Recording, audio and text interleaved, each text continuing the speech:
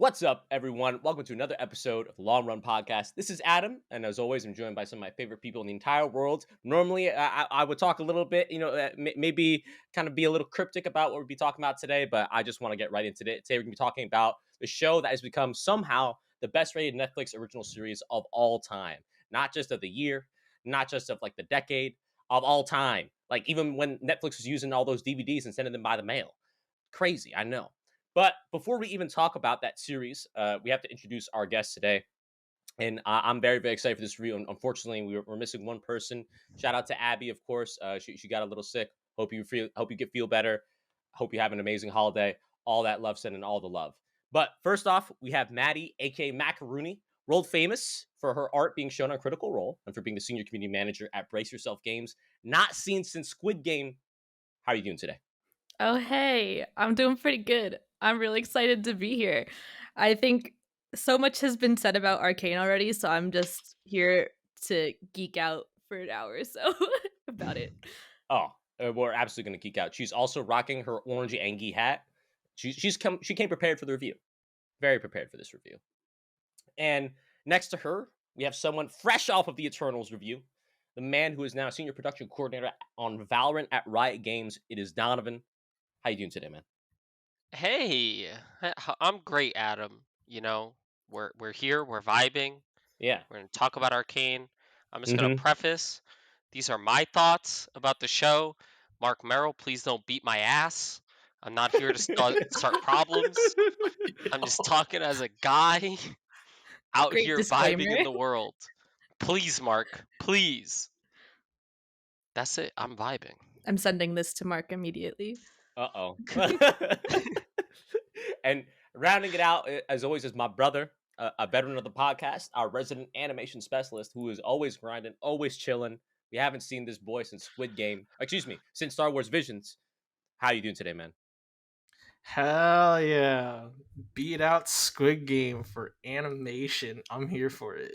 I'm here for these W's for Arcane, dude. You doing good, man? Chilling? I'm mad chilling, Just keeping on that grind. You've been chilling, Okay. bro. You've been chilling. Thanks. Now, today we're going to be talking about Arcane. Okay, there's this little game that some of you might have heard of. It's called League of Legends. A small indie game. Very small. Only popular in like one or two regions in the world, but somehow it's been turned into a show, and that's what we talk about today. So Arcane, I don't know that there was that much hype around this series in terms of like people thinking it was going to be this good, but I've basically seen it nonstop once it got released for like a month on Twitter. Like it was everywhere. And it was certainly a phenomenon. Just like how like Netflix just straight killed the game. Like they had Squid Game, and then it was like, oh, good, now we got Arcane. Great, we're gonna just dominate all conversation on Twitter.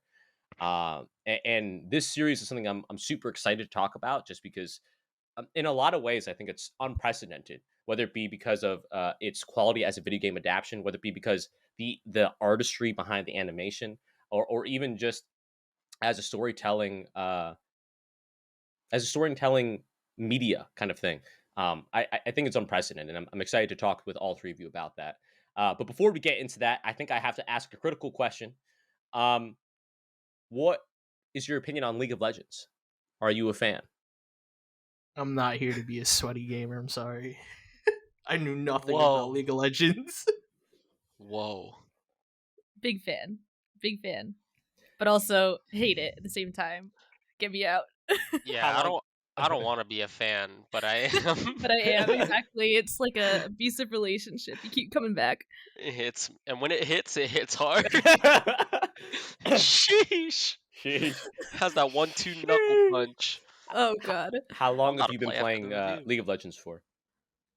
I first Sheesh. created my account in 2012, but didn't really start playing until like 2015. So Yeah. whatever 2021 minus that is. Okay. Someone comment that. let Maddie know how many years that is. I don't want to think about time right now. Oh. How about Yeah, you, I've been Donovan? playing since Vel'Koz released, which I think was like early 2014. I just got into it because a bunch of my college friends played it. Mhm. and I've had an on-off relationship with the game where I would like play it very heavily for like 3 years and then take a full year break not wanting to even touch it. Mhm. And I literally just came to the end of my most recent year break, and I've just been playing it again a ton. And it's fun, but it's a really cool game.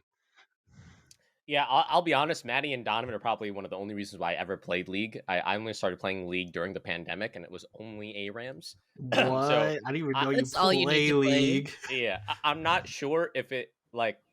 I'm not sure if I should say thank you or I should hate Maddie and Donovan for bringing me into the game, but Hate Definitely the for latter. sure. Yeah. uh, no, I think League of Legends is fun. I just wouldn't play it without friends like Maddie, Donovan, or Dan. Shout out to Dan, of course.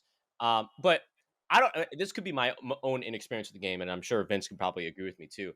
League has never seemed like a game that was really, really big on story. Would you say that's true? Oh, absolutely. Yeah.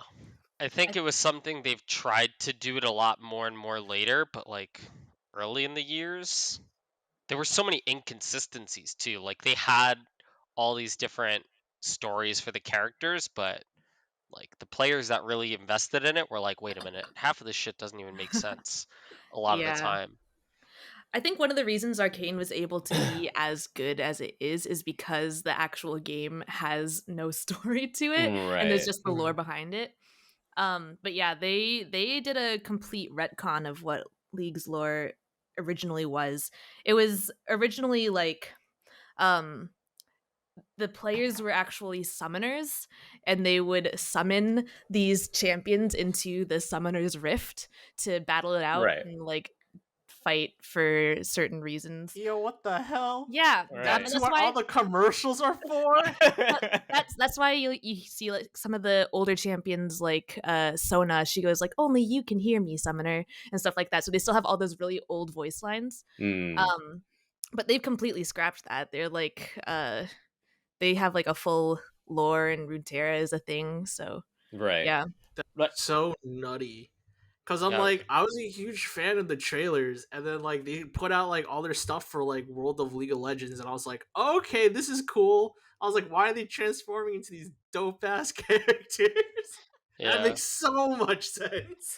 I feel like the past 5 to 6 years since like we've started playing is when they've started like investing more in the stories, and you could see that through like all the different cinematics they make for like the skin lines, the champions that get released, all the yeah. different events. Like KDA took over the world by fucking storm twice. Mm-hmm. And Amazing. so they've been investing a lot more heavily in, how do we get people attached to not just their favorite character, but like why are they here, what are they doing, etc. Right. Right. Bro, It's I paid bought, off.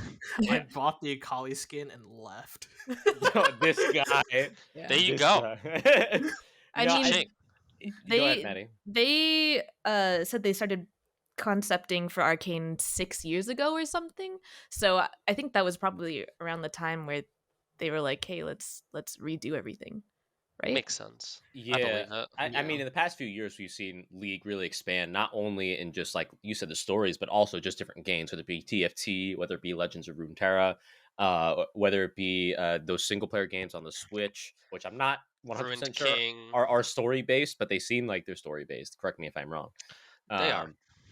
But it's certainly there's a lot of expansion there, and there's even been hints of further expansion into other games in the future. But when it comes to League itself, I actually think it's interesting because it's kind of like the opposite of Overwatch in the sense of like people were really invested in the characters of Overwatch in the beginning, whereas League, I feel like people just played because they just really liked playing the game and like the characters were just the characters. But over time, it's actually kind of switched, and I think like to Vince's point, like people are starting to get a lot more invested in the characters, which is truly a testament to Riot and kind of the work they've been putting in to make that kind of change.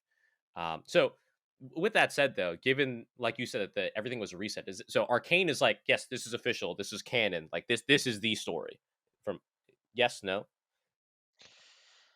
I don't know. I think it's becoming the story for what these characters are and who they are. Mm-hmm. Some of them, like Jinx, we never got a full exploration when she was originally released of like what her backstory was. Okay. Whereas like other characters, I think like Caitlyn were pretty different Singed from too. Singe 2, from Yeah. where they started, and so it's kind of like partial retcon, partial new stuff created for some characters, and then a little bit in between for others. Okay, so this is gonna be interesting because I'm sure that like both of you will know who are actually like, is it champions or Yeah. is it heroes in League? I forget. Champions. Champions. Champions. So you'll know who the champions are, whereas me and Vince are just like, who? Who? I really only knew that Jinx was a champ. So Bro, I'm in an ARAM right now. oh really, dude? No. No, You're so good at multitasking, bro. my hands are up. I'm not playing League. So in doing that though, would you say, especially for you, Donovan and Maddie, as fans of League, were you really hyped for Arcane? Like, what was your expectations kind of going in? Maddie, you go first. I was so fucking hyped. So Fortiche, I think, is the animation studio who behind it. They Yes. had done a lot of the music videos previously. They've worked with Riot before, yes. They've worked with Yes. Riot before. They did like the insanely popular Rise music video for one of the world's championships in previous years. Right. And I freaking fell in love with that art style. It was so unique, and like they just convey everything and movement and expressions. It's so cool, and it's impossible not to fall in love with everything that they're doing. So when I saw that they were going to be doing Arcane when they first announced it, like I was sold. I honestly had sky high expectations for this, as much as I tried not to, and it still blew away all of my expectations. So Wow. Okay, Maddie. Well, we'll definitely be asking you a lot for your opinion as we go through the review. Donovan, how about you, man? What were your expectations? What were you thinking going in?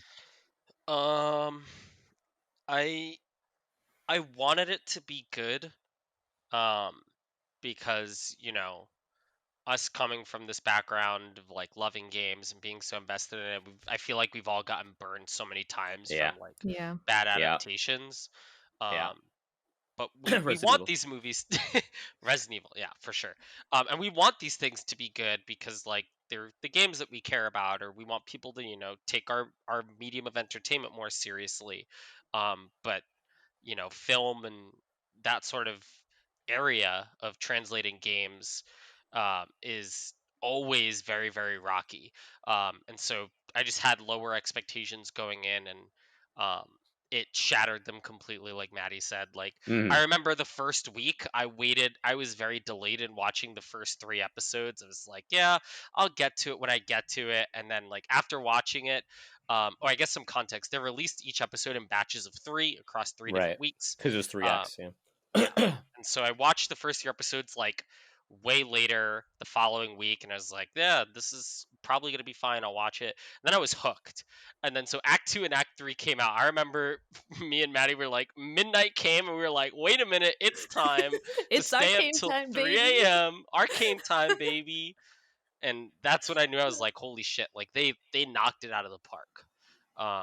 And I couldn't be more pleased with the outcome, and I look at this as one of the best video game adaptations Oh, into film or bro. television ever, hands down, no Mhm. questions asked. I don't want to show my hand too early, but I'll say this: like, it's not like it's like almost too small of an achievement to call this the best video game adaptation ever. I Agree. think legitimately every single studio, every single creative person who is looking to adapt some sort of licensed property into like a TV show or movie, this is the gold standard, I think. Like, and I love Marvel to death. We've done many Marvel reviews on this podcast. I think even Marvel has a lot to learn from Arcane and what they accomplished here. But let's not get ahead of ourselves. Vince, as someone who also saw the Monster Hunter movie this year and is well aware of, There was a almost- Monster Hunter movie? Yes, there was. Unfortunately, there was. Yes, there was. As someone who's all too familiar with many video game movies, what were your expectations going in, man? I had no expectations up until the Jinx trailer came out, where Mhm. they showed that sneak peek clip Right. where like she starts punching Vi's punching bag robot thing. Oh which my is god. super sick. Like Right. this is the first time I ever sat down on a video and just clicked on the frames, and I was just like, no way they're doing this. There's no way they're doing this in this style with like this whack. Like the expressions are like amazing. The 3D modeling is amazing. The shading and like the painting, like the painterly style of the face, I like is so remnant to like Dishonored. I was just like, this is, hands down. I was just like blown away every time I just kept scrolling through the frames, like scrubbing through, and I was just like, how did they do this? I don't know how they did this, dude. Like I cannot fathom what into, because like what the last video game adaptation we went through was like Castlevania. Yeah. Right. Which is a great show. Check out that Great review, show. by the way. Fantastic show. And like what they're able to achieve under like, you know, that kind of production is like very difficult here for like TV animation. For Tish to like do this for TV animation has brought like what you said before, the golden standard now for animation. My only thing is pay us. That's another discussion on the other end though. Absolutely. Payment in the industry is certainly a very, very large issue, but not sure we're quite equipped to talk about that on this podcast. Now, let's just get right into it. Episode 1 kind of opens up. We see this intro, right, of what I'm assuming is the Undercity uprising, and this is how we see that Vander gets in contact with Jinx and V, and how it becomes like their surrogate father. I actually like this opening. It was a little mysterious, but also I felt like it was very not only well shot, but like what a mood, like what a mood and atmosphere to kind of establish immediately. Because like for me, I didn't go in like knowing anything besides that it was League of Legends. Like I didn't see any trailers, so like as someone who's played League, it's kind of colorful. I don't want to call it serious or dark, but it's also not like super duper what's the word, like moody or anything like that. That's edgy. That's not the feeling I get when I play League. So I'm in here already. I'm like, okay, like one, like this is a lot more edgy than I thought it'd be, and two, just like what Vince was saying, I'm immediately like my jaw is on the floor at the art that we're already seeing immediately.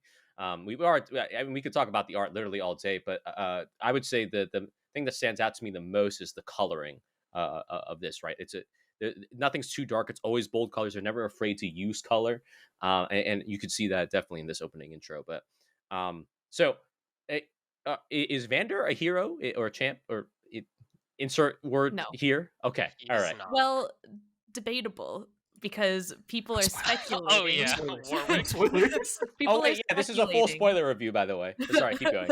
Yeah, people are speculating that he may turn into a champion, because there was a shot at the very end of the series that made him kind of seem like a champion called Warwick, who is kind of like this werewolf-esque type champion, and that coupled with Vander being called like the Hound of the Undercity and stuff, have people like, I did not even know that. Holy yeah. shit. So I personally am like, don't really want that to happen, but I mean, if it happens, it happens. Yeah. I'm sure they'll do it well, no matter He's what. currently not. Yeah, he's currently not, but there's speculation. Yeah. Right. How else did you feel about this this intro opening sequence, whatever you want to call it? It was insanely good.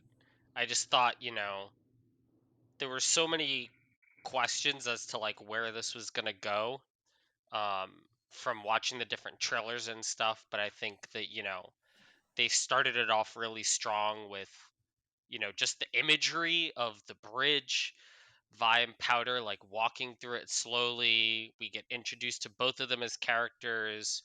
And for the people that know the game and like know Jinx as a character, seeing Powder, who becomes Jinx, just so innocent, afraid. It's completely opposite to her character. Yeah. It just like immediately gets you focused to like what's gonna happen. You get an obvious understanding of the breakdown between like fucking military dudes and like the rest of the people, and they don't give you enough information to get you kind of like what's going to happen, where are we going from here. I thought they did a really good job. It set a really strong tone for what the rest of the series would get to be. I liked it. Absolutely. Maddie and Vince, anything you wanted to add? I mean, yeah, dude, like the whole opening with Vi and Jinx opening up with that is so powerful, because like once Vander murders someone, you're just like immediately just like, oh, they're not fucking around. Oh no, they Like, don't fuck we're around in in this it, show. right? The second thing that hooked me on like the first episode was immediately seeing immediately hearing like some of the soundtrack. The soundtrack is fucking amazing, dude. And I'll literally just fan over the soundtrack in general, but that doesn't come till like what, episode 2 when we finally get to Right. see the lanes. Amazing name, by the way. Kind of lame, but you guys made it really cool. But Yeah. Maddie, anything you want to add? Not really. Just great opening sequence, really sets the tone. I love scenes that really convey so much without dialogue. Yes. And that's what this does. You know instantly, like, Vi and Jinx are related by the way that they're holding each other. And like that they're orphaned, just very recently orphaned.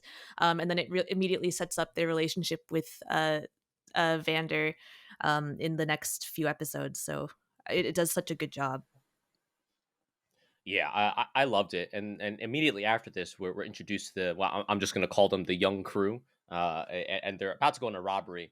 I'm reminded of like the opening scene to The Dark Knight, except it's obviously a much less serious robbery. There's no bus that actually goes into the building, but there is an explosion. But I remember the thing that struck me about this scene was one when they pan to the city. It is an incredible shot. Like talk about like you could frame some of those shots, sort of thing. And I almost feel like you could say that about almost every single frame of the show, but especially there.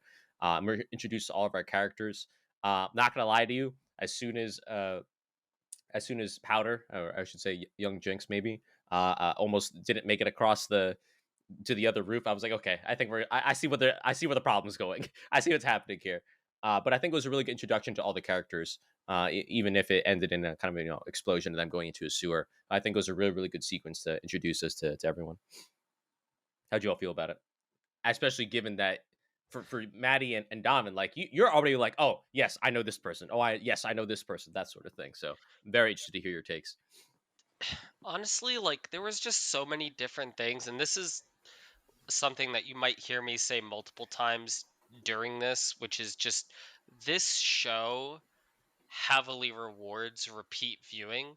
I remember I was rewatching the first episode again, going through it and just like seeing different things and just like all the different references. Like as they're doing that rooftop sequence, there's a little cupcake in the corner, like on one of the balconies, and that's to Yes, I reference remember. Yeah, Caitlyn. And it's like, yeah. oh my god, like there's all these little tidbits that we see, like even Powder looking through the room, just seeing different things and like reading the artifacts and everything.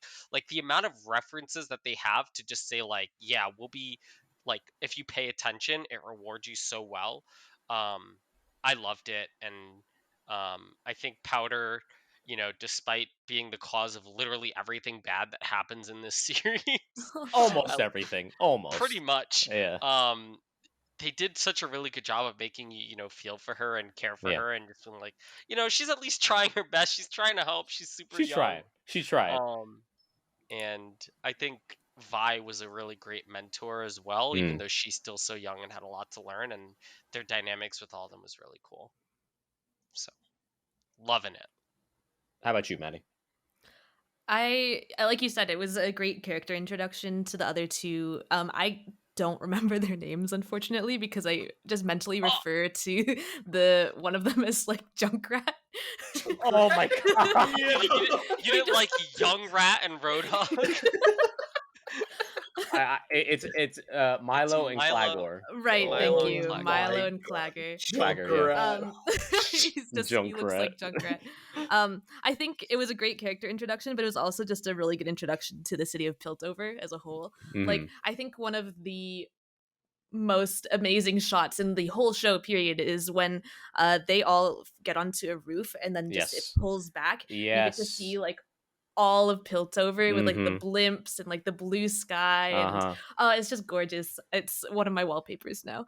I mean, I don't blame you at all. It's gorgeous. So pretty. So good. Yeah, and then after that I was like, all right, well. Maddie's like, I'm in. You got me. I'm in love. 10 out of 10. Now, Vince, you're seeing this beautiful animation already, and I know for me, immediately I'm asking to myself, like, how are they pulling this off? Like, obviously, there's a lot of money here. Obviously, there's a lot of Yeah. like artistry that's kind of going into this, but like this stuff ain't easy. You know what I'm saying? And this is only like the opening, right? Like, so Right. for you, what's going through your head, man? What are you seeing? Because that animation eye, right? You're seeing all the little things that Maddie, Donovan, and myself probably wouldn't be able to see. Bro, I was literally just like, how? I literally, every time I rewatched it, I look at something different. And for every time I look at something different, I'm just amazed at like the production quality that they Yes. were able to like pull off. Then, given that like Fortiche has like you guys said, like have had relationship with Riot prior to, they made the KDA music video and albums for like pretty much majority of their songs, right? They've done some of the stuff for Jinx, right, for her music videos too, her character and fleshing them out.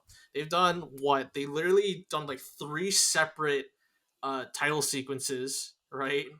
Enemy by Imagine Dragons, amazing song by the way. I had that on repeat for like 3 Yeah, weeks. me But too. like they had it for what they had the opening song, right? Then they had, the title sequence for the show, and then they opened it up with in World of League, which they've also composited magically too.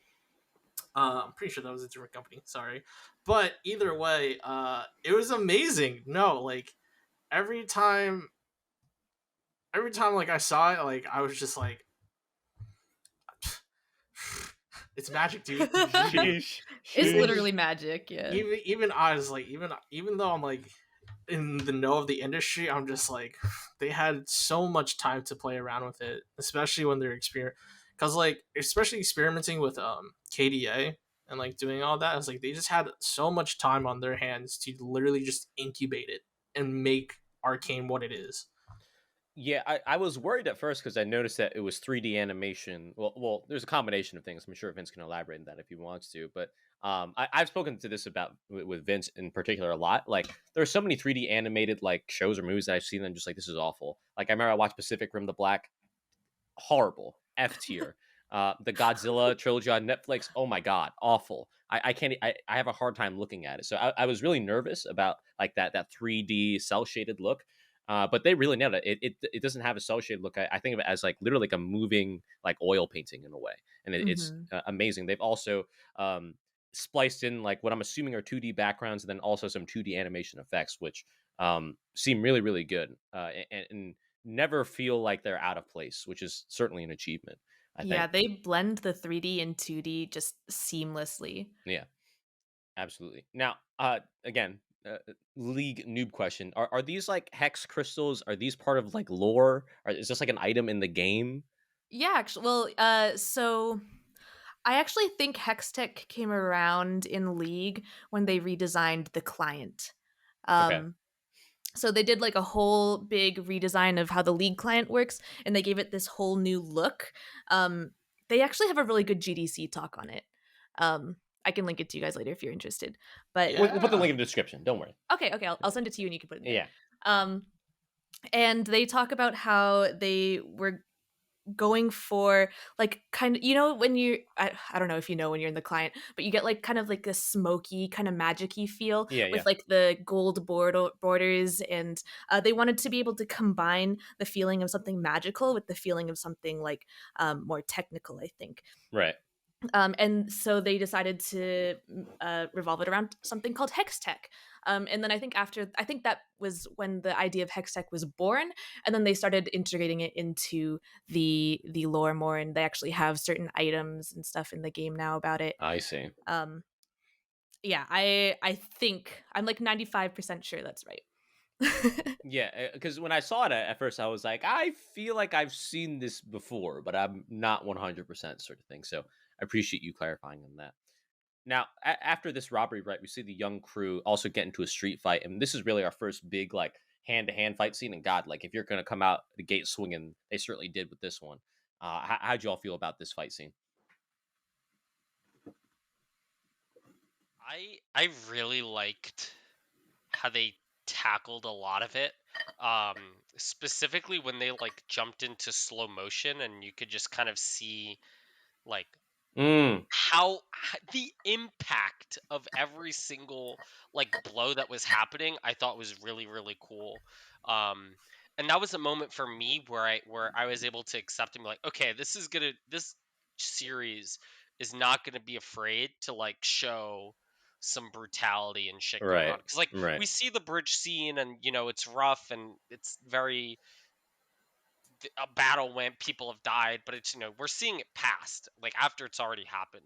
Yeah. Here we're like, all right, we're gonna show combat, we're gonna show people getting the shit kicked out of them, and I thought that was really cool, and the transition from the slow motion Mm. into Powder, into her runaway sequence from like getting away from one of the fucking randos. I thought that was fantastic as well. And it just goes to show like they can handle these like single shot esque chase scenes and like all these other things really, really well. It was fantastic. I'll add that too. Some of the transitions in the show are literally the best transitions in animation that I've ever seen. Like I was blown away by some of those transitions. But Maddie or Vince, how'd you feel about this first street fight we get? I mean, I loved it. Like the whole time. Go ahead, Maddie. I'll go. Vince I has to think take it's care of his dog. yeah. It's a great setup too for people who know Vi's champion in League of Legends, because she's the punchy character. She's got these big gloves, Right. hex tech gloves, where she just like punches the shit out of other champions. And Right. so I think a lot of the reward for League players is seeing how do these children turn into the characters that we know and love and play. Mm. And so you see Vi being this. I have no idea how old they are. I think she's probably like 14 or 15 here, That was right? my your guess as well. Yeah. And she's like just already a great brawler. So I think it's a nice setup there too. Yeah. But Yeah. choreography great, everything great. Absolutely. Vince, how you holding? And I'm back. Yeah, sorry about that. That was my dog. All good.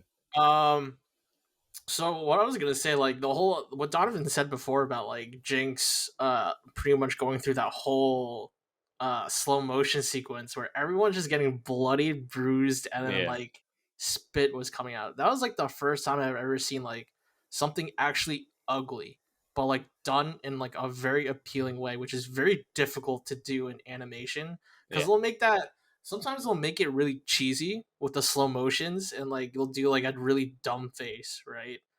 But like these guys like actually they look like they're tearing each other apart.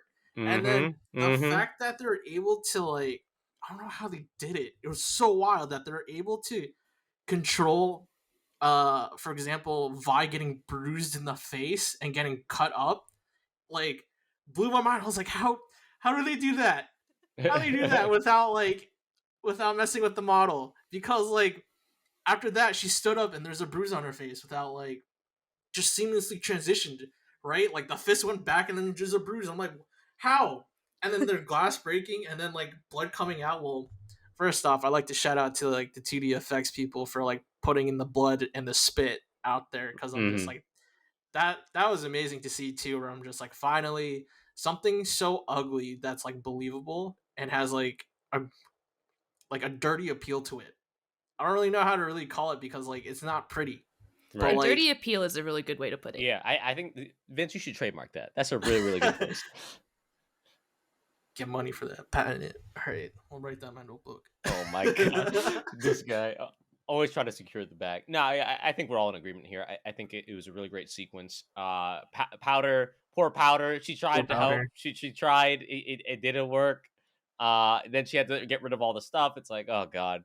And it's like they certainly make Powder someone that you feel like you sympathize with. But at the same time, like I kind of understood what Milo was saying in some of them too. Like in his situation, like I understand where he's coming from. Even though, like, God, Milo, come the fuck down. You didn't be such a dick. It's still like in a life or death situation. Obviously, you want to make sure that you have the highest chance of survival. What blew my mind is the fact that Powder loaded that failed canister with nails. She was out for murder, dude. Oh, 100, bro. She was going for the kill. I was Come like, on. yo, she's trying to murder someone. Powder ain't playing no fucking Oh games. no, Powder been waiting for this day for a long time, Vince. Don't you worry. She failed, and she's just like, it didn't work, Vi. And I'm like, thank God, dude, someone gonna die. That shit Yeah. could have blew her up too. She Yeah. got point Yeah. blank range as well. She was so close. But yeah, you're totally right. Like Milo's kind of a dick, but what he was saying was right. Like, take a punch, stay with them. But at the same time, you're also like, she's what, like 8 years old. She's a I kid. wouldn't want to She's take a a kid. punch either, probably. Yeah. She's scared. Like it's So totally normal. And after this, we get introduced to a lot of our ancillary characters, really setting things up for the future. We get introduced to Vander, the father figure, who I thought was a really really good intro. Like immediately, you get what this character is all about. I liked Grayson as well. Silko, I have very complicated feelings about Silko in this series, and I'm sure we'll talk about that as the series kind of goes on. But Silko, we get a chance at seeing him in that intro, and then we also get introduced to Shimmer, which is like the drugs of the series, for lack of a better term. But they're also super drugs. They make you really, really strong and fast, but also lose your mind. Don't do drugs. and they're very addictive.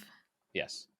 And that's going to play into some of the themes that we see later on. But for all of you, we got to get introduced rapid fire to all these aspects of world building that are setting up the rest of the story. What was striking you at any of those points? Bea Miller, the fact when they go down the elevator and you just see the reveal of the lanes, dude, and you just see Bea Miller play Playground in the background, and you're just like, fire soundtrack, let's go. Like, just put that on my Spotify playlist next and like hype me up. Like it, the whole tone of like the underground, like it's just amazing of how that was just a huge tone setter and how they utilized her voice into like setting you up for like, yes, we're here for this like dirty punk aesthetic where it just works, and it works with why the kids are struggling with what they do. Yeah, welcome to the playground. Welcome to the show. I love that sequence. And as you kind of watch all of the other episodes, you kind of realize in pretty much and I think it is every single episode, they had a sequence like that where it's like kind of like this very heavy sequence where music takes the forefront. It's like a music video every episode. And they have some sort of sequence that's like, this is the world you're in, this is what it's like, and they did those scenes really really well. And I think that was something that was a really great example of, you know, Riot as a company having all of their departments kind of rally together around Arcane, to not just from like the Champions team and League of Legends like having input on like, this is how Vi would act or this is how Jinx would act, but like to even the music department, like, here's something that I think will set the right mood for what we're doing. And like the collaborative effort, I think, is, you know, what helps make sequences like this so powerful. And it was really awesome to see that every single episode had something like that. Yeah, it was badass. Yeah, because they worked with Bea Miller before too. I think she did a lot of the KDA stuff too. So it's really cool to see them reaching like the evolution of all the things that they've done previously, kind of culminating in this show. Now, I'll be honest, and y'all might flame me for this, but after watching episode 1, I was like, okay, that was really good, but like, I'm not really hooked. Like I don't really see what the big deal is, because everyone and their mother on Twitter was like, oh my god, this is the greatest show of all time. So How dare you? After episode 1, I was like, I'm in it, but I'm not like, yeah, this is really really good. Like I love it, sort of thing. But I will tell you, I think that's fine. It takes time. I will tell you when that moment happened, though. I will let you know when I became a 100%, like, I'm all in. Take my money. I'm it watching in this Act the 1? entire- It Was was it in Act 1. episode 3? It was definitely I episode. think I can see it. And we'll talk about episode 2. Well, we got to get to episode 2 first. So in episode 2, right, we start off. We're getting introduced to Jace and Victor, who are really, I would call, like, the B plot, even though they're really a main character, or main characters. It's almost like they might be heroes. Are they? I don't know. No, They're not heroes. They're champions. Oh, sorry. I didn't know they were Champ- champions. They No, are seriously. champions. Seriously, I had no idea. So there are some more characters where, and this was the cool thing about this series is we're seeing the champions before they became, The champions. who they are in the game. And, some of the more obvious people are like Vi and Jinx, but then you have people like Victor, where in game he's like always masked. He's like this super like, and I guess this is a spoiler for where Arcane is headed. It's a But super it's like spoiler. he's kind of like an evil character. And he's I like mean, he's got some baggage and shit, but you don't see that immediately in the beginning, right? right. But there are allusions to it when he's like playing with Hex Tech and he like has like this third hand at some point. It's like, oh shit, that's the hand that he uses to beat my ass every The time I play laser, League. yeah. Yeah. He's Yeah. crazy. But I thought they did those characters really, really well. I was always intrigued to see how they talked about things. I Mhm. didn't care for, I think, Jace's backstory when he's like walking through the snow and like Rise saves them or Oh, is whatever. that another? Okay. See, That's I'm another learning champion. I'm learning so much. Keep going. I got saved by Rise. And I thought that was like okay, but I cared more about their relationship and how they were like, thinking about what can we do with this technology? Like, what's the purpose of it? How can this be Mhm. good for like humanity? And what can we do? Right. I always Right. enjoyed their little banters back and forth. I thought they were cute. Yeah. Uh, I'll say this. You can tell that I've only played ARAMs because I don't remember any of the champions because I only played them once. That's Uh, fair. Now, one thing I did want to touch on, though, just purely out of curiosity, I'm assuming, right, the voice actors that they got for this show are completely different from the ones in the game, Yeah. right? Like, Yeah. I just want to make sure. Like, I doubt they got Haley Steinfeld to voice, V in the game, sort of thing. But it would be very cool if they did that. I'm just gonna throw this in there. It's Vi. Vi, I'm sorry. As in Not I'm sorry. Violet. I'm so I just sorry. don't want you to get roasted like everyone does in like those IGN reviews where they don't know the character's name. I'm It's sorry. Vi because it's short for Violet. Violet, yeah. Roast him anyways. I did. I just called it out. I love it Adam, when you're a Donovan- fucking idiot, I love and it. you should feel bad. I love it when you roast me, Donovan. Well, get it together. I don't. Okay. Anyway, so Yeah. so I love you, Adam. Learned So something new about Adam today.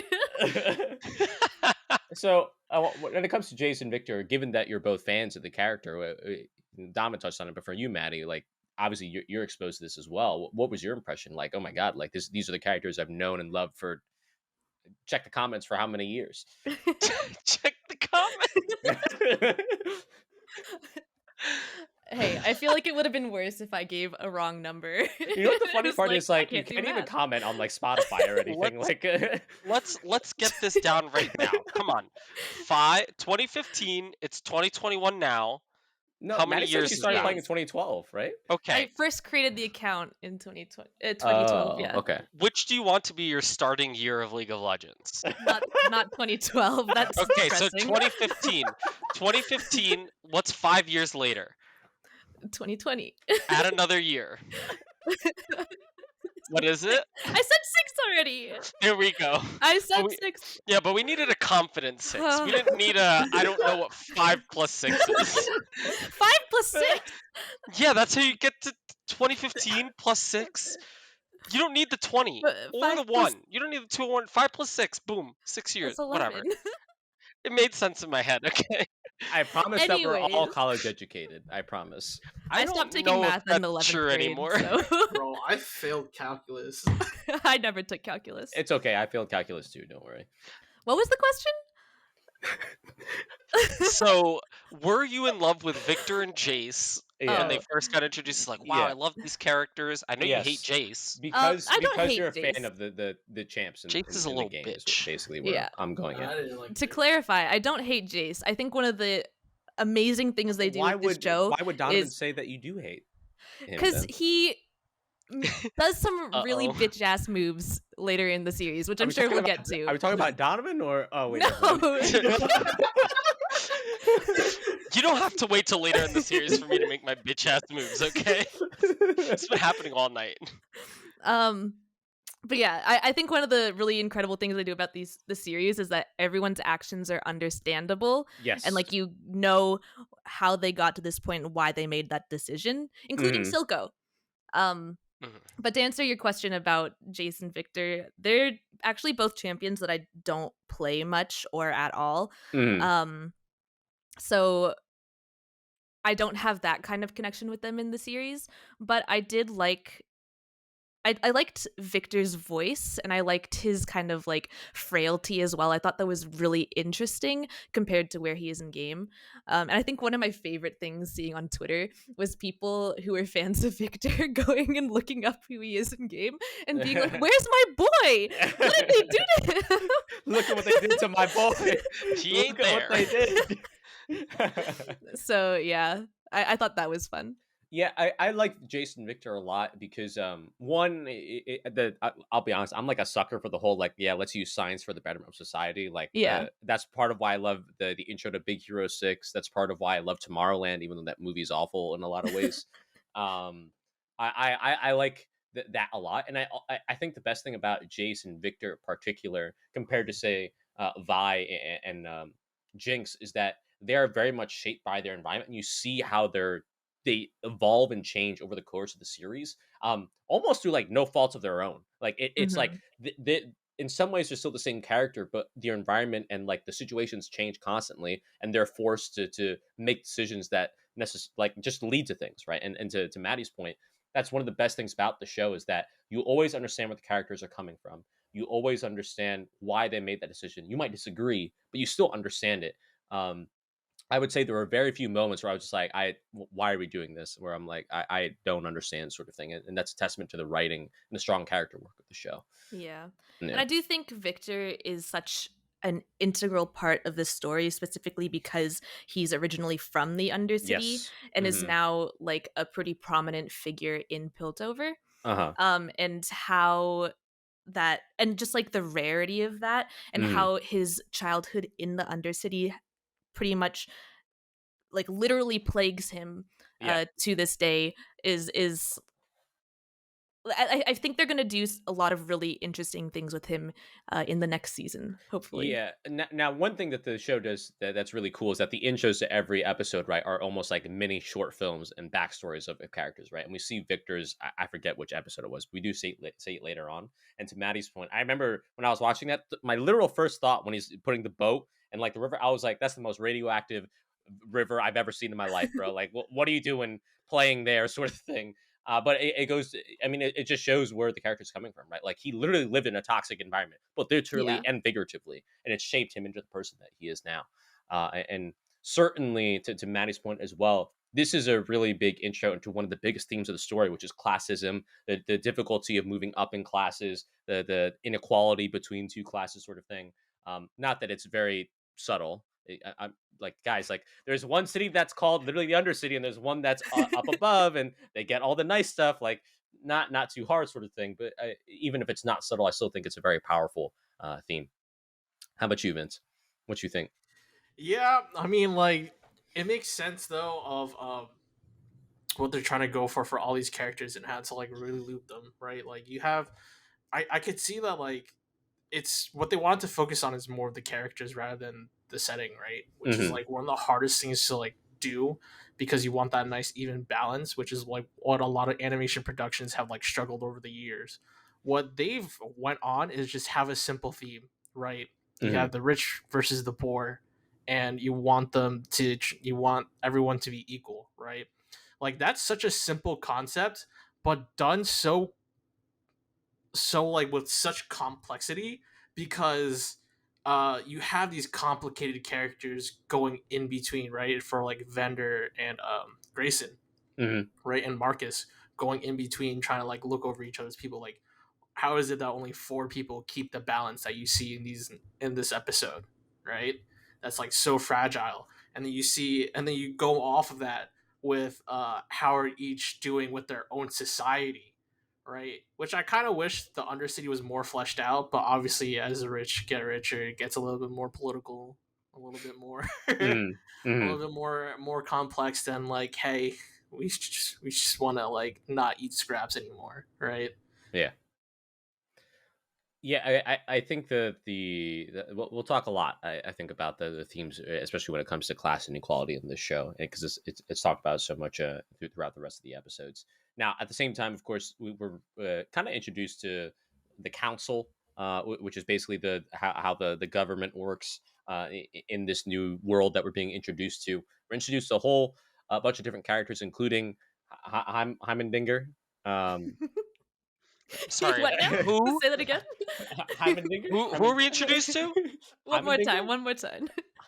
Heimerdinger. Heimerdinger. There That's you right. go. Heimerdinger. There we go. Heimerdinger, who's so I was actually going to ask about this again. Councilman Heimerdinger. Is this like something that comes from the games where he's like this old person? Is this a new character for the series? I felt like I've seen this character before. He is a character in League. Okay. He's what is called a yordle, which are these little furry creatures that are kind of like, I think they're kind of fae in a sense. Okay. Yeah. So like magical, live a long time, kind of reclusive usually. A lot of them are pretty chaotic. Okay. He's lived for 1,300 years. It was I don't know what their it was like lifespans are. centuries. Wild. Like they Yeah. say that he's Yeah. like the founder of the city, right? Like Yeah. He's seen some shit. yeah, he's seen some stuff. Shit. Oh, 100. We'll talk about that a little bit too. But so we're introducing him as well as some of the other council members, including Mel, who will play a much larger role in the series. But My God, the- Bell. Typo. Bonk. Bunk. Well, one of the things that I noticed was the character design. Like there's that one dude that like obviously wasn't a robot but looked like a robot. I was like, that's a great design. Like I love what I'm seeing there. And even when they go into the council room, it's like I was like, I don't know that we need to be in complete darkness to make any decisions, but it was still really cool to see all the stained glass It was so windows, cool. like get these coverings and stuff. It You was gotta very, set the very mood. cool. Oh yeah. Or I love how dramatic voting is. Like we all have to be in darkness and have the spotlights come on us. Like you know, the most It was dramatic- very Phoenix Wright. If you Oh, guys yeah. played the Great Ace Attorney. the most dramatic form of government ever. Like this steampunk government. We can't just like vote like normal people. We have to have the spotlight. Like Hey, if you could do that, would you? Yes. could you imagine that was your job? Like you're the person who's gonna turn on the spotlight if they vote today. That's your job. But no, Too much pressure. I'd fuck it up. I think it's an interesting system, but it also goes to show. I think Donovan, you said this about like there's very a clear difference between the understanding of what they perceive life to be, and then the reality of the undercity sort of thing. And even though this is our intro to them, I think you get a really good glimpse into that. Like they clearly don't know what's really going on; they're out of touch, sort of thing. But how do you all feel about the rest of the council? Even though we kind of know how Donovan feels Typical about boomers. one member in particular. Oh man, it was such a great introduction to Mel, Yeah. where she's picking out just a toy, and her assistant is giving her advice and saying it probably doesn't really matter, like you're one of the richest people in Piltover, and she's like, yes, but I'm the poorest Medarda, and I think like you kind of think she's joking at that moment, and then you realize later on it's like, oh no, shit, she's like literally the daughter of I don't know what her mom is, like she's not royalty, but clearly very, very powerful in Noxus. Yeah. But yeah, and then you find out that she gives another council member the toy that's made for children, and you get her sense of like humor and that she's subtle and she doesn't respect people, or like a lot of the other people in the council too. I think it's so good. And then the other guy comes with like the seeds or whatever he's snacking on and gives it to that same guy. Yeah, the guy's Who like, ends up being like "Excuse me, allergic. I'm allergic to this." Yeah. So you kind of get a sense of the other council members too, where they have this relationship with each other where they don't really like each other or know each other that well, Right. but still trying to get on each other's good sides. And some are not as good at it as others. Yes. If you thought this was just like a ragtag like youth group series trying to take on the world, you are wrong. Because this is also half of it is heavy politics, heavy maneuvering behind the scenes to get things done. Dare I say, Yeah. Game of Thrones esque. Like it is heavy on that stuff. Yeah. Heavy on that. They didn't do a lot with that woman with the really long, cool golden nails. Yeah, the one with the but claws. loved her too. Yeah, really cool character design for so many people that just aren't even really relevant to the main plot. Oh yeah, it's like you might not know their names, but you definitely remember their designs. Yeah. Certainly. Yeah, like in 100. episode 1-2, I think it was episode 1. It was one of Vander's introductions. That lady with like the butterfly tattoo Yeah. on her face, so cool. I want to see more of her so bad. Maybe in season 2, Maddie. Maybe in season 2. Please, I need to know. Yeah, I think Mel was just jumping back to that because I will always focus on Mel. I think she was just a really cool character, and I think Mads did a great job calling out like all of her different, traits that made her super interesting. Mm-hmm. And it was also just really cool seeing the fruits of her interactions as well, because for a lot of time, like even to the viewer, she has like cards hidden. Like I couldn't tell if she was a good character or a bad character Same. for a Mhm. while. Same. I was like, is she just using Jace? Is she just like trying to manipulate him? Does she actually care about him? All of her thought processes and her plans, like when she gives that other councilman that like child's toy, I also think it's fucking hilarious that we have a So time funny. skip happen and he still hasn't solved that thing. And he's just so fucking brain dead. And I'm like, this guy is running. He's running the country in some capacity. What's going on? Something's wrong, and I don't like it. Mm-hmm. But I just think like the way the council members were designed and how they interacted was all very, very cool. Even if it was over the top extravagant, like whoever the fuck is turning on the I'm lights. pretty and sure it's automated, but you know. No. Definitely not. Maddie, in this kind of world that's so that over the top, come on. In Definitely Victorian over the top. steampunk era, which They by the way, literally have someone up there. I had no idea, by the way, that League really leaned into that aesthetic. Not that there's anything wrong with it. It's I was just like, oh, it's mainly Piltover Yeah. that is this aesthetic. Every Oh, region okay. has its very Okay. unique aesthetic. Yeah. That's interesting. I'm very excited to see other regions then. But Vince, again, you're the guy who really has an eye for this. What really stood out to you, man, about all these intros? Just all the like everyone just explained, like the designs of the council in itself. Like Mm-hmm. the lady of the golden claws, I could not stop staring at her Same. collar. Her collar was ticking like a clock, and I was like, Yeah. that's so brilliant of how they So timed that. cool. And it's such a little detail too, like very, very small detail, but you can't stop thinking about it. Yeah, Someone and had she to only animate pops up a that. little bit. Yeah, Mhm. someone had to animate that, and she pops up so little. I'm just like, when she does pop up, like it pops off, and like that happens all often in Arcane. We're just like, when it pops off, even in the subtleties. Like for example, Mhm. the other dude, that was next to Heimerdinger, the robot dude. I was just Yeah. like, what's his backstory? I'm very curious because he's like, my race got destroyed by magic also, and I'm like, who are you? I actually don't know what he is. Donovan, do you know?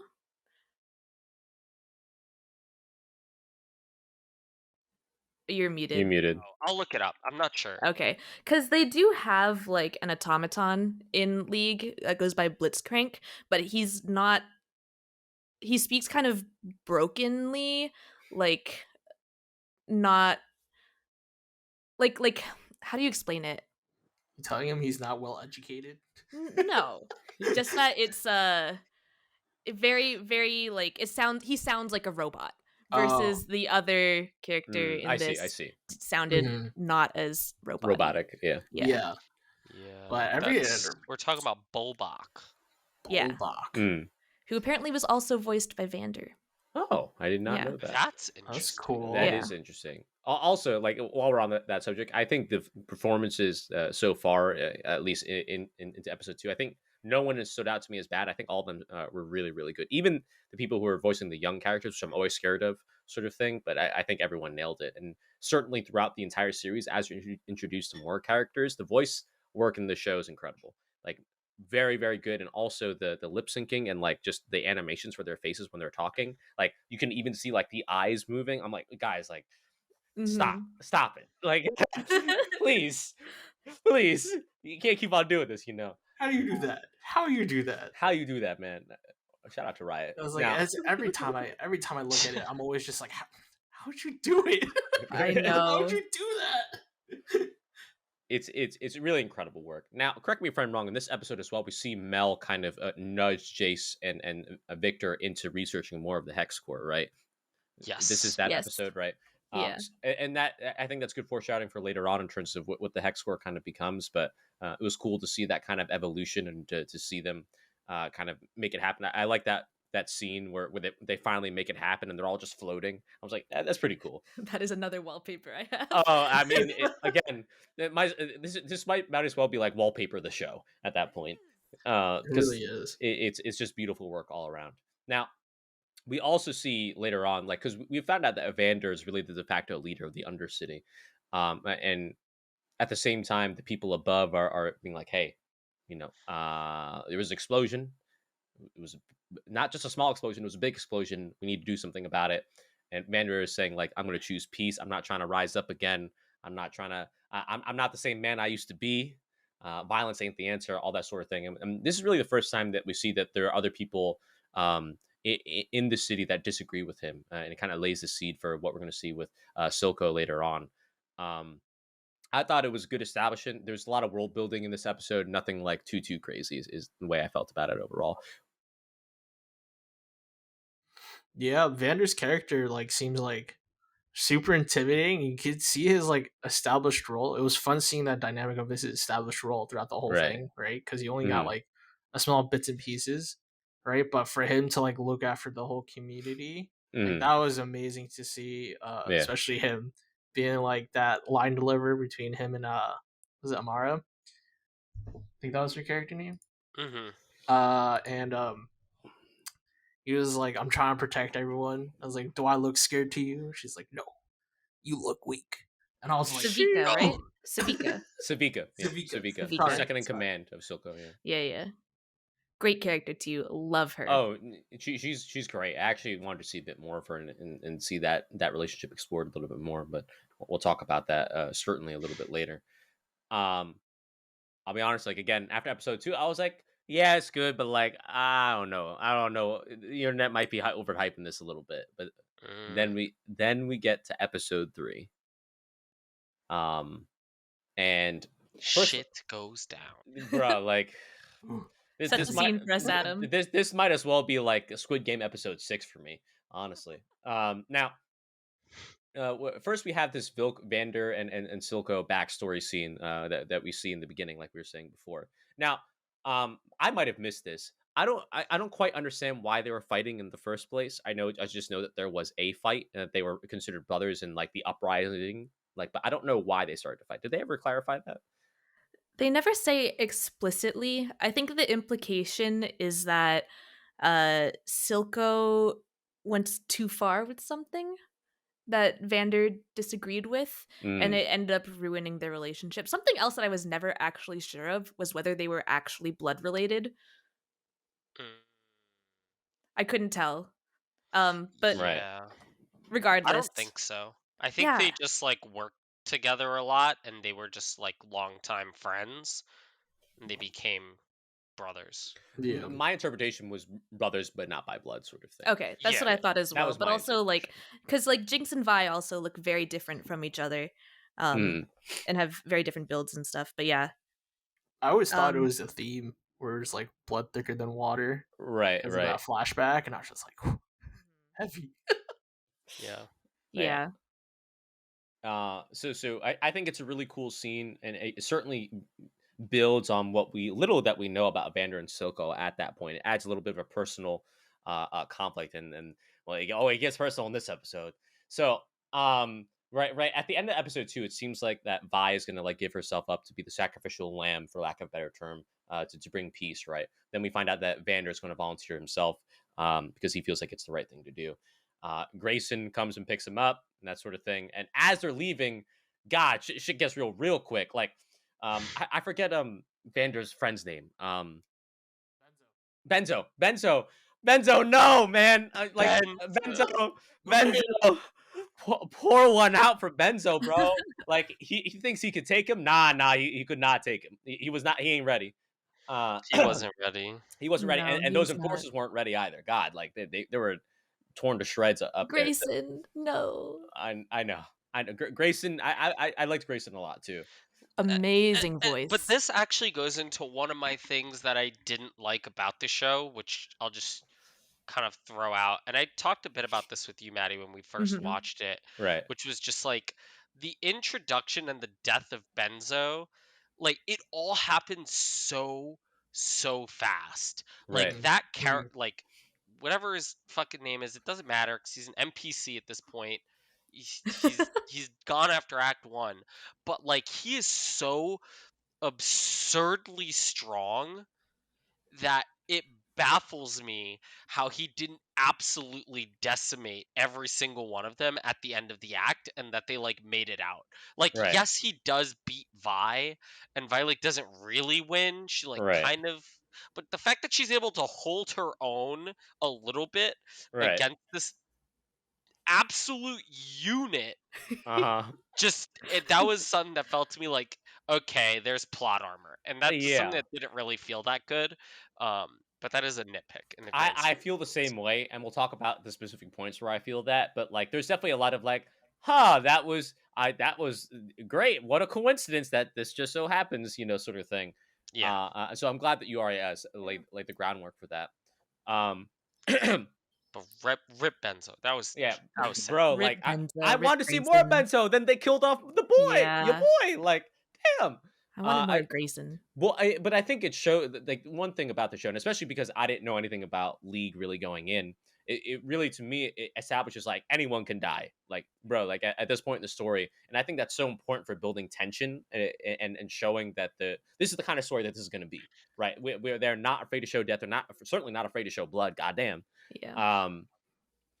And that's really when the story picked up. I was like, oh, we're going here, and we'll get to where else it goes too. But how'd you all feel about this? Were you expecting this, that sort of thing? Well, that's actually one of the things that I felt was a downside for people who were fans of League and knew all the champions. And I think one of the potential downsides of the series as a whole is that they can't kill off their champions. Yeah, they can't. Um, I would love to be proven wrong because I think that would be a huge shock. But this is overall a brand that lives in something bigger than this show. So they need to create these stories, but they can't kill anyone off, which I think is a really big shame, specifically in Jinx's story, because I think her arc is almost never going to be complete until she dies, honestly. I think that's one of the only reasonable ways that they could complete her, or satisfying ways they could complete her arc. And so I'm a little bit worried that Jinx is never going to have that full conclusion that the viewers really need. Yeah. But you never know. It's interesting that you bring that up because the first comparison that came to my mind when you're saying that is almost like traditional Marvel and DC superhero comics, right? Where because they're consistently ongoing stories, yeah, you might kill them for like an arc or two, right? But they always end up coming back. So then it becomes like, well, what is actually a complete arc for these characters? How do you consistently tell stories? How do you even be compelling? What by telling more stories about this character?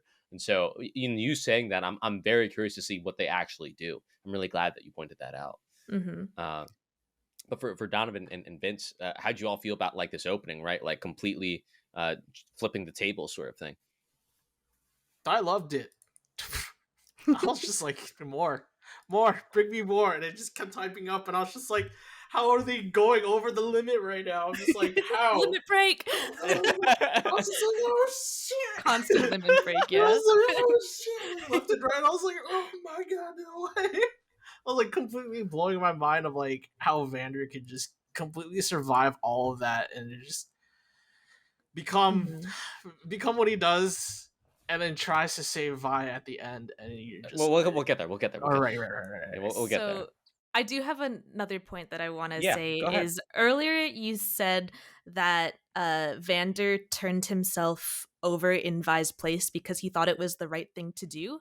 Mhm. But I actually think that he knew ultimately that it was not the right thing to do.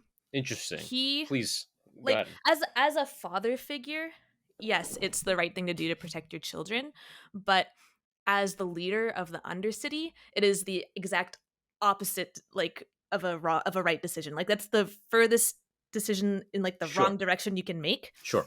Because well obviously you see what happens later on and the Mhm. Undercity kind of falls to Silko and just chaos and drugs. Yeah. And I think that is also another big theme and a really big parallel between Silko and Vander, which is their relationship with their daughters. And, you know, Silko's Mm. line at the Mhm. end was like, is there anything more undoing than a daughter? Like, I think that's the theme here is he knew he wasn't actually making the right decision, but it was a decision he had to make regardless. Right. I'm glad that you pointed that out because I didn't even think about that, but it totally makes sense. Mm-hmm. That's it. That's what I wanted to say. Okay. How about you, Donovan? Yeah, I think everyone's kind of touched on a lot of the points for that opening. I thought it was really, really well done. One of the big things I appreciated about this, um, which I'm sure we'll kind of like get to, especially as we wrap up this episode, but like each batch of 3 episodes just felt really, really good as like a cohesive story that they were Yes. telling, and Yes. the fact that we were able to get like this 3 episode kind of like arc, quote unquote, for what was happening, like made this intro and as like violent and vicious and everything that was happening when all those people died and then they take Vander. um it just felt rewarding because like going into this I was just like, well, we have 9 episodes. It's going to take a while for things to get up there before we get to like the big moments that are happening and the payoffs and like the tensions reach like the climax. But we're 2 episodes in and we're already at a huge Yeah. climax that's about to happen. We're like, what is going to happen? And Mm-hmm.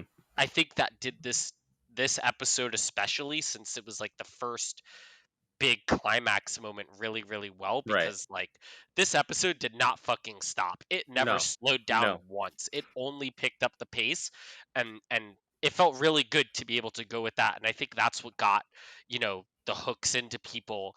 By this point, like by episode 3, in this scene, like if you're not like, wait a minute, what's going on, and like feeling invested in what's going on, to at least want to know what's going to happen, Right. like the show is lost for you. Like you've missed the train.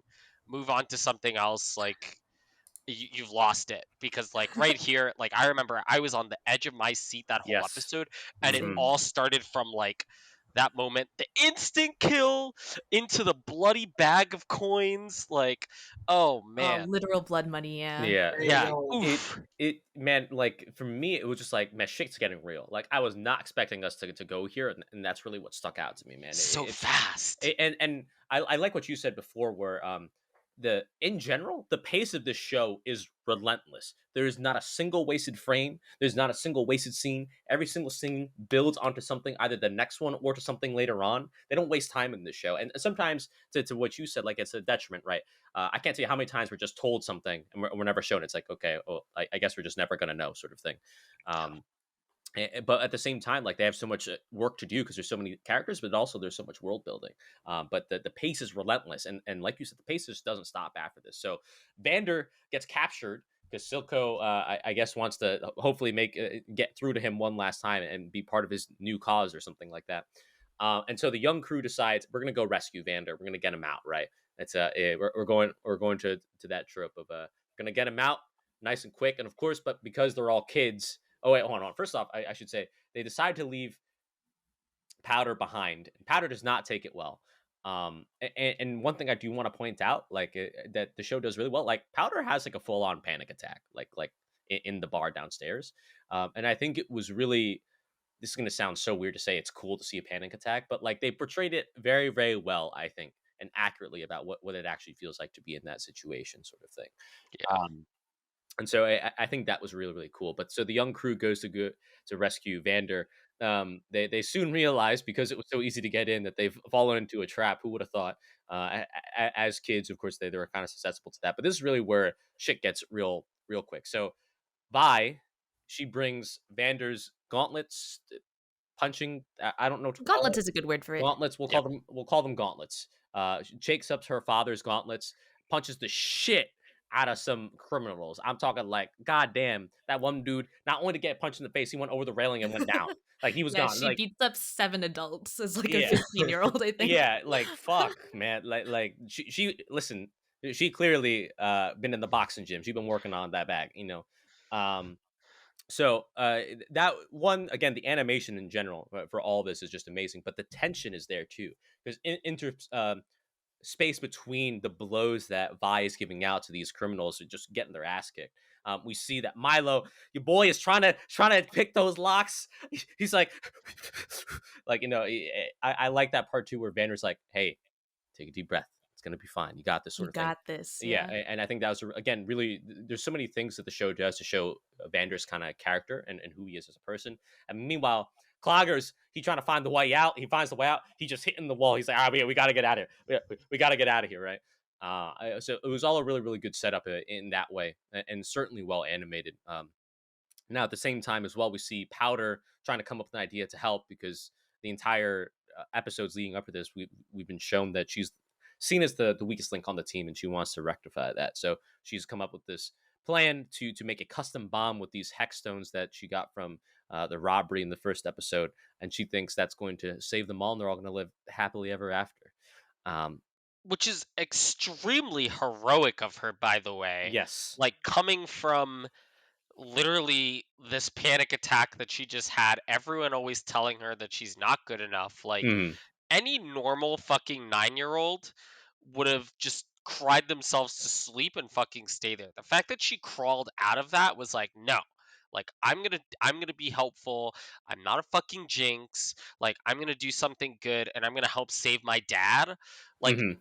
very heroic, and leads to the overall like tragedy that is her character, Yes. because she was doing the heroic thing instead of just, crumbling. Even though it would have been better for her to sit at home and fucking just sit on the toilet for 5 hours, everything probably would have been fine. If it was And any other show, it would have ended differently. Yeah, and like there's certainly a part of me that was like, wait, Vi, like shouldn't you like go tell like literally the entire bar that was about to back up your dad in any fight? Like shouldn't be like, hey guys, Silko captured my dad. Can we like, and he also killed Benzo, by the way. Can we like take care of that? Like there's a part of me that that's wanted that. true. But like That is it's like, weird. okay, I get what we're doing. Like I see where the plot is going, sort of thing. Um Well, I mean, she just witnessed a bunch of them yelling at Vander and asking him why he's not doing anything. Plus, in the hands of an enemy, if like a whole bunch of people were to come charging in, they'd probably just kill him, you know? So I can see why they didn't tell people. I could certainly see it. Like Yeah. that was Yeah. it was a thought, but I wasn't like, oh my god, Yeah. this is a gigantic plot hole sort of Yeah, thing. yeah. Yeah. Go ahead, Vince. Yeah, I mean, like I actually had like the complete opposite of what Donovan was saying, because I was just like, I think at this point in time, I knew Powder was unhinged, completely unhinged. No 9-year-old, to me, in my opinion, goes from sobbing to happy, to, like in a snap, and that's what like I got me. Shouts to the animators too, bro. Her mental breakdown, I kept repeating. I was like, "That's so ugly. This is like perfect." I'm like, "This is literally how 9-year-olds ugly cry." Yeah. I'm like, this is.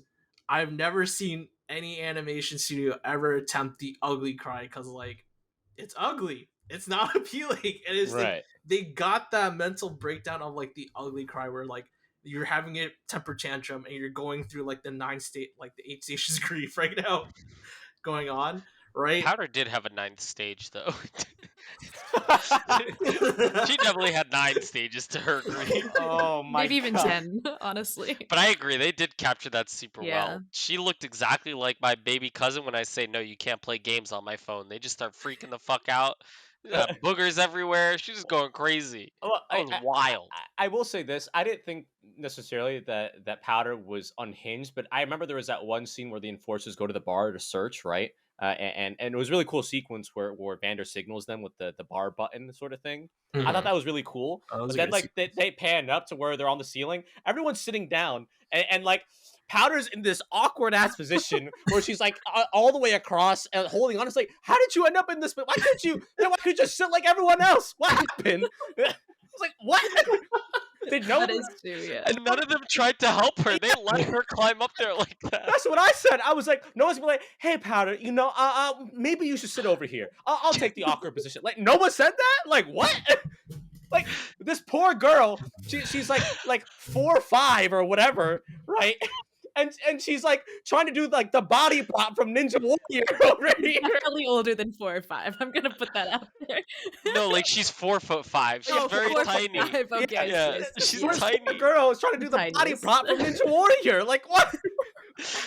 And she fucking nailed it, by the way. Yeah. Yeah. She could take on Mount Midoriyama. She's Oh unstoppable. God, Makoto Nagano don't got shit on her. You don't got shit on her. Yeah, man. So but that's besides the point, though. Continue with what you were saying, Vince, about unhinged Jinx. Oh no, like yeah, the whole time I was just like, damn, this child is going through it, and then immediately snaps her idea of like, I can save them. Like, where do you get the idea that this crystal's gonna fucking blow, dude? And that's when I also realized that like Jinx is actually a genius. Like, I don't know if she falls under the spectrum of like savant, but she is a mad genius. I was Well, just like, she knew it would blow because that was the explosion that happened in the beginning, right? Right. Like, Yeah. yeah, for her to literally think of that idea while smashing up her yeah, that's fair. Yeah. her monkey with the fucking symbol, I'm just like, wow. I'm just like, where do you get this idea from? It Yeah, was a that's lot, man. It was a lot. How'd you all feel about just like the fight sequence and just the while trying to get Vander out of his shackles, sort of thing? That was some great tension. Up Yes. until the part where Jinx was like, why? I did it! Oh, I saved them all! We'll get there. Oh, man. We'll get there. We'll get there. Yeah, like now- the whole time with Oh, it Vi, I hurt just so wanted to much. say with her gauntlets, that whole fight sequence, I love the weight. I love the weight that they put in the gauntlets. Mhm. I was just Yeah. like, there's no way a 15-year-old can carry that if it just kept hurting. If it was heavy for Vander, I was just like, there's no way a 15-year-old girl could ever like lift this and like do a straight jab like Vi does. And I was just like, Mhm. dude. And the thing is too, like you know this too, Vince, just by watching, like they studied boxers, man. They got the technique right, like just the way they punch. Man, like, dude. they did their homework, man. You They really could tell did. they Oh, do yeah. heavy reference with the way that like Vi jabs. I was like, that's a good jab. Like there's a lot of like subtlety, like in terms of like how your body shifts weight, how you move your shoulder, plus your your back, you twist it to really get as much force in. Like they really, again, like the attention to detail in the show is something to behold. And I'm so happy to kind of see that not only recognized, but also like, oh, let's be honest, kind of flexed out there by Riot. Like, yeah, this is what we did. We did it. It's that good because we're Riot. Now, Powder comes in. She thinks she's going to save the day. Almost falls off the roof. Would have died right there on the way up. And she throws out the bomb as a. I forget if they named the character, the person that first took the simmer. Did they name him? I He forget. has a name, but I Shimmer. forget it. Yeah, but basically there's a character that was in Idiot the first number street fight. 2. Yeah, that took Shimmer, and now he's just like a hulking monster sort of thing. And he comes at Vi, who puts up a decent fight. And we talked about how, like, I don't know how realistic that was, but hey, it was a cool fight scene nonetheless to see. Rule of cool. Yeah, rule of cool for sure. Vi does retreat back, has that steel door kind of come in. And of course, they're still trying to get those shackles off. And they're not sure what we're going to do. And that's where we see Powder come in and throw the Hexstone bomb. Okay, first off, one of the best explosions I've ever seen. Like, just one, obviously the way it looks, but I loved how they would do it. Then when they would show one angle, then rewind back, then show another angle, then rewind back. Like, oh my God. like one of the visually the most That stunning was so good. one of the most stunning sequences ever. Also, one of the most horrifying sequences ever. Bro, like first it's like, oh, Mhm. okay, we got the monster. Then it's like, oh, was that Milo under the rubble? Like, Did okay. he just get like impaled right Yeah, now? it's like Yeah. did he just get well, he could survive from that. Oh, the rubble's falling on him. Oh, okay. Oh, that's okay. But if it's just Milo, he was a bit of a dick. Uh, Adam. Bro, Cla- in Cla- another world, if Jinx never showed up, he would have moved to Australia and become the greatest Overwatch hero you've ever seen in your life. Okay, you better watch your mouth. and then it's like, what about you, Clagger? You don't even see Clagger's face, man. Like he's literally buried under the rubble. It's like, oh, okay. This didn't turn out that well. Then you see obviously Vi as well as Vander are under huge pieces of steel, and then of course the fucking idiot number 2 that took the shimmer is still alive. It's like, okay, none of this worked out. Nothing worked out well. Yeah. What was all your feelings during the explosion and kind of like the consequences of that explosion? Oh, so good. So good. Oh, someone earned their payday. Definitely with that sequence. Because I was just Many like, people's. Yeah. I was like, damn, dude. They showed it 3 times for 3 different cuts, 3 different perspectives too. Also showed me why Powder's a little bit unhinged too. I was just like, ain't nobody gonna smile like that with an explosion that's gonna kill everyone. I was like, this is a beautiful sequence, especially with Powder's. But she thought she admiring was her saving work. the day. She Yeah. was like, I did it. I She was like, did it it. worked. I saved Yeah. my dad. Oh, and to me, everyone I thought she else. was admiring the explosion It was itself. both. It was I think it both. was both. both. Yeah. Yeah. Oh, true, true. I don't think she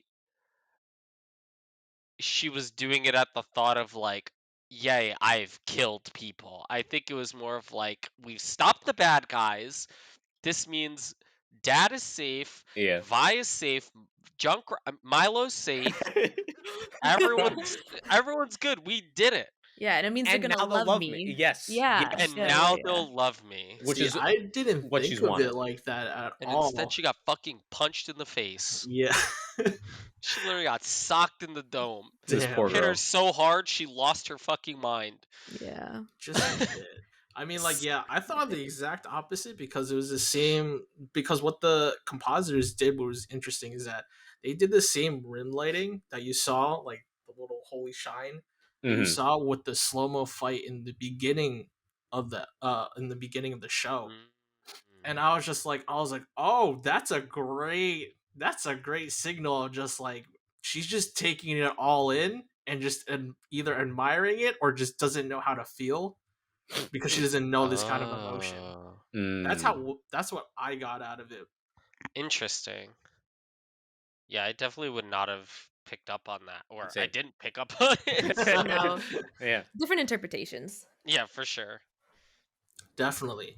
Yeah. But yeah, and then and then everyone just getting brutally murdered. Poor Clagger, he's like, I did it, guys, we're gonna go out. And then boom, and I'm just like, My boy literally made a hole in the wall. He went through the concrete and's like, I made the escape route. We out. And it's like, Well, that's what's so tragic Yes. about this whole sequence is mhm. they literally would have escaped. Yeah. They would have gotten out, they would have saved Vander, and everything would have been totally different Right. if Jinx had just stayed put. Mm-hmm. And like you can't blame her. I mean, you Yes. can I'd a like little to bit. think that, but Yeah. who Like, knows? you don't know for sure, but like the way they were setting up, it was like there was a really good chance they would have gotten out. Yeah. Yeah. And you understand Jinx again, like wanting, or Powder wanting to go and help them. Yeah.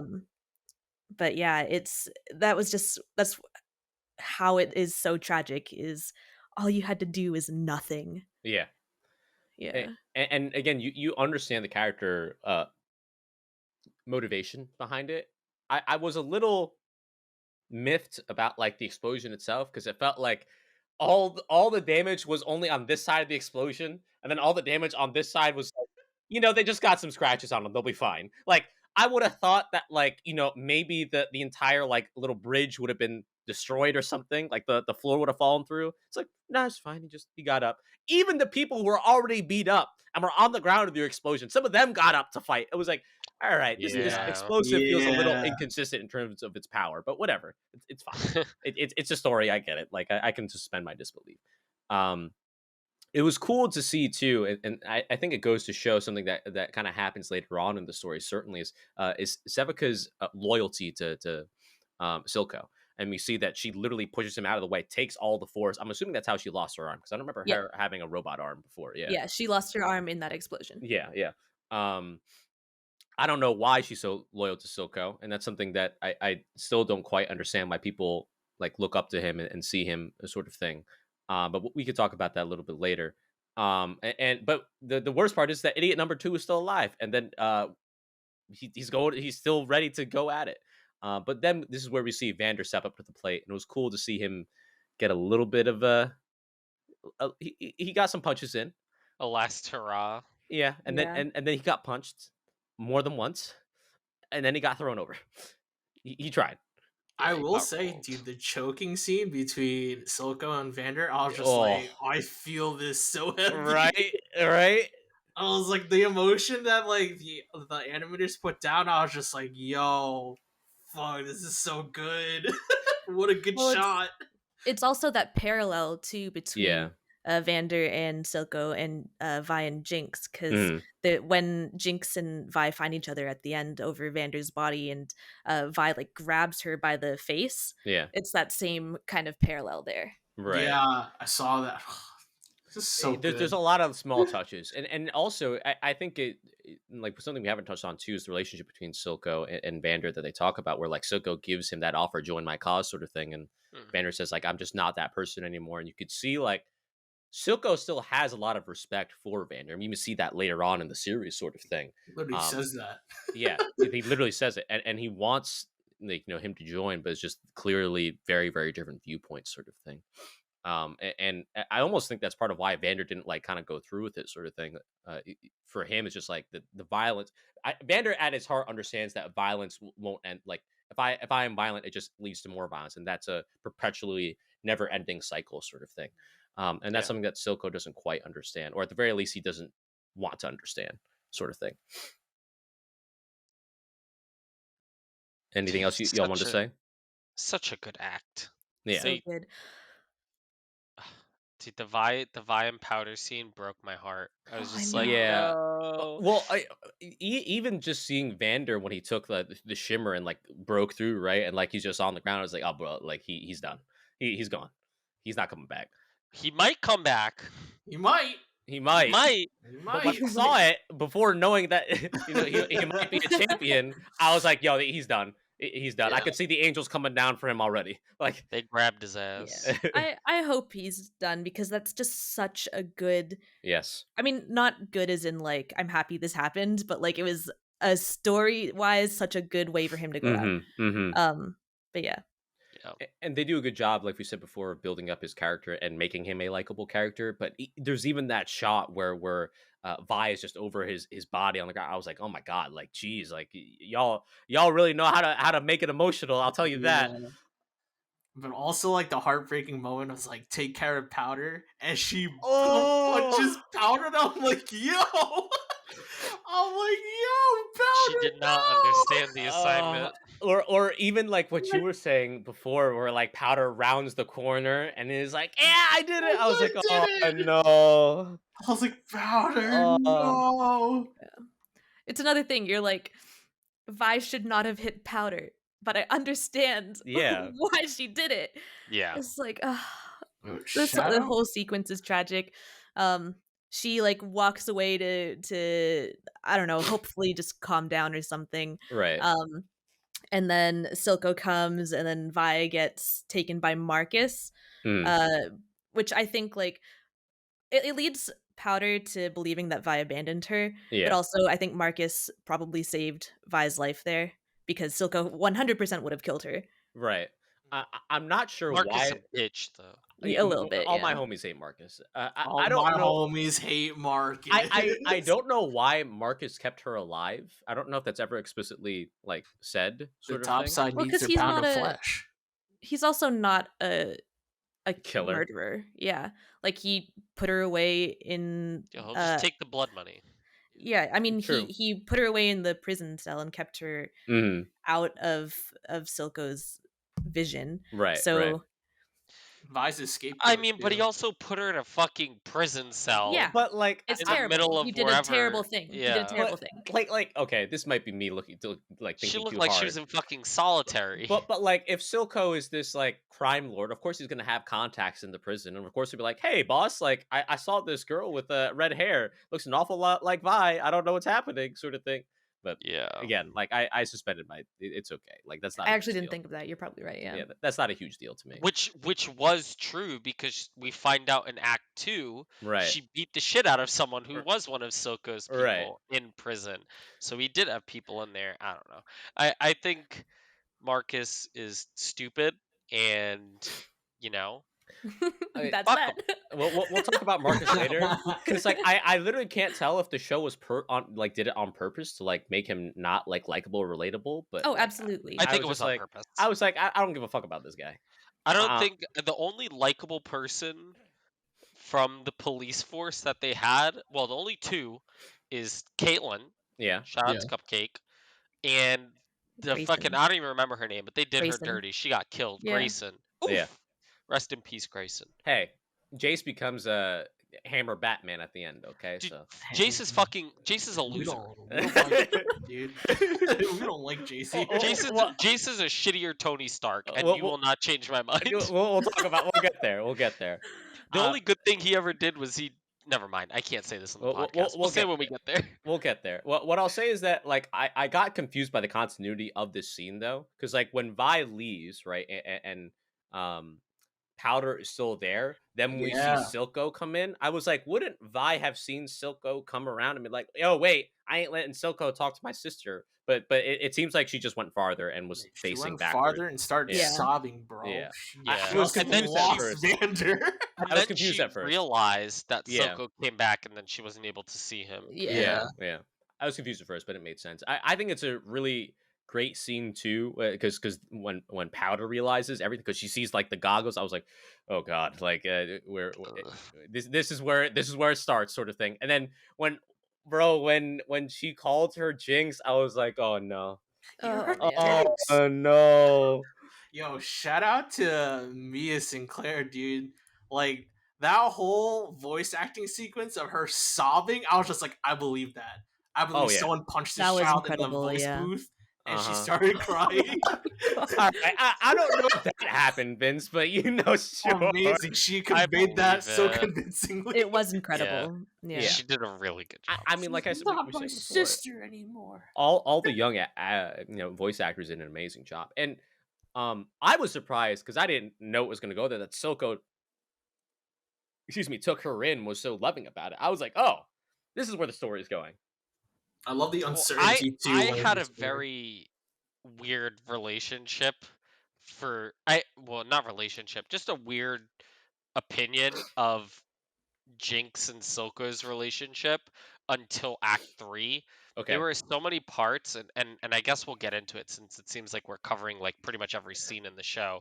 But like there were a lot of moments in Act 2 especially where I was just like, this relationship feels very problematic. Yes. Like there were some times where it felt like he was kind of like grooming her. Yeah. In a sense. And I was just like, this is fucked beyond belief. Well, I think first off, I'll say it's 100% problematic. Like it's problematic when your dad is like, hey, can you make this nuclear weapon, by the way, for me? Like it's of course problematic, but go ahead, Maddie. Yeah.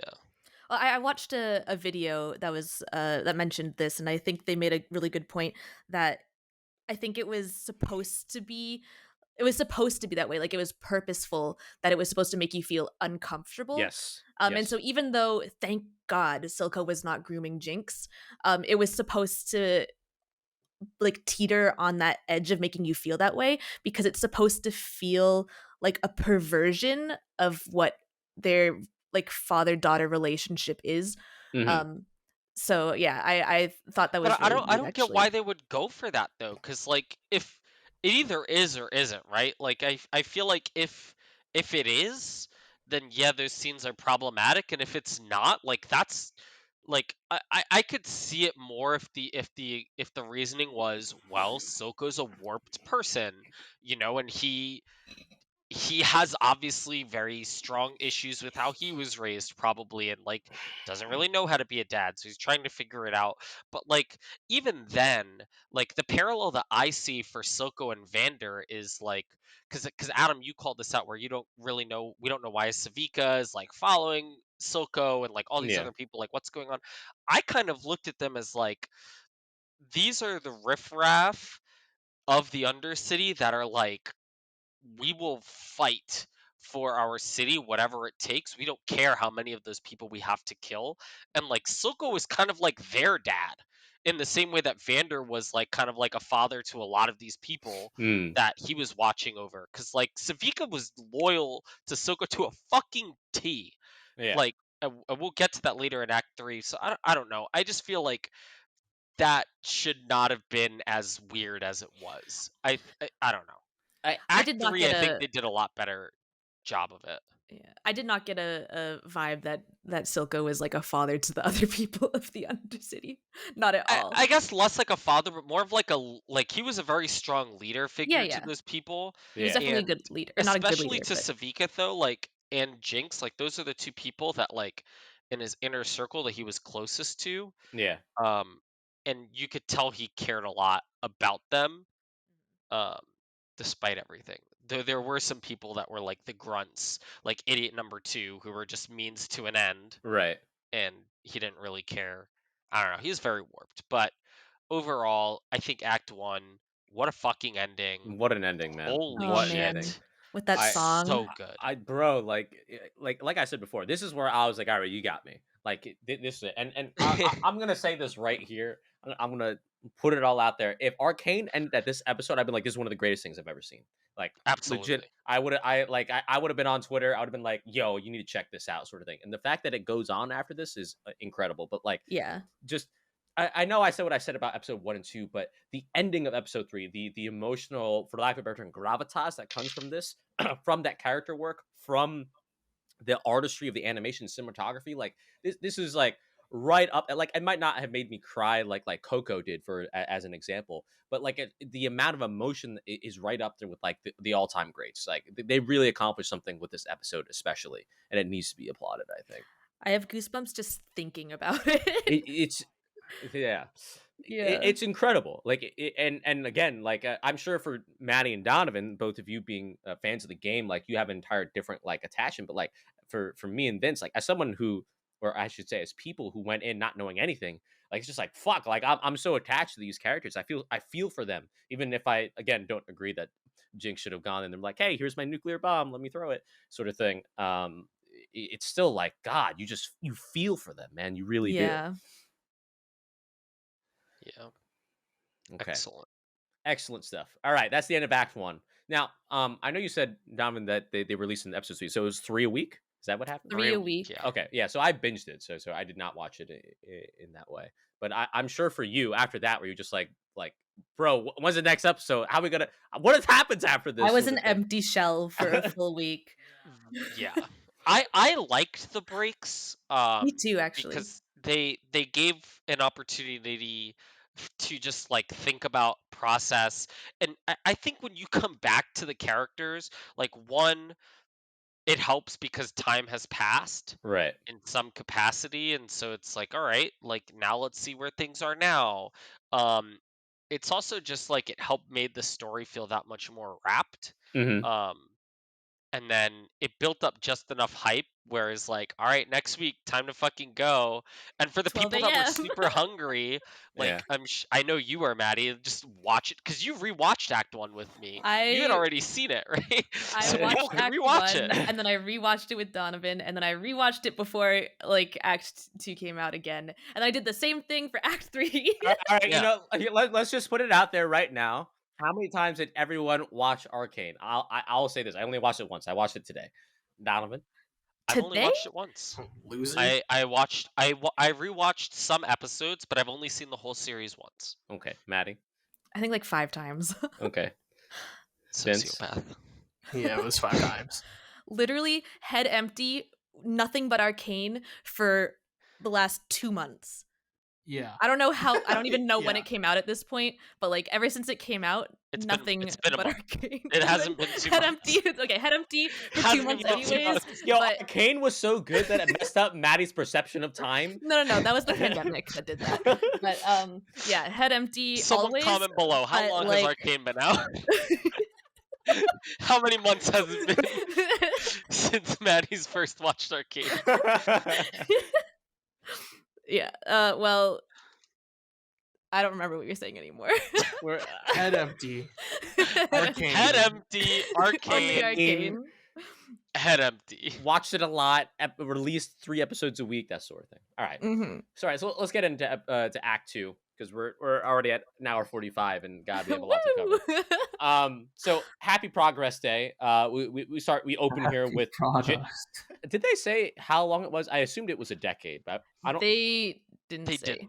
Okay. And that was something I actually didn't Yeah. like because it was so hard to understand everyone's age in relation to each other, like Yeah. how old they were, like what the fuck was going on.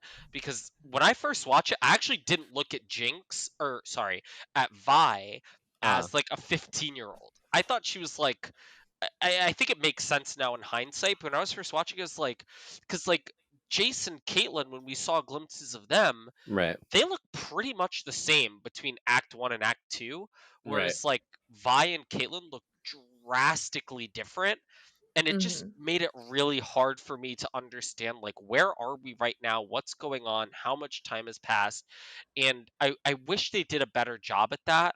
Same. Because Mm. Mel, for example, also looks exactly the same. Yes. Well, Yes. that was the only aging that I didn't have a problem with. I loved Mel just the way she was. She didn't She's like need a to change vampire thing. or something. Mel can Ageless. do no wrong. That's for that's sure. all I'm gonna say on the matter. Anyway, there's been some sort of time progression, and we see I think that 10 years is a good guess. it had I to been think that's something fair. near that. It was so- only 5. No, because Jinx definitely ended up it being like late teens by the Yeah, end. there's no way Jinx that went she's from- only like from 15. and 9 to later. 50 to like 20. Yeah, she's definitely like at least 19 or 18 or 19 in the Act 2 and 3. True. I know in the concept art they actually label them adult really? Jinx Oh, and just adult adults, Vi, okay. right? Yeah. Adult Mm. Caitlyn. So I was just like, they look like they're in their teens, but okay. Caitlyn and Vi mid-20s, I'm guessing. Yeah. Jace probably early 30s. Yeah. Yo, Chase looked early 30s. This man was suffering. This is the same thing with Victor. They're struggling, dude. In this time skip. Maybe late 20s. All those Yeah. all-nighters, dude, trying to research this hex stone. So we see that Progress Day. We see that the city has become prosperous because of the hex tech. Yes, hex tech. Mhm. And they've made like gates and whatnot. But at the same time, it's brought a lot of prosperity to the city. But we're also seeing that increasingly, Jace is going away from the research side, which is where him and Victor, like that's where they jam. That's where they really get stuff done. And instead, it's going towards like political maneuvering, trying to figure out what is and what isn't. And then we got I'm gonna butcher his name again. Heimerdinger. How many? That works. That works. Heimerdinger. We got You can do Heimerdinger. Heimerdinger. Heimerdinger like insists every single time, hey, we should do this. No, we can't. No, it's too dangerous. We can't do this. We can't do that, sort of thing. That was a really good impression. That was a very good impression. Thank you. And it makes sense why, because we're told, that he, as Donovan said, he's seen some shit, man. He's seen it. He been through it. That was actually something that was frustrating to me because I felt like the whole time, like we had these people that were so against, everything happening, Right. but they never said why. It's Yes. like, why are we against all of this Arcane? What's the big nightmare Right. that's going to happen? if we do this, Uh-huh. and they would never say. And I thought it was really silly. And it's like, if you want to get people invested in what the potential risks are, Right. give us something to grasp onto, not, oh, I've been alive a long time, young Oh No, no, Jace. they referred to some huge war that Right. was devastating Wh- for like the entire planet. Where So, arcane magic was used, right? mhm. Yeah, Is but the that's just like a sentence in a moment, That's all you need. I and then it passes. I'll be I honest. don't know. What I'm more frustrated by, excuse me, is that fact that like they point out like at least like 8 fucking times throughout the series that a Heimerdinger is a scientist sort of thing, right? And so they point out that he's a scientist, but like if any scientist knows that any inherent experiment is going to have some sort of risk, right? And that's why you set up the experiment in such a way using the scientific method so that you minimize the risk and so that you minimize safety. But every single time they're like, "Hey, Heimerdinger, we might want to do this." You're like, "No, no, chaps, you got to stop that." It's like, no, you should be able to tell them like, "Hey, I think that you should actually do this. That will reduce the risk, and we can iterate an experiment like this, and this." Like, I don't know. I feel Well, like that's actually, the way a scientist would probably do it. No? I don't think he Yeah. actually ever, aside from like the very beginning about introducing magic safely into society, like once it was integrated, he seemed to be pretty on board on it. Like he didn't say no. He was just like, "Great, now test this for another 20 years." Which in his lifespan is probably nothing, but Right. like the whole thing is they have like humans have a very limited Yes. amount of time. Yes. So I think Especially that was Victor too, more, Yeah. especially Victor. Yeah. which we So I find out think, later. yeah, it was less about him not wanting it, but like being overly cautious. Yeah. Which I I think is fair. I it's think it's Yeah, good that he was that way. yeah, yeah, I mean, look what happens in the end. Like, Victor pays exactly. the fucking price for exactly. all It's that. like everything in this show, right? Where you might be frustrated, you might disagree with people's decisions, but you always understand. There's never anything that's like completely right or wrong. It's always gray. Everything is painted in gray in this show, which is part of what makes it really good. Mhm. So we see the political maneuvering, and then we also see the Firelights attack the Shimmer shipment. Oh, First so off, cool. Firelights, like So God, the cool. coolest gang. bro. I joined the gang. Where's the tattoo that I need to get? What do I put it on my arm? Do I put it on my leg? Like I'm joining the gang. I want a board. Please teach me. Very very Their cool Dude, the their sequence, coolest intro sequence. was insane. The bruh. just the Fire. creeping out where they just fucking like rotate, like that rotate shit that they Oh, did Oh while my they were on the god. hoverboard. Oh I my was god. like, bro, I'm in love. Echo, you're a fucking king. Mm-hmm. Because we find out little later man. that the leader of them is Yeah, Echo, it's and Echo. like I thought that was also something that was really interesting in hindsight too. Like him, I wish I would have gotten to see more of like why he was so okay with like what happened to Jinx. Yeah. Like if there was like a quick flashback of like maybe have they had encounters before? Because when we find out later in Act 3, like Echo knows that Jinx is powder, and he's like, she's Right. fucking gone, bro. Right. Yeah. Yeah. Yeah. It would have potentially been cool, but I think a lot of those things are like nitpicky, and there's still a lot of really great things that they do with Echo as a character. He's so Yes. fucking badass, Oh and my his god. hairstyle, they fixed him. Oh, Sheesh. Dude, so good. if The you new saw hair. how he looked in original League of Legends, he looked Yeah. okay, but it was just like it was completely different. Like they understood the assignment of like this is how we make a character like this, and this Mm-hmm. is Yeah. how we make him like badass, awesome, like powerful, Mm-hmm. and true to his ethnicity and like what his background is. And I fucking love that because So cool. for a long time, and this is just a valid criticism of League in general, they struggled a lot with bringing these people, this diverse set of characters in the world. Like Yeah. I'm pretty sure there's still no Latino champion in League of Legends, so I'm just fucked, but maybe one day. But it was just cool that There they is. started like focusing more on like how can we bring these in, how can we really represent these characters well. Right. And Echo's redesign was phenomenally done. I loved it, but we don't see it till Act 3, so it's kind of a Yeah. spoiler. I mean, Mhm. I don't know about you guys. I kind of guessed at a certain point. It's like, okay, well, one of them is Echo, probably. But I also knew that that Echo is one of the only other characters that I knew was a champion, and that's purely because I saw the Project L.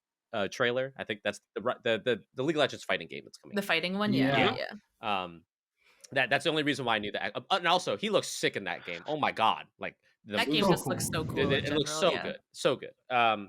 But to what we were saying before, the Shimmer raid. Oh my god, like when they use like not just like freeze bombs, it was like rock freeze bombs or whatever to get them to like. So Oh my cool. god, it was so cool. And he has Shit. a timer and everything. Yeah, and he had the timer, Yeah. which I'm assuming is part of his character, his kit in the game or something like that. I mean, his kit in game has Is to all do about with time time. travel. Okay, yeah. But that itself and like the rock stuff isn't part of it. Oh, okay. Yeah. Yeah. But this is also when we get an introduction to Jinx, right? When they go into the cargo hold downstairs and like there's a trap door and then like you see like the neon, and this is when I'm starting like, okay, Jinx is giving me some real Harley Quinn Joker vibes right now, like sort of Hell thing. yeah. But this is when we get introduced to adult Jinx and how much that she's changed. And at the same time, she sees one of the firelights that has red hair. Who I Yeah. actually thought initially was actually Vi. Like I was like, oh, it's Vi, but it actually isn't, sort of thing. But how'd you all feel about like this introduction to not only the firelights but also to adult Jinx? So fucking good. Dude, Jinx's intro too with the little fucking swing down there when he goes down there Oh my checking, god, and then yeah. she just when she walks out of like the smoke and the rubble, and she's just like, "Hi." I was just like, "Oh my god!" It was so well done. They're insane. I loved it. That's it. I That's the actually tweet. found that part to be probably the most jarring part of probably the whole series, of Interesting. her walking out of the smoke and blowing her hair out and just going hi. That felt very much like it was created specifically for promo.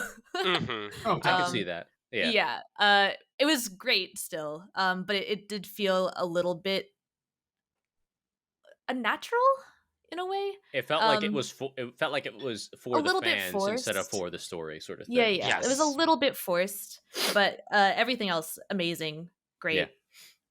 I love Yeah. the firelights. Can I also just say that like in the like Act 3 at some point when Heimerdinger is like looking at these boards and he's like, but why? And Echo's answer is basically because it's fucking cool.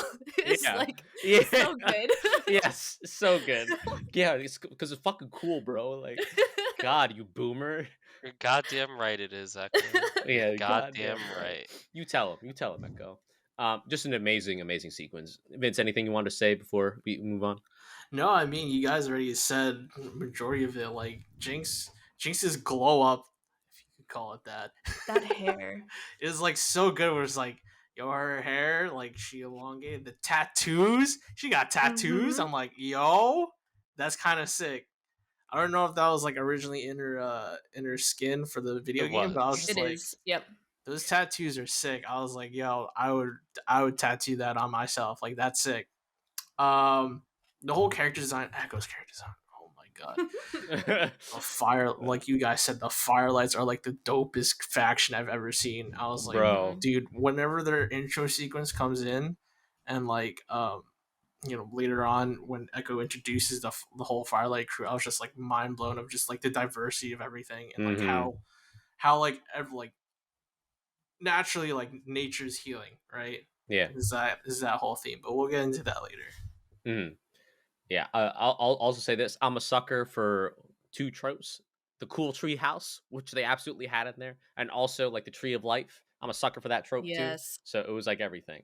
And just God, firelights all day, every day. I'm a firelight for life. Now, we also this touches on something on Don was talking about before. We see that the evolution of the relationship between Jinx and Silko, and it's definitely not normal, is what I'll No. say.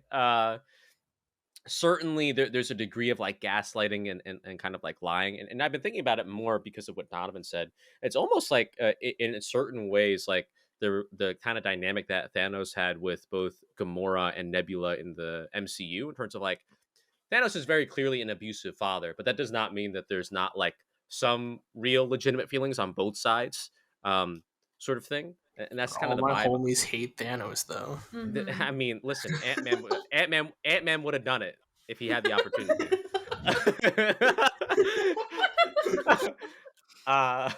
Now, what was all your reaction, right? Like when you first see Jinx kind of come back and you see that, okay, not only did Silko take her in, like she's basically like Silko's daughter, but also like her go-to assassin, hit person, whatever you want to call it, sort of thing.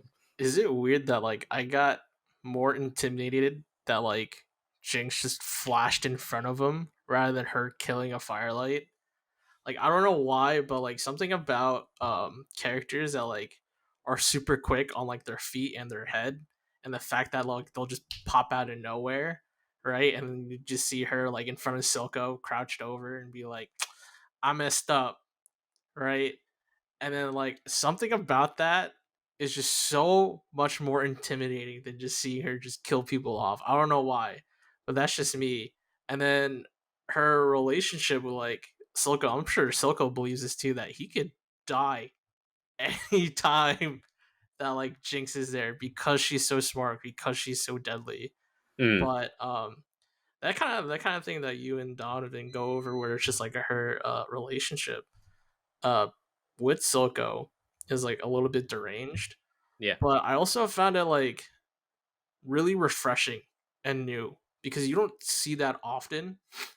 I already thought it was like fantastic that Silko already like took her in, and there's Mhm. that hesitation of like I could kill her right now and just be done with it, or I could also have a daughter and see in the eyes of like Vander, and I so keep like wanting to call him Xander too. What I is know, that? right? I know.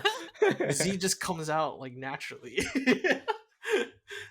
But yeah, like the whole thing with like trying to see is like why did Vander keep these kids in and like took in Jinx, but in a way while empathizing with Vander, he kind of also unlocked in himself like yeah, that kind of fatherly figure type where he's like he would do anything for Jinx, like literally anything, and we'll like find that in Act 3 where we're just like Yeah. yo, sheesh. It got a little heavy. That's for sure. It got a little heavy. Uh, Yeah. what about you, Maddie? How'd you feel? Do you see this newfound relationship between the two? There was just so many moments where I was like, "Oh, no, no, no, no, no, no, no, no, no, no, no, no, no, no, Right, no, no." right. Nope, Um, nope, nope. yeah, and then just relief when it wasn't going the way that I thought it was gonna go, which Yes. thank Yeah, God Thank again. thank God. Yeah. Um, for sure. but like I think I recognize like now the like trying to make the audience really uncomfortable with that Yes. relationship, and I appreciate that more, but like man was that so uncomfortable. Hmm. Yeah. Yeah. Even just like the amount of affection is just like okay, sort of thing. How'd you feel, Donovan? Yeah, I like I kind of alluded to before. I was personally not a fan of it. I thought, if you're trying to do this thing, either do it and, add the proper trigger warnings or whatever. Not like say do it because it's good, but like do it and like make us really fucking give us more reasons to hate Silko because he's a fucking creep. But like this weird like riding the line of it of like I don't know. It just felt fucked up to like play that line if that was intentional. I would almost have rather it been like that's not what they were going for and that wasn't their intent, but it kind of just happened because we see later there's so many moments in Act 3 where Silko's just like not that great of a father, but also Vander wasn't that great of a father either. And it's like Soko's doing his best. Like that line at the end of Arcane, where he's Hmm. like, I would have never given them to you. Like, that's where it was like, wow, he really fucking loves Jinx Yeah. and Yeah. embraces her for everything she is. Mm. And we just never got any of that really during Act 2. And I was just like, what the fuck is going on? What is this dynamic? Like, I was not a Yeah. fan of it Yeah.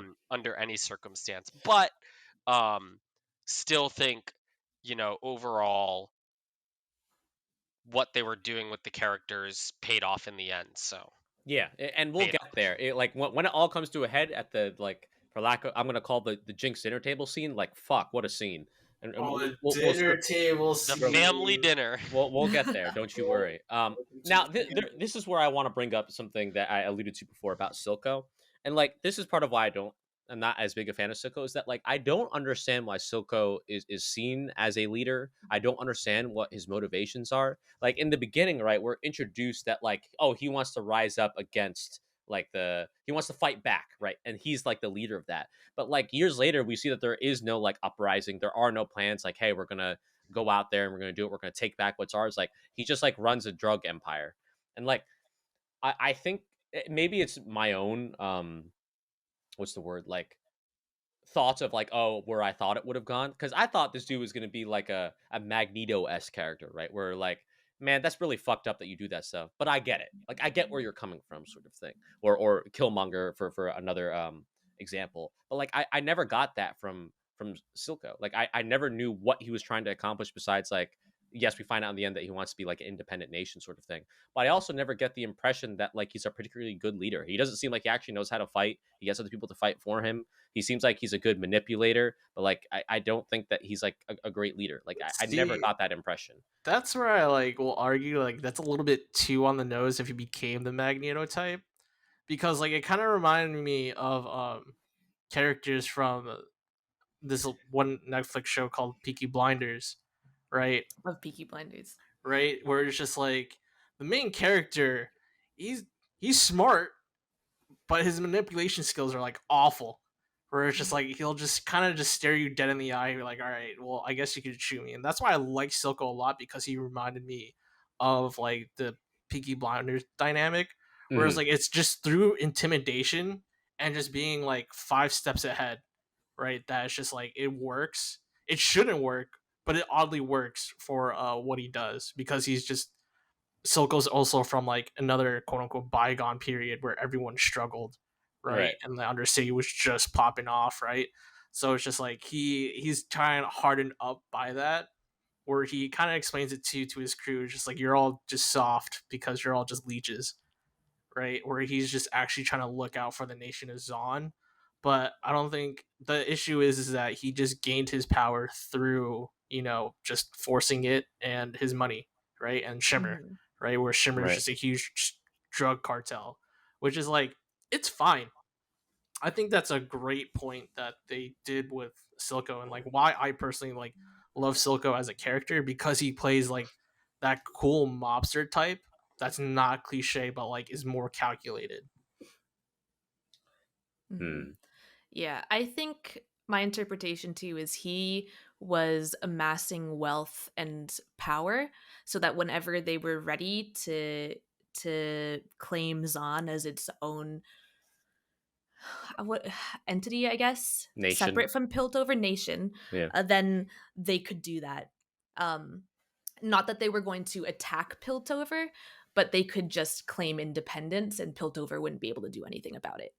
So my question to them be like would be, why kill Vander then? If the instigation of like, hey, come to my side was like, hey, we need to strike back now, but then they never struck back. It's like, well, if I'm the person who went to your side because you said you'd strike back and you didn't, I would probably be like, okay, well, you didn't hold up your end of the bargain, sort of thing. That's where I come from, Silka. I don't want to spend too much more time on the topic, but that's where Mhm. I'm coming from, sort of thing. I mean, one could argue like for Vander, right? It was his inner that was his inner conflict about his whole character, was that does he want peace where he wants a whole nation, or does he want the nation of Zon, right? And it sounded like between the argument when they had it on the metal bridge in the factory, where it's just like he's just not that type of man anymore, that he'll actually fight for a new nation, because revolution doesn't really get you anywhere, right? Or the cost of revolution Yeah, the is too cost of high. revolution, Yeah. right, is too high, like Maddie said, and it's just like where Silko will do anything and everything to obtain it, right? And Vander's just not that kind of person because he has kids. Okay, I still don't like Silko, but I respect it.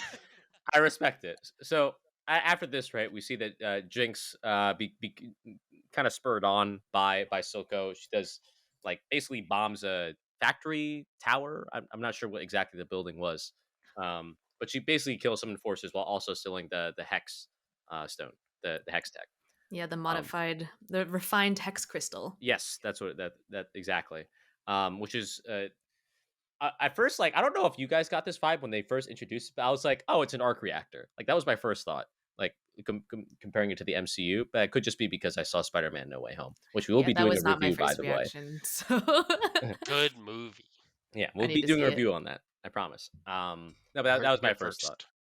first. I at first I didn't understand the utility of the technology, mostly because it's like so does that mean everywhere you go, like, you don't have portable, like, are there no batteries? How does this work? There are no electricity, but like that's just me being a science nerd at that point. So there's this whole terrorist attack, and this really where we get introduced to Caitlyn and kind of her new role, right? Where Queen. yes, amazing.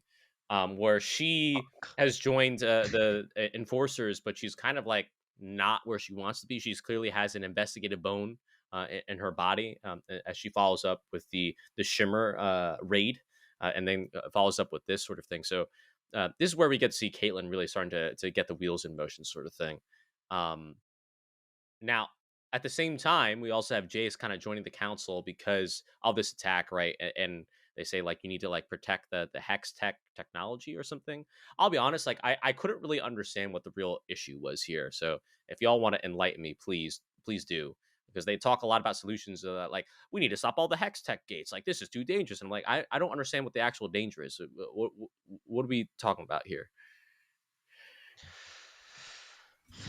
That's loaded. The danger. So Did you have an answer? Yeah, go. No, I don't really. I think it was just because it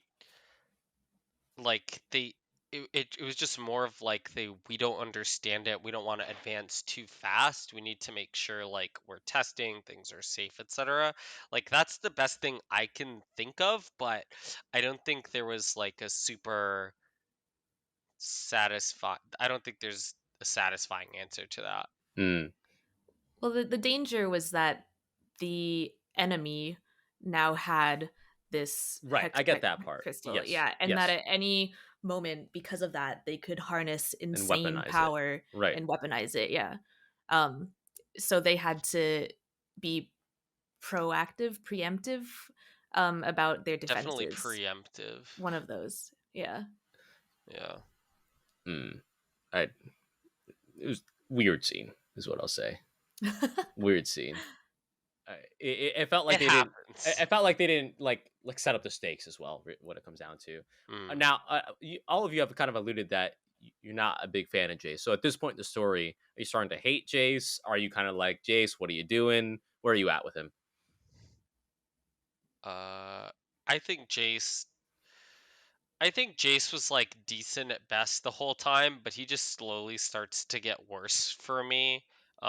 Just because like he got so easily blinded by like his ambitions and what they were trying to do that at like a certain point it was almost like he forgot why they were doing it in the first place.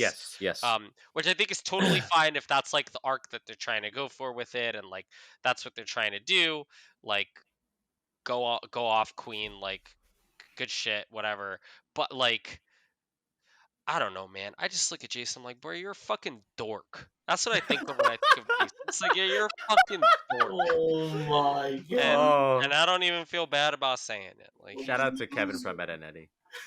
He's a fucking dork. What a loser. But I don't know, man. Especially, you know, and this is like we're getting a little bit ahead here, but when he fucked Mel so hard that he put Victor in the hospital, like that's when it like set it off for me. I was like, bro, this guy's unredeemable. We'll talk about that, bro, because that He caught put his me man off in a guard. hospital. That caught me off guard. We'll talk about it. Don't worry. He fucked her so hard they advanced technology 10 years to the future. Like I don't even know what happened that scene. That shit was insane. It was certainly a sequence. That's what I'll say. It was a I sequence. couldn't believe it. My guy was fighting for his life in the fucking laboratory. Meanwhile, Jace is getting his fucking hex tech crystals played with. That shit was.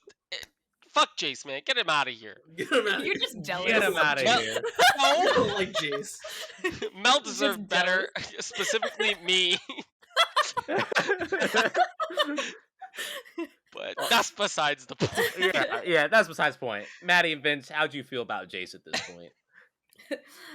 Donovan pretty much said it. I think I like him as a flawed character. Yes. I Which think all of the characters are flawed, which is Yeah. great. Yeah, but keep going.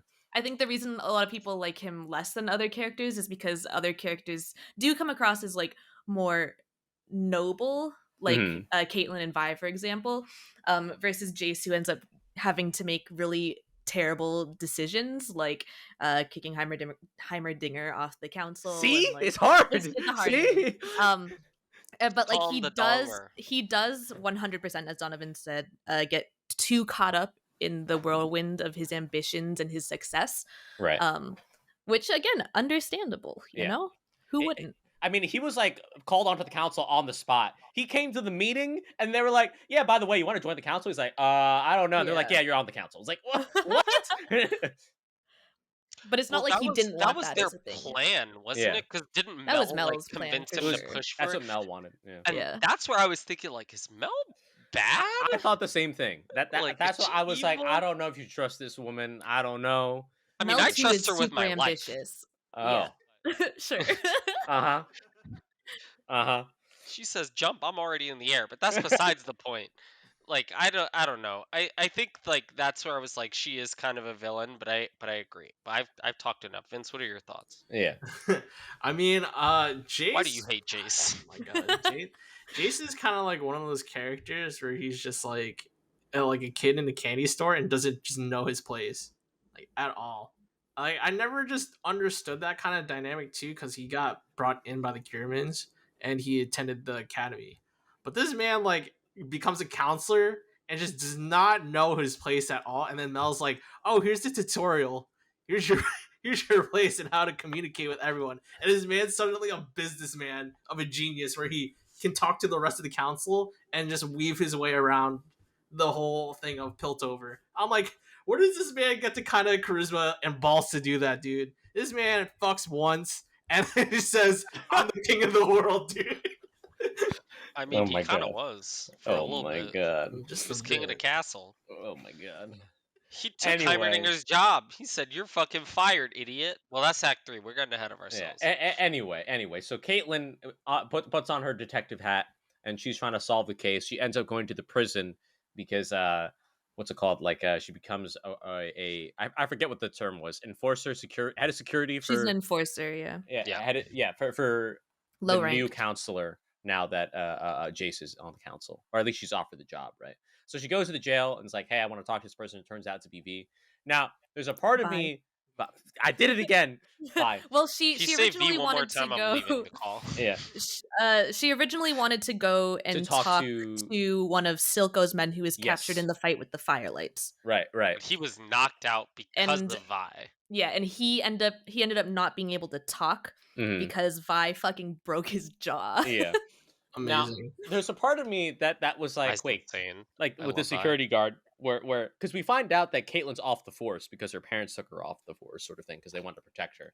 Mhm. Now, and when she goes to visit the jail, there's probably like, so the guard doesn't have like a, "Hey, let me check your registration to make sure you're allowed to do this sort of thing." It was just like, "No, it's okay. She can take out this prisoner. It's fine." I thought that was a little. I was like, Well, we find out later that she was able to do that because she had a note from Jace. right So she was able to basically leverage, like, here's an official note from from a the council counselor. member. Yeah. Like, this is what, and that's basically like fucking saying, like, I own this place, I'm going in, and he can't really do anything about it. But Right. Jace just got hired into Like, the council. They've been like, "Wait, what? Jason part of the council?" I think they even say that he's a counselor, and they're like, "When did that happen? Today?" And they're like, I think as head of security for this prison, you would have been like, maybe come back tomorrow. Let me go But check." he obviously didn't care that much. Let's That's be true. honest. That's Yeah. true. Yeah. It's true. They look at them all as low lives anyway, and they don't care. Yeah, 100%. And so at the reveal of the episode, right, is that we see Vi for the first adult Vi for the first time, I should say, in this. Such a badass intro. Oh yeah. Oh, Who the hell are you? I love Oh them my so god. much. The sirens still- come off. Easiest ship of a lifetime. I'll say this, like, man, they know how to end an episode every single time. We're just like, all right, well, it's time to watch the next one. Mm-hmm. They absolutely get you hooked. But I suppose that's what Netflix always does, you bastards. Now, Whoa! episode 5. So Caitlin and Vi are they start talking, they start trying to figure stuff out. To start flirting. Uh, Woo! yeah, The most Infamous, important part you're of that. not cupcake blood. yeah. They go to the Undercity. First off, they not only do they go to the they hardcore parkour down. Like I'm talking like from rooftop to rooftop descent into madness sort of thing. Vi parkours. Caitlin gently stumbles into it. Kind of crazy how the series would have ended if I just had one bad jump. Yeah, right. Or no, Caitlin like this one's like, all right, well, it's over. Later, loser. Lele. I'm free. So Caitlin and Vi go to the Undercity, right? And to Vince's point, they start flirting. At one point, Vi is like, "You're hot," and I was like, "Oh, is that where this is going?" It's your hot cupcake. Get it right. Yeah. I was like, okay, bold of you, Riot, but I like it. They go to the brothel. They get some information. And this is where they find out where I always forget Savika's location is. Now at this point, were all of you just like, okay, they're definitely going to turn into a thing, or were you more like, okay, like this is just an interesting character dynamic? Oh, I was all in on this. I was like, this better be a thing or else. I got jealous for Vi when that scene when Caitlyn was flirting with someone else. I was like, whoa. Your girl's over here. Vi was just proud of her. Yeah, Vi was proud, but Yeah. I was jealous for Vi. I felt the jealousy for her. I was like, no, you two need to kiss right now. Figure it out because this is a beautiful relationship. They were so cute together. It was ridiculous. I would die for them. Yeah, they were Caitlin, fantastic. Caitlin picked up the flirting game real quick, real quick.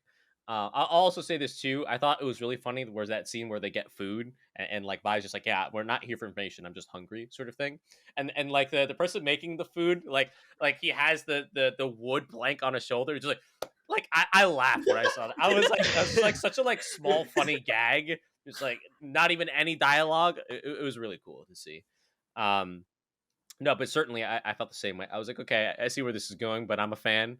I'm happy this is working because at first I thought they were gonna have Jace and Caitlyn like hook up, and I was like, I really don't want to see that. Like, I think that's a little problematic. Like, please don't.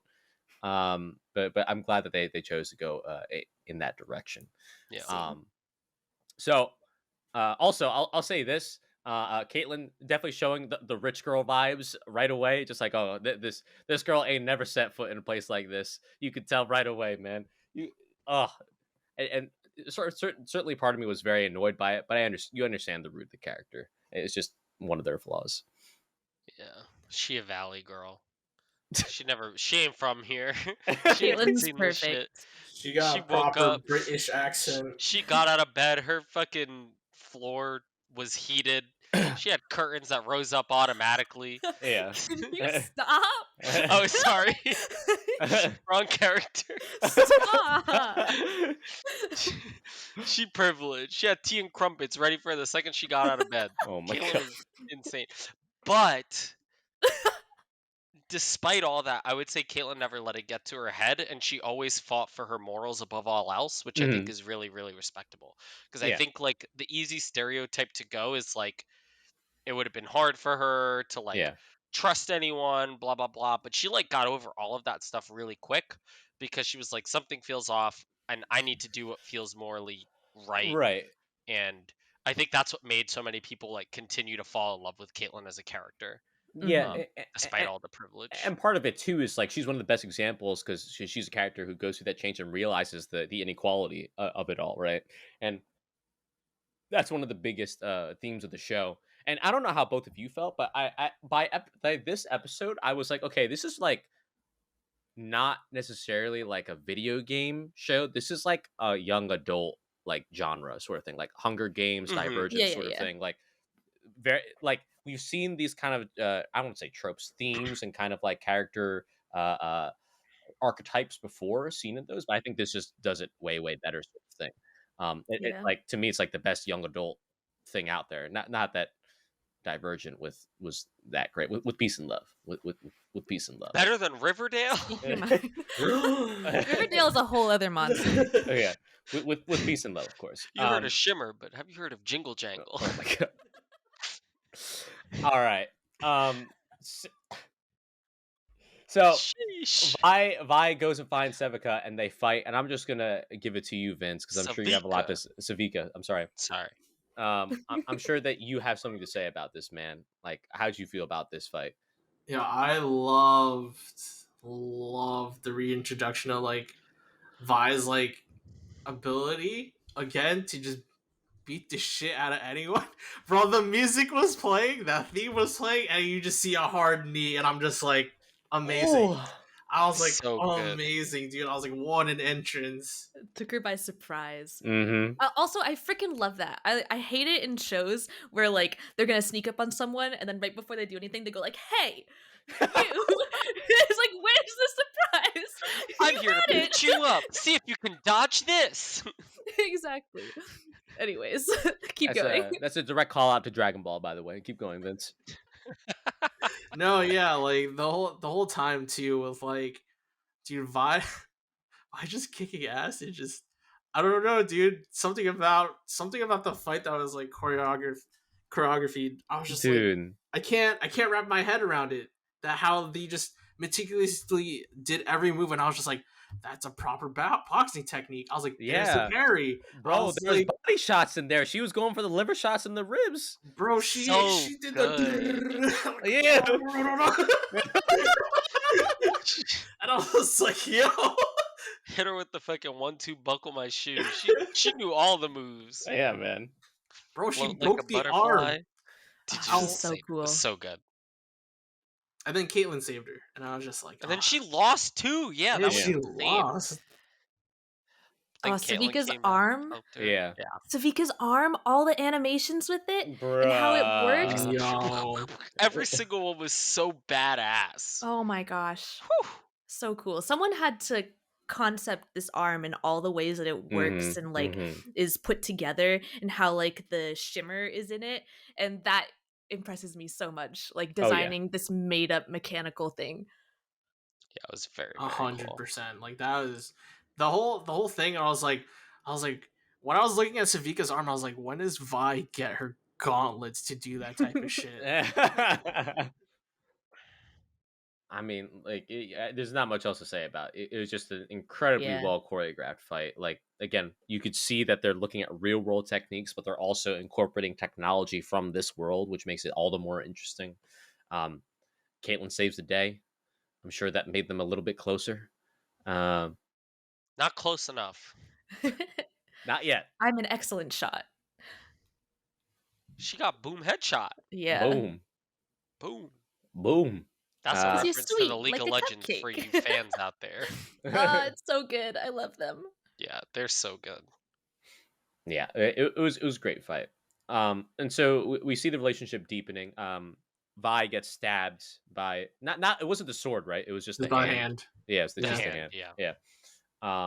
But at the same time, we also find that Marcus, who all of our homies hate, by the way, is still working Dude, for fuck Silko. Marcus. Man, like this guy, like it'd be one thing if it was like I was like, okay, maybe he's trying to do something with all that money. Like now that he's the sheriff, maybe it's going somewhere. Nah, he's just collecting money. It's like, oh come on, Well, guy, man. I The mean, other side of it too, though, just to play a little Yeah. devil's advocate, he does like Rem, who is his daughter, is like the big target risk now of like, Yes. you know, we see like he's probably learned the hard way. Like once you go in, you cannot go out. Right.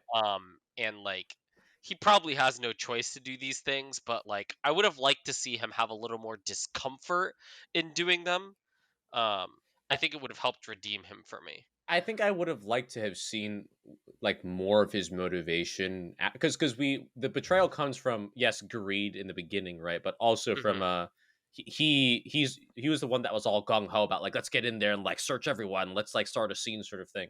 And I would have liked to have seen like, okay, he made this alliance to get more money, but also he's clearly someone that has ideals, and like I would have wanted to see a bit more of like him maybe like debating like, man, I want to do this, but now I'm like stuck in this situation where I can't get out. Like I would have Yeah. wanted to see that where he's like, I'm just gonna say he's like kind of a bitch. Like he kind of just like he always has to do what He a he's told. bitch. Yeah, like it's I would Ain't like to nothing give wrong with him the that. benefit of the doubt here. There's been 10 years. Like, I would like to think that he went through all those emotions at some point in those 10 years. I would Sure. Oh, you also think he's say numb that to it now? I would say that his motivation in the beginning wasn't Mhm. greed, but arrogance and wanting to prove something and wanting to rise the Oh. ranks. Because you Sure. see him, he's like this upstart little Yes. Yes. dude tagging along with We see that Grayson, motivation. who's Yeah. like, why do we have to deal with these people? Like, we should just be able to do whatever we want. hmm And then him going around behind her back ends up getting her killed. Right. This highly respected mentor of his, who was much beloved by the whole of the like all of the enforcers. Like, you see her tomb, I guess. What else? Her grave. Yeah. At Grave, some point, tomb, Yeah. it's something like like this that. huge thing. Right. And you see that he actually has a lot of guilt about this. Yes. Yeah, And that's so true. she actually is the one who realized that you need to deal with the Undercity directly to keep the peace. And so he ends up doing the same thing, only Vander's not in charge anymore. It's Silko that's in charge. So Mm, that makes you feel better, but I still don't really like him. you're not supposed to like him. I don't like him either. You little This bitch. He's a this little man bitch. got his Send money and had a tweet. daughter, dude. Send I was like, tweet. this guy don't deserve I don't care what shit. Mark Merrill says. I ain't I taking it back. Was so surprised though how like swift they killed him off. Really? It just I I was so surprised Yeah. that it just he didn't even get to finish his last words, dude. Right. Tell they my definitely- daughter. It was definitely a brutal one, and I like the Yeah. scene too, where like he goes in and like he sees that Silko's there playing with his daughter, and he opens the door more, and he sees Oh, more henchmen. dude. I was like, this is like like there's a lot of tension in this scene. I feel this. This is really good. Silko's so menacing. Yeah. Also, best monologues in the entire fucking show. Oh yeah. Hands Silko down. has such good monologues. Absolutely. The only one that I think could potentially be better than Silko's monologues is Jink's final monologue. Like in the family party. I don't Right. know. That whole scene was just really, really cool to me. Yeah. Right. But Silko consistently, like, I remember we were watching, he would just say something, I'd be like, like he just got me, and I was just like, I don't like this. He's too scary. He Yeah. ain't fucking around. Silko don't fuck around. Oh You no. really don't fuck Oh no, around. he don't. And now at this point as well, we see that Jinx has found out that Vi is somewhere in the city, right? And immediately that Mhm. sets off the alarm bells because she's under the impression that Vi has been dead this entire time. Her sister is dead, sort of thing. So she goes to confront Silko about it, who's fresh off threatening Marcus's daughter, I guess. And confronts her, and Silko basically is trying to say like, hey, like no, it's definitely not her. You need to like find a way to get over your past and just be Jinx and not Powder, right? So they go to the lake where Silko and Vander had their little quarrel, their little fight, and by little I mean very substantial to both characters' story Yeah. arcs. And she was like, "Hey, this is what you need to do. You're gonna go to this lake, and we're gonna be reborn." And they do it baptism style, Bioshock Infinite style. I was like, okay, I can see the parallels here a little bit. But how'd you all kind of feel about this in both? I guess suppose a sense for both characters. Very uncomfortable again because there's a moment where like he grabs her by the back of the head before he leans her down into the water, and it looks like he's going to kiss her. Oh my gosh. And it was another was like no. And then he tilts her back and basically baptizes her. Right. So again, there's that more of that just like really uncomfortable wrongness to Yes. it. Right. But I think overall, like his again monologue and the scene itself are very powerful. Hmm. I agree. I thought it was a very well done scene, despite the now please don't kiss moment. Yeah. Please don't. Please don't. Please. Just the visuals in that moment too, like in that whole scene where everything was happening, I thought like, and you could say this for every single moment of the whole series, but like wow, they consistently did such a good job with all of those things. Uh-huh. And yeah, I just loved it. I think it was great. Well, speaking I'm of glad they didn't visuals, kiss. speaking of visuals, Donovan, Jace, he goes to some sort of show. He talks with Mel. Mel gives him the tutorial, says, "This is how you become a politician." He says, "Okay." He makes all the deals in one day, in one night, mind you. One Shakes concert. everyone. It's a montage. One In one concert, shakes everyone's hand. There's not one hand that he didn't shake in that theater. And then yeah, and then him and Mel go to celebrate, and then they hook up, and like you said, they hook up so hard that Victor gets sick at the same Dude, he time. fucked her so hard, Victor went to the hospital. I couldn't believe it. So I know how much of a fan you are of Mel. So I'm interested to hear your thoughts on this and kind of where you felt like you were On at in the the story sex with it. scene? No, in terms of how it all played out. Like, were you expecting them Oh. to hook up? Oh, no. Oh. It's like, I don't want to talk about this. That broke my heart. No, I think that at that point, I still viewed it as like Mel was just fucking Victor to seal the deal to get him to do what she wanted. Jace? And Jace, not Victor. sorry, Victor's in the hospital. Victor was dead. Yeah. Victor was unconscious the whole time. She made Victor go in the He hospital. sensed the disturbance in the force and fucking collapsed immediately. Once he realized he was not going to get his boyfriend. But I think, especially after, and this helps from a rewatch perspective too. After meeting Mel's mother and learning about like that dynamic and how persuasive, I guess, charismatic, influential her mother was towards the other people around her, that Right. kind of reinforced it even more for me of like, is Mel doing this to like play a part? Does she Right. actually care about Jace? At some point I felt like it was a little bit of both. Like I felt like she did care, but she knew what she wanted to do, and she was like, this is the man that's going to help me do it. And Right. you know, if I get a man along the way, that's fine. Like, and Yeah. she took both of those, and I Yeah, think it doesn't have like, to be one or the other. Yeah. exactly. And I had huge respect for her for that, because it's like she had her pleasure mind of like what she wanted, but she also had her business mind of like, I'm here to get shit done. Yes. I have shit I need to prove, and I'm not stopping until I achieve my goals. And I was like, that's badass. Like Mel was very badass through and through. Mhm. Icon. Yeah. She's perfect. Girl And boss. girl boss. Girl No boss. gaslight. Well, a little bit of gaslight. Not too much gatekeep. There's some gatekeep, let's be honest. You think there's a little bit of gatekeep? Maybe a little bit of gatekeep, a little bit of gaslight. Definitely girl boss. She at least tried to gatekeep her mom. She was like, Yeah. get out of here. You're Oh, not that was allowed." hardcore gatekeep. Yeah. She's like, get the fuck out of here. And Yeah. her mom was fucking the towel boy. That shit was crazy. I was like, She likes Dude, him her mom skinny. gave no shits. it was like, well, I think for me, it kind of showed how far the relationship between Jace and Victor like had fallen, sort of thing. Right? Yeah. Yeah. These were two guys who were brought together by science and with one common goal to change the world for the better, sort of thing. And you see like Victor is like arguably at his weakest at this point, and Jace is nowhere to be found. Jace is over; he's too busy to take care of his friends, sort of thing. At least in that very moment. But As a quick question though, like, cause I know I talked about this with Robert separately, and I think I talked it a bit with you two, Mads. But like, what did y'all think about the relationship with Jason Victor? Was there ever a point where y'all felt like, is this a thing? Is this just them being brotherly friends? Like, was there a crush that Victor might have had?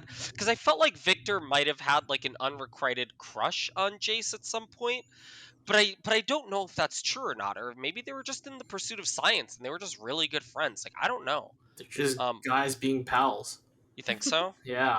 that's the way I saw it, and the way I saw it too is that they were the only two people in the world who could understand each other in the sense of like they're committed to this technology, and there's no one else in the world that can understand this technology besides us. Up sort of thing. until the assistant turned into Ash. Oh no. Yeah, I think it was a lot of just like fans of really, really wanted it. But I don't Shipping actually it, yeah. think I don't think it actually was present in the thing. There was like a funny scene that someone on Twitter pointed out, where like when Mel catches Jason Victor trying to get into Heimerdinger's lab, Victor's first excuse is, "Oh, this isn't my bedroom," and Right. he's taking Jason to there. Yeah. Which I think is what people kind of latched onto, but like I don't think there really was Yeah, I actually think that was just anything. Victor being really bad at trying to think of Yeah, some dumb exactly. excuse. Like, I Yeah. bro, think so like, too. how could you ever get it confused? Like, oh yeah, oh, so silly. This isn't my like, bro. Like, it's over. She's not gonna fall for it. Okay, that's good to know. Yeah, because I genuinely I saw arguments on both sides. I didn't Mhm. fully get that vibe, but I wasn't sure what other people Yeah. thought or felt about it. Yeah. I mean, I think like if people see that, there's no harm in it, and Mhm. like people can like Yeah. interpret things the way they want to. I also I like to think of it that way because I think it makes their relationship a little more interesting. Mhm. But I don't think it was really the intention personally.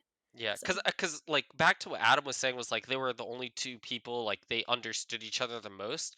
That's where I kind of thought like there was like a little bit of intimacy there because they understood each other so yeah. well through their work, and it was like that moment of them like swimming through the sky when they had that first breakthrough. It was Yeah. like there Yeah. Beautiful. was it was they do have a very valuable and special relationship, but Yeah. Mhm. And friendships can be intimate too. Yeah. that's true, Yeah. very true. It's true. Um. Now, I'm not sure if this was the scene where we find out that Mel's also a artist. But I'll just say her painting was magnificent. It was also, Gorgeous. and I also had a hard time fathoming it because it was so large. I was like, is the entire wall the painting? Like, this is a gigantic painting, sort of thing. But I wasn't sure if that they were just like doing that for artistic reasons of like exaggerating the size of it, sort of thing. I mean, Mhm. it's also just a huge flex. Yeah, for sure. So we move on to the next episode, right? Where Jace visits Victor. He's actually he is that good friend. Leaves Mel in bed, but hey, obviously for a good reason. And decide to study the hex core. Um, Now I'll just throw this out there. It felt really weird to see Jace like literally just hook up with Mel, and then he comes running to Mel for like emotional support when they've literally only been together for like a day. I felt a little weird to me, and I felt like Mel also felt uncomfortable with it in a way, but I'm not sure if that was just like my interpretation of it. How'd you all feel? I mean, she literally asks him, "Why did you come to me with this?" Right, So it definitely perplexes her because I think you're right that they didn't really have that kind of relationship before. right. But then Jace says to her, "With you, I feel anything is possible," or is that later? I'm pretty sure it was then, and that's when I was like, "Oh, Yeah. this Yeah, I boy think falling, so. this boy falling Yeah. quick," sort of thing. And so I it makes sense, and I think that really touches her, and Mhm. you can tell that she actually genuinely has like some kind of attachment to him. Yeah. Mhm. And we also, in fairness, we come to find out later on, right, that she hasn't exactly had the best home life, sort of thing. She hasn't. Yeah. And, No kidding. we haven't really talked about this, so I'm just gonna bring it up now. One of the heaviest themes about the show is trauma, and like how you deal with that trauma, how it impacts you later on in life, and that's evident in, I would say, basically every single character, whether it be Vi, whether it be Jinx, whether it be people like Mel. Like it is a very very heavy topic in the show. Echo as well, sort of thing, and how you deal with it, how it impacts everyone around you, how it, like sometimes abuse leads to more abuse, that sort of thing. Yeah. Well, there's like so in a flashback with Mel, we see her in this post-battle throne room Yes. basically. Uh and her mother brings in the captured, I guess, royalty, maybe princess of some other nation, Yeah. who she asks Mel, "What should I do with her?" And Mel wants to show her mercy and just exile her. Her mother is like, "This is a lesson I need to teach you. If we don't kill her now, we may have to kill thousands later," and just beheads her in front of Mel. Right. And we see the blood splatter on the ground, and then the transition into the next scene of her waking up is like the blood splatter is a painting that she's created above her bed. Hmm. And so she's kept this scene and this trauma with her to now, and Oh, has wait, I didn't even basically realize that. That's immortalized it Mhm. yeah, in her art. And I thought that was really powerful as well. But very also, very powerful. wait, someone did anyone have anything to say about I'll that? just say 'Cause this.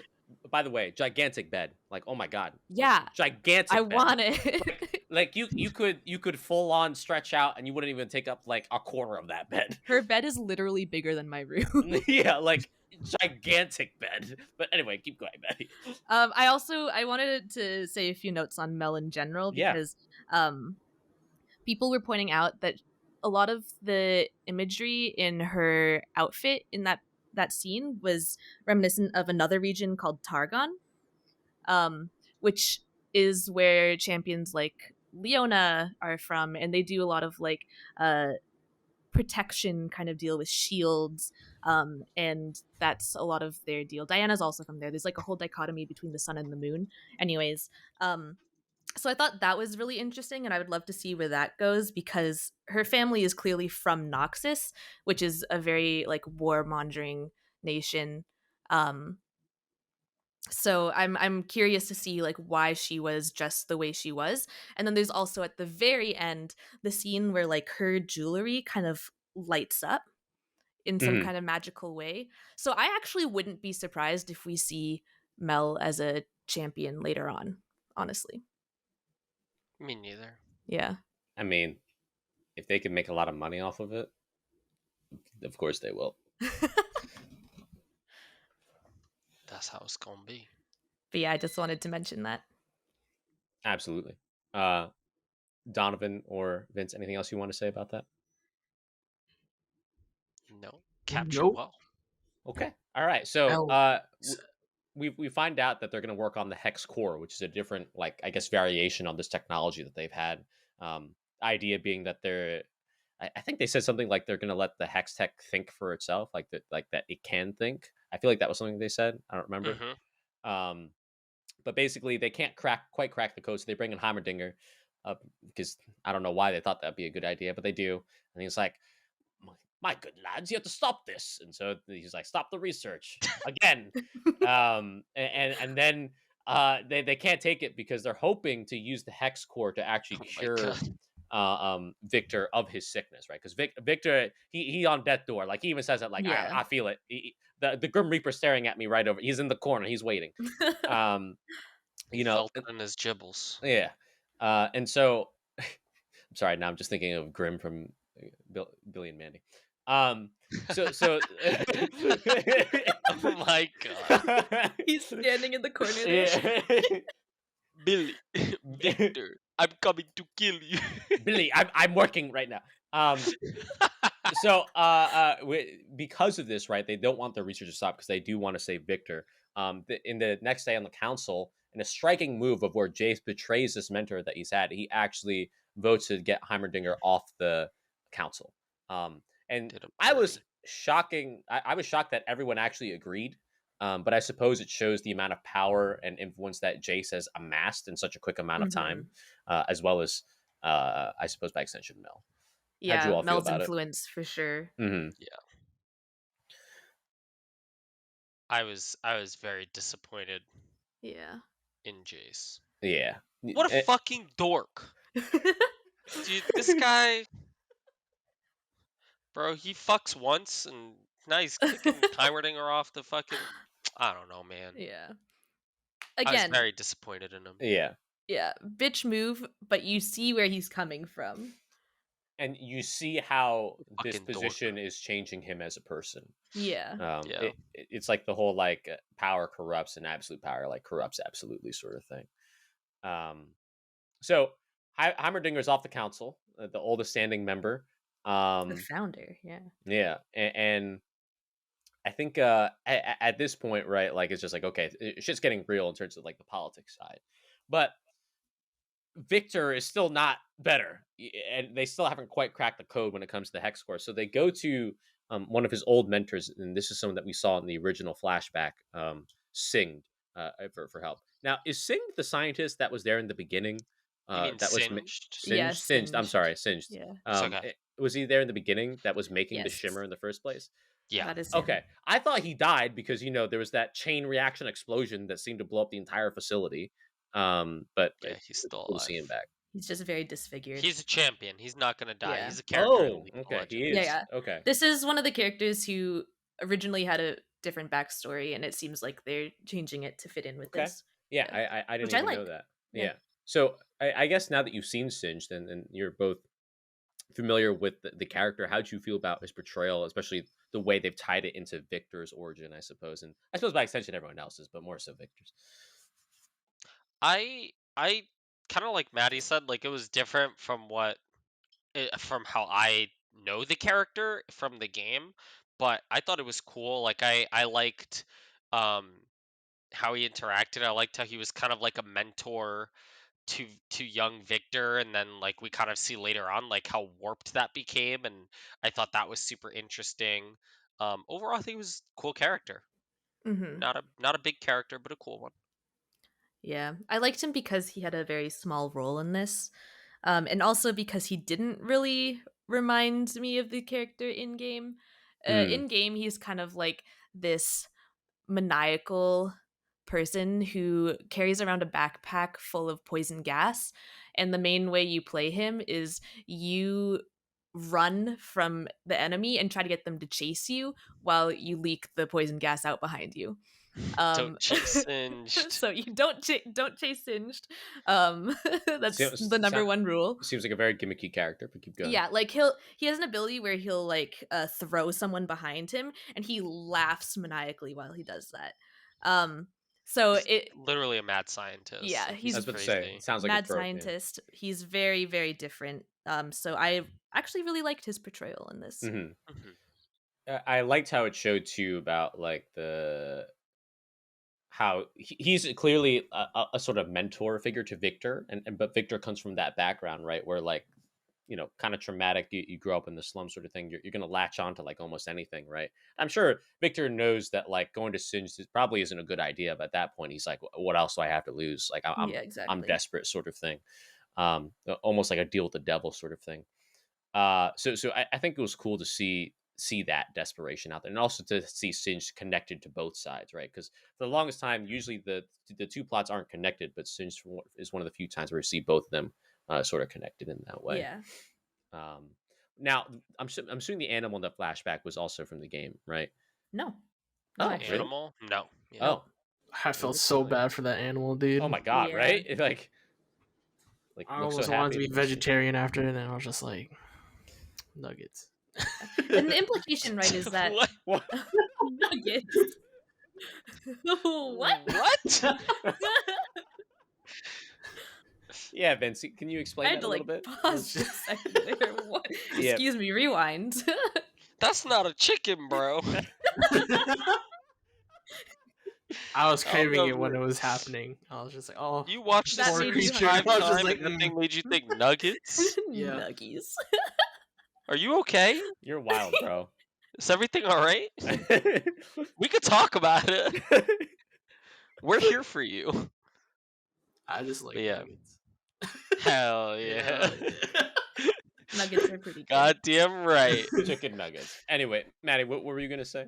I was gonna ask, like, it's implied that that creature is the source of shimmer, right? Yes, yeah. Okay. Yeah. At the very least, it's like some sort of like that and some other chemicals or whatever. That's how it like came to be. Yeah, Okay. basically. Yeah. Gotcha. That It that's must the implication. I had. persist or something. That was what Singed said. Yeah. Yeah, you can't let it die. So, we already talked about how Silko visits Marcus's daughter. But Mhm. we also see that Vi and Caitlin hide out in the slums. By hide out, I mean like one of them just like, or I should say, Vi just like falls to the ground, like, all right, we're here. They walk in. It's like, okay, not a graceful landing. Probably major injuries worse, but whatever. And so Caitlin, being that she's not from the area, she finds out that they're next to the slums, and this is really where you actually see, and we haven't seen this before in the show, like the impact of Shimmer and what it's done to the city. The less fortunate, yeah. Yeah, especially. And obviously it shocks Caitlin to the core, but I think for the audience, right, we keep on seeing Shimmer used as a way to enhance, right, to make you more powerful, that sort of thing. But we don't actually see the negative impact. So how do you all feel about like that introduction, kind of seeing the other side, seeing how all-encompassing Shimmer is? I mean, with the guy with the glasses, when he popped in to like help with Caitlyn, I was just like, God damn, dude, ugly as hell. Well, did you guys recognize who that character was? yeah. This is mostly for you, Adam. I don't know if you, yeah, because that was very shocking to me Right. to see like how far like some characters will fall as a result of it, and I thought that was just super wild to me. Unless you mean and he's a champion. unsettling. No. Oh, No, yeah, I know he's he's from the first episode. I wasn't Yeah, sure yeah, when yeah. you say recognize, like if he was a champion. Or No, something. he's Yeah, not a champion. Yeah. He's an NPC. Right. But Yeah, no, I recognized him. I definitely thought that the whole medicine thing was super shady, and I wasn't sure if mm, the medicine, it was implied that there was shimmer in there, or There something was. like that. Okay. Yeah, like a drop. Yeah, that's what I thought. I thought it was gonna turn like Vi into like a Super Saiyan or something, but I suppose it was too small of a drop. But anyway, uh, gives it to Vi. She feels a little bit better, but at the same time, we Yeah. also see Silko and Co. kind of confront them, Yeah. which was not a huge scene, but it kind of shows also Silko's power and the power of Shimmer, because everyone's just like trying to get more of it because they're Yeah. addicts, and that's what happens. Well, what we also found out is that this is where Jinx and Vi grew up. Like they Right. literally lived there. They Mhm. had notches on the wall of like measuring height. Heights. So like you realize that they grew up in the poorest conditions. Right. Yeah, and that was before even Shimmer was ever introduced, sort of Yeah. thing, and so like the area's only gotten worse because of it, and mhm. like obviously not super subtle, but like hey, let's be honest, in poorer areas, that's a very real thing, like in terms of not only drug addicts, but also like there are slums of slums, sort of thing, and I think it only reinforces the themes of the show in that way. Um, now, we get to, I think, one of the coolest scenes in the movie, and also thematically, just like such a nice payoff. Great way to end Act Two is where Vi finally confronts Jinx, because Jinx fires off the blue flare, right? And we remember that as a callback to Act One, where when Vi leaves Jinx behind and it's like, you need to stay here, but if you're in trouble, light this flare, and I promise I'll find you, sort of thing. It's a callback to that, and so Jinx is clearly still trying to see if Vi is still out there. And eventually Vi does kind of go there and confronts them. But it's like a small, like, how do I say this? It's such a nice interaction, because this is the first time they've seen each other, but at the same time, it's complicated, right? Because Caitlyn comes in, and so Jinx is all like, "What's going on? I don't like this, blah blah." And then we see um firelights, right? Why Mhm. am I playing? Firelights kind of come in and ambush everyone, and at that point, it's just like a complete, like the reunion's ruined, basically. But still very visually cool. So, how'd y'all feel about this? Man, I I was a big fan of that whole sequence. I thought the the animation, like it's always top notch in the show, Yeah. and it's always really well done. But I just loved the the kind of sweeping shots that they did, where there were moments where it was almost kind of like a 360 animation shot Mm-hmm. of like Mm-hmm. them just like shooting everything all around them and like going for it. And I was very impressed. It was just like, wow, like they continue to up the ante and up the bar for every single sequence that happens. Um, like we had like a very good climax for Act One, but this being a climax for Act Two was so much more jam packed, but still kept like the level of emotional weight, because it's like finally their reunion after so long that they haven't seen each other, and then they lose each other again just as quickly. Like I loved everything about it. I thought it was really really well done. Yeah. Absolutely. I think this part was probably the biggest payoff for me, like the biggest moment of satisfaction in the entire series. I think I remember watching it and I was thinking, I'm gonna be so mad if Vi doesn't show up for Jinx right here. Oh yeah. Like so angry. I was like, Jinx cannot be disappointed again. She cannot have someone let her Mm-hmm. down Mm-hmm. again. And so when Vi actually shows up, just just so much tension was Right. released. I was like, even though they got separated again immediately, just I was pleased. I was like, okay, I can go into next week happy. Yeah. Right. And then we also pop off with each other, like Caitlyn being there, and Jinx is like, Mm-hmm. "Who's that?" And you're Right. just like, "Oh, Oh. I was like, No "It's one, no going one, no one. down." Yeah, yeah. It goes back to what we said before. Like, it's always complicated. It's never just like, hey, let's talk and work it out. Like, there's always something that happens. There's always another factor. Yeah. There, Yeah. there's always there's always something that you can't foresee and kind of coming forth. And there's even the other kind of plot that we haven't quite mentioned, where Caitlyn did come down, right? And she has been forming this relationship with Vi, but at the same time, she's also there because she wants the hex tech that's been stolen, sort of thing. And so that creates a little conflict there too. Like there's just conflicts on conflicts. It's everywhere. It's everywhere. But it's also a very, very cool scene because we see all the firelights flying around. Again, very cool. I want to join the gang. Please tell me Me know where to get that too. tattoo. But also we see a little bit of the tactic. We see Jinx kind of go crazy with her gun. But this is where we really get to see. I guessed it was Echo. I didn't know if y'all guessed, but I was very excited to see what he did. He does the whole smoke screen thing and kidnaps them. Yeah. But very, very cool way to kind of end things, and certainly it adds that tension, right? Because like you can tell it's still unresolved, right? Mm-hmm. How do you feel, Vince, as someone who has been trying to see these characters kind of come together for so long?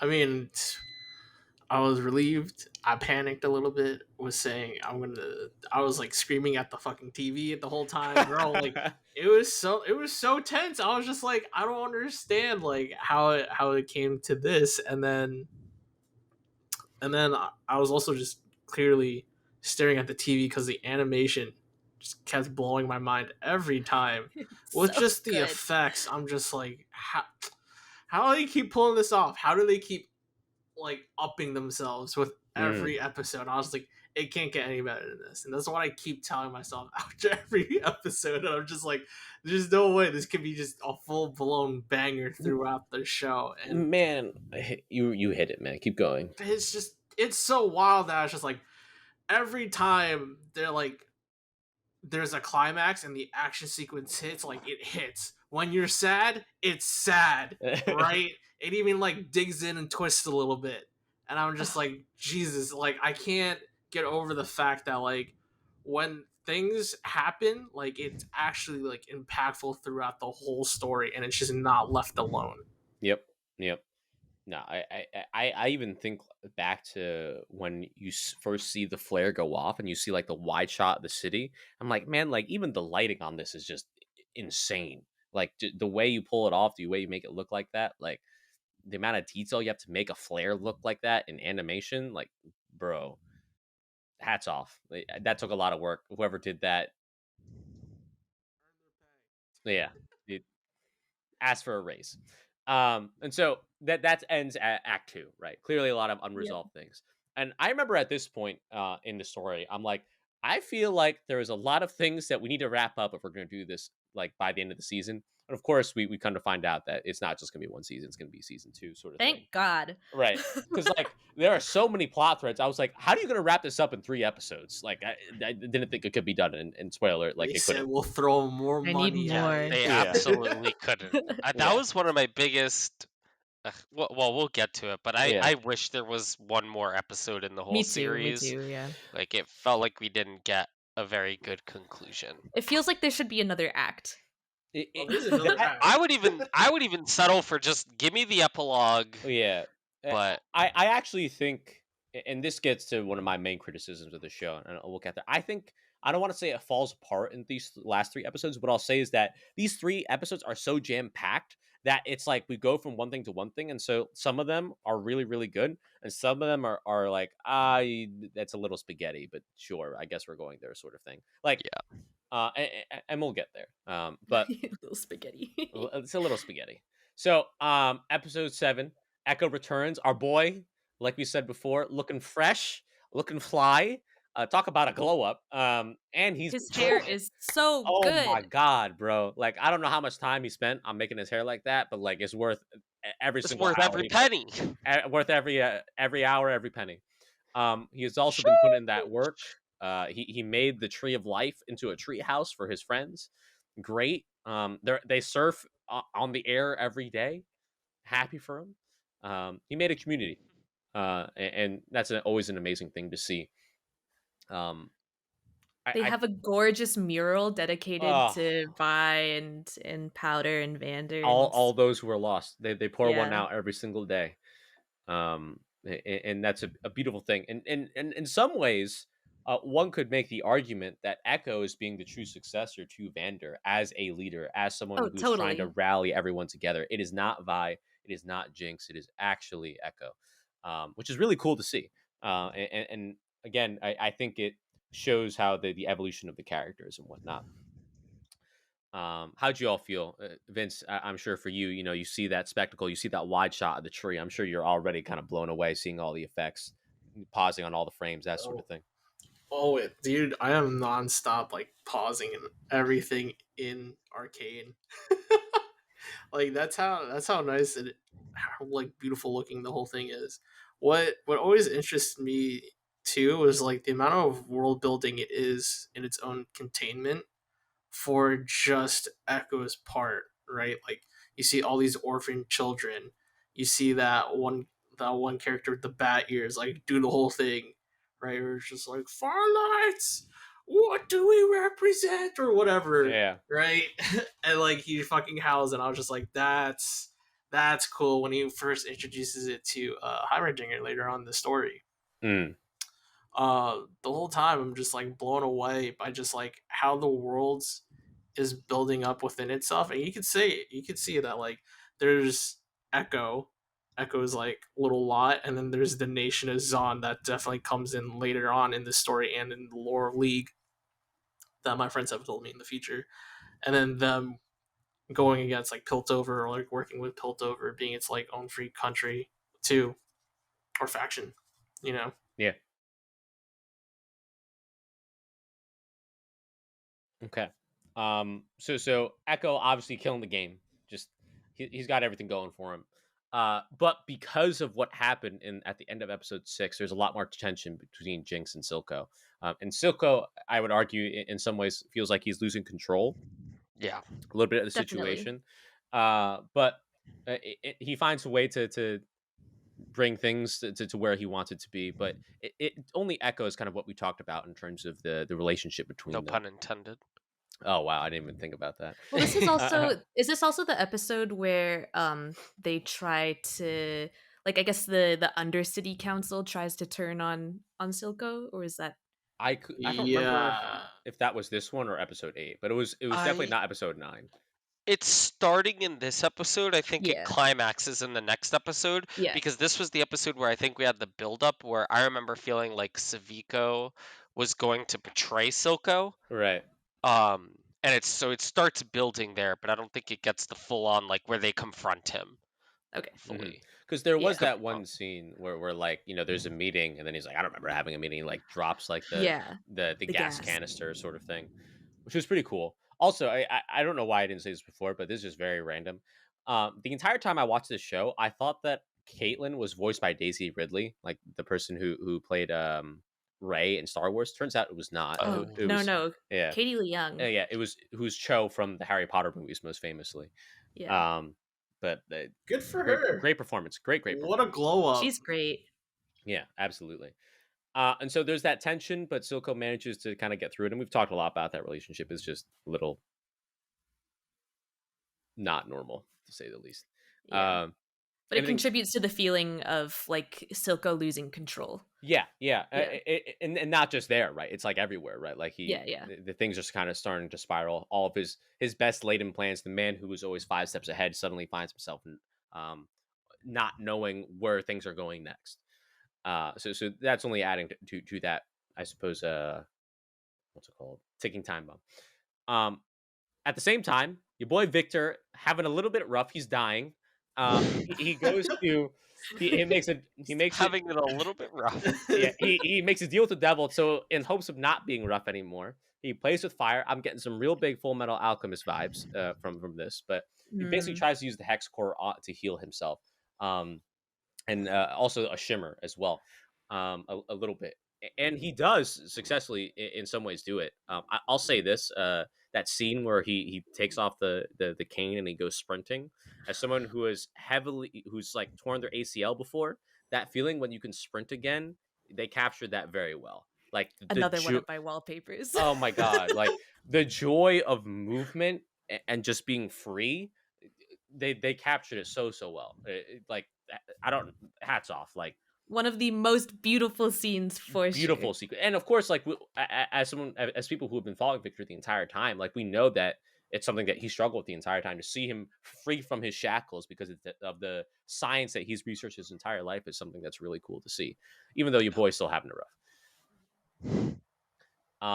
Now this wasn't the scene where what's her name turns into what's her name, Sky, like Who? Who? the person who turns into Ash. Oh, the assistant. Oh Yeah, I yeah. forget her name. Did they name her? I Ash. think it was. Oh my There's god. already an Ash. There's already an Don't Ash. do It's this. not Ash. She's already a champion. It can't be Ash.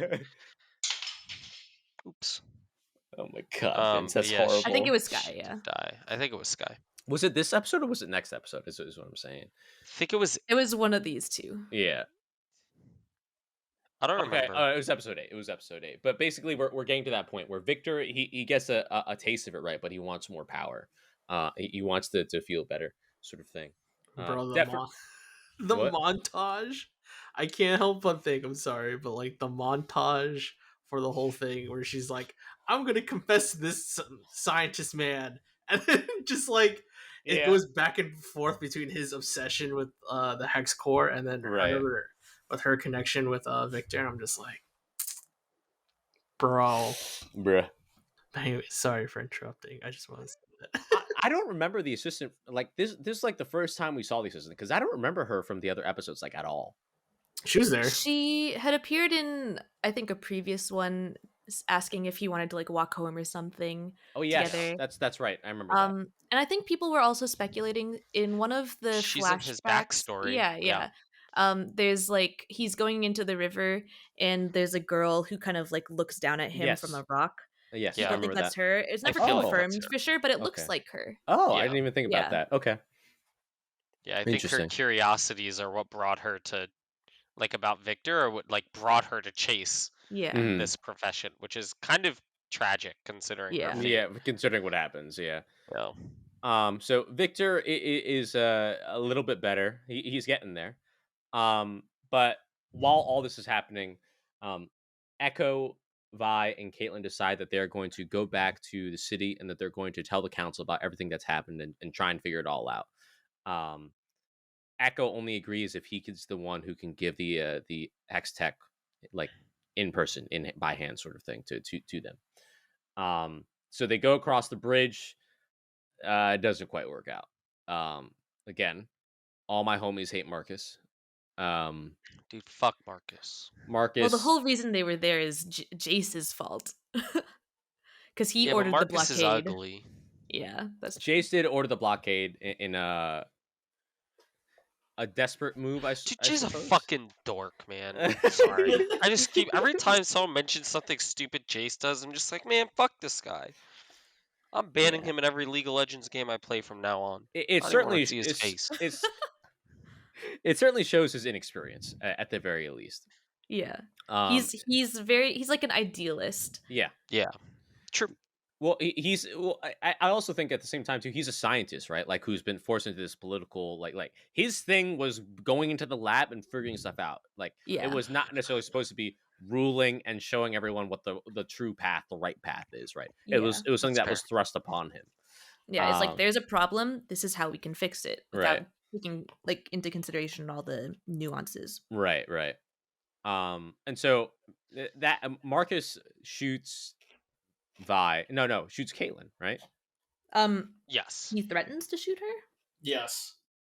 I thought he shot her because No. isn't that why like she was He fireman threatens carrying? to shoot her, and then the whole swarm of firelights comes out okay. on the bridge, Mhm. and they land everywhere. Right. And one lands on Marcus's gun, and its Yes. wings open, Mhm. and you realize Yes. it's mechanical and painted in Jinx's style, Mhm. and it blows up in everyone's faces, Right. killing a lot of people, but somehow not Caitlyn. Coolest thank God, fucking but, like- sequence, by the way. Thank God. So cool. I was gonna say, Vince, like, why don't you break it down, bro? Like, I think Yeah, this is actually one of the most impressive sequences in the entire fucking like show.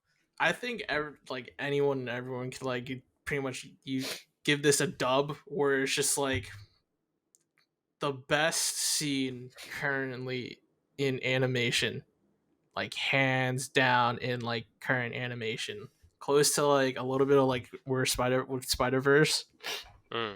where Miles like falls from the skyscraper. Like this scene, this whole sequence on the bridge was just Bro, amazing. I was incredible, just bro. like, wow, there's a lot of firelight flies here. And I was just like, oh, once they got that reveal of like it becoming mechanical, and then Jinx is there like releasing it, you're just like the scale of it and literally the breathtaking visual of that with the bridge was just amazing. And then even post that, where Echo finds Jinx. Oh my Dude. god, bro. Oh, God, when they got bro. JID to rap.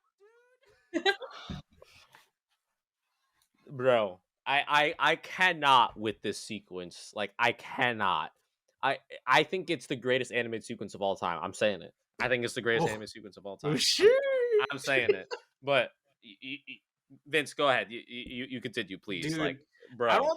I feel like people enjoy that kind of like time sequence that they have with like wushu and like samurai sequences where it's like mind games, nothing but mind games. But how they execute it with Little Man and Powder shooting each other with paintball, oh It's my so good. gosh, dude.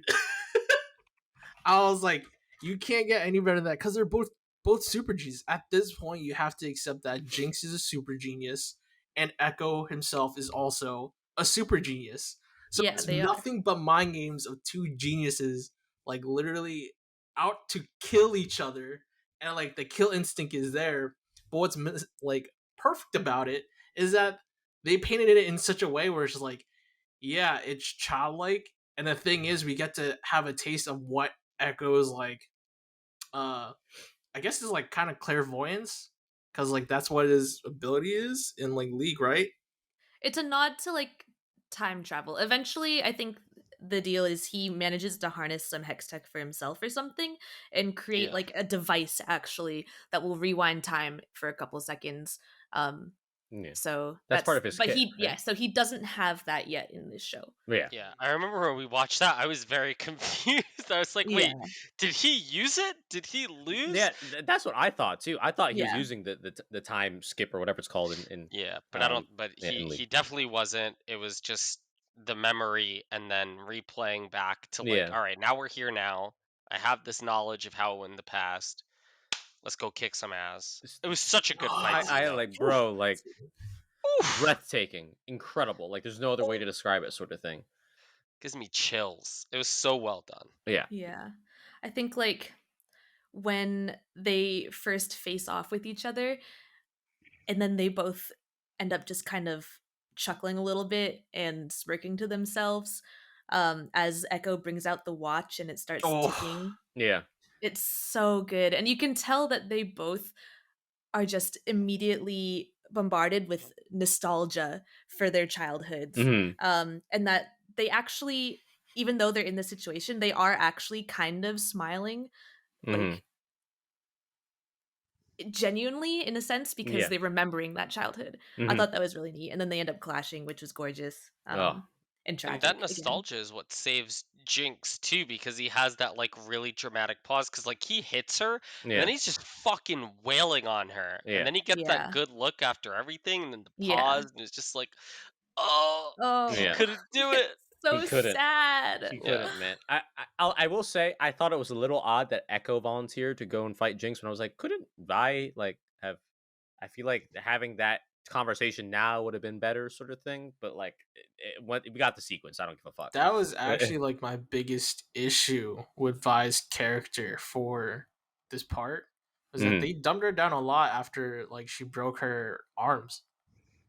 Like it wasn't until she got her gauntlets that like she actually like powered up and like actually did some stuff within the show. The rest is like she was just injured, like leaning on Caitlyn up until like she went up to Piltover. She got stabbed. Yeah. Yeah, I feel like that's not necessarily on her, but it was sad that she got stabbed, therefore couldn't do as much. Do more, Vi. Yep. Yeah. You Yeah, got too much anime on let the me And, just brain and, where someone can let get me just stabbed pop and they're totally 5 fine. potions and I'll be fine. I want to be clear. I'm not saying that Vi should have fought Jinx. I'm saying that it probably would have helped to have the conversation or something, because I Yeah, don't think Jinx yeah. would have like immediately opened fire, sort of thing. But still, we got the echo sequence. I could give a fuck less. So great. So it's just, bro, So like I can't even. Oh my It's God. so good. It's bruh. Now, of course, to Donovan's point, right? Like, Echo pulls his last punch, right? He can't go through with it, sort of thing. And then we see that Jinx like basically grenades them both, like point blank. And this is something that I'm not that big a fan of in the show, in terms of like we can see people get hit and like damage is done, but we very rarely see the impact of it, right? Like I'm Yeah. expecting an explosion point blank, you're losing an arm. You're losing everything, sort of thing. But the show doesn't Yeah. show that. And I get it because it's like they're the champions, you don't want to do that, whatever. But like next time we see Echo, he meets up with Heimerdinger on the bridge. It's like, oh yeah, like oh my leg, I don't think I can move. Like, bro, a grenade went off right next to you. It's not just your leg, I promise. Like Yeah, like Marcus freaking died from a much, much smaller Yeah. bomb on his gun. Right. Whereas, like, yeah. Yeah. I also, that was a little bit. It was inconsistent. And then we also see, right, like Jinx has to go to fucking Singe to be saved, right? That the mad scientist has to resurrect her from the dead, sort of thing. Yeah. And so a little inconsistent, and that's what I'll say. But still, rule of cool. Rule of cool, yeah. So we get to the next episode. Jinx survives, but Singe makes Jinx even crazier. We see that Singe clearly has an ulterior motive, like he injects Silko with something just to knock him out while he does his work and that sort of thing. I don't think it's an ulterior motive. You think so? I thought that's what No. it was. I thought like he clearly like wanted to something else to do, Oh, or like his plan still yet to be revealed, sort of thing. Oh, I think like he just knew the huge intense amount of pain Jinx was gonna feel, and if Silko as her father saw that, he would have freaked out and tried to like do something or kill Singed. So for Singe's own safety, he is like, I'm gonna put you to sleep. I mean, I'm not gonna like that. Totally makes sense. I just think that there's more to Singe than meets the eye. That was my in the same way that we talked about how Mel, at least initially, we all thought that there was something more there. Yeah, that's fair enough. Yeah, that's the fair. way. So, yeah. There's still a crazy sequence, like in terms of like her, I guess, resurrection, transformation. What do you want to call it? How'd you all feel about that? Rebirth. I love the eyes. Yeah. Yeah, it's very cool. Yeah. And this is Jinx from the game now, like completely, right? Yes. Yeah, this okay, is that's Jinx what I was from the about to game say. now. Yeah, And so much. basically, she's reached the end of that transformation to what so many fans know, and in many cases love. For you, like, what was I going to say? Like we got to this point with Jinx, right? And I'm curious to just now. Actually, I'll save it for the next episode because I think it's better for the family dinner. So while this is happening, right, Mel's mom comes out of nowhere to cause chaos. And this is really in the show where I was like, I don't know where this is going. I don't know how you're gonna wrap this up, because it's like there's no way you can introduce Mel's mom in the second to last episode and like have a proper resolution. Like there's no way. But obviously we know there's a second I think season. that should have been cut. Personally, If they're trying to tell a more tighter story, I 100% agree.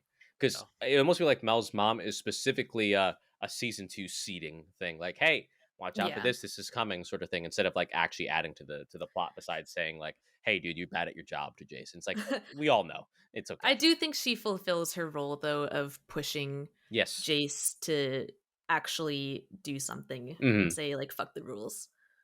And in fairness, I think she'd also adds a bit more backstory and personality to Mel and her own upbringing. Like I love that one scene where Mel changes drastically once she comes into the pledge. You could see how much of an impact like Mel had, like it feels when like the mom is even in the room. I actually don't know if they ever say the mom's name. I forget. They do. I forgot it. I forgot it too. But I mean, like clearly very, very impacted. I love that scene where She's she shook, where she confronts her, and what's it called? Like she Where we basically hear the confession from the mom of like why I banished you. How'd you all feel about that? I would agree. Yeah, like kind of a side story that like sets up season 2, but like was Hmm. not really necessary. Yeah. Uh, I really liked the dynamic between that. You could kind of forgive Mel's mom, for what she's done with like beheading that girl, Hmm. Hmm. right? And like the reason why she banished Mel in the first place. You can kind of sympathize it at the same time, like there's not enough context to know about their country or how they work Yeah. to really like get a full grasp of like that you can be like, okay, this is okay, you Mm. know? They're I definitely guess not okay. They're yeah, for fucking crazy. context, Noxus is like definitely one of like the more villainous nations in Oh, okay. Runeterra.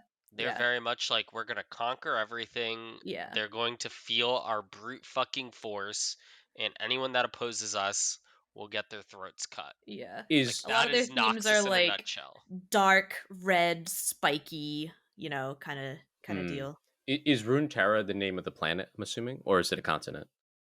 It's I guess it's the world. I guess yeah. I look Yeah. at it more as the Like world. Azeroth. Oh, okay, okay, I see. I'm just curious. So, Mel's mom, kind of that chaotic element, but clear seeding for season 2, not a Mhm. full kind of arc. At the same time, we get even more seeding where Heimerdinger, now that he's been taken off the council, he decides to take a visit to the Undercity and see what life is really like. He also realizes, I'm a boomer. I don't know what's happening here at all. Like I can't help these people. I don't know what's happening.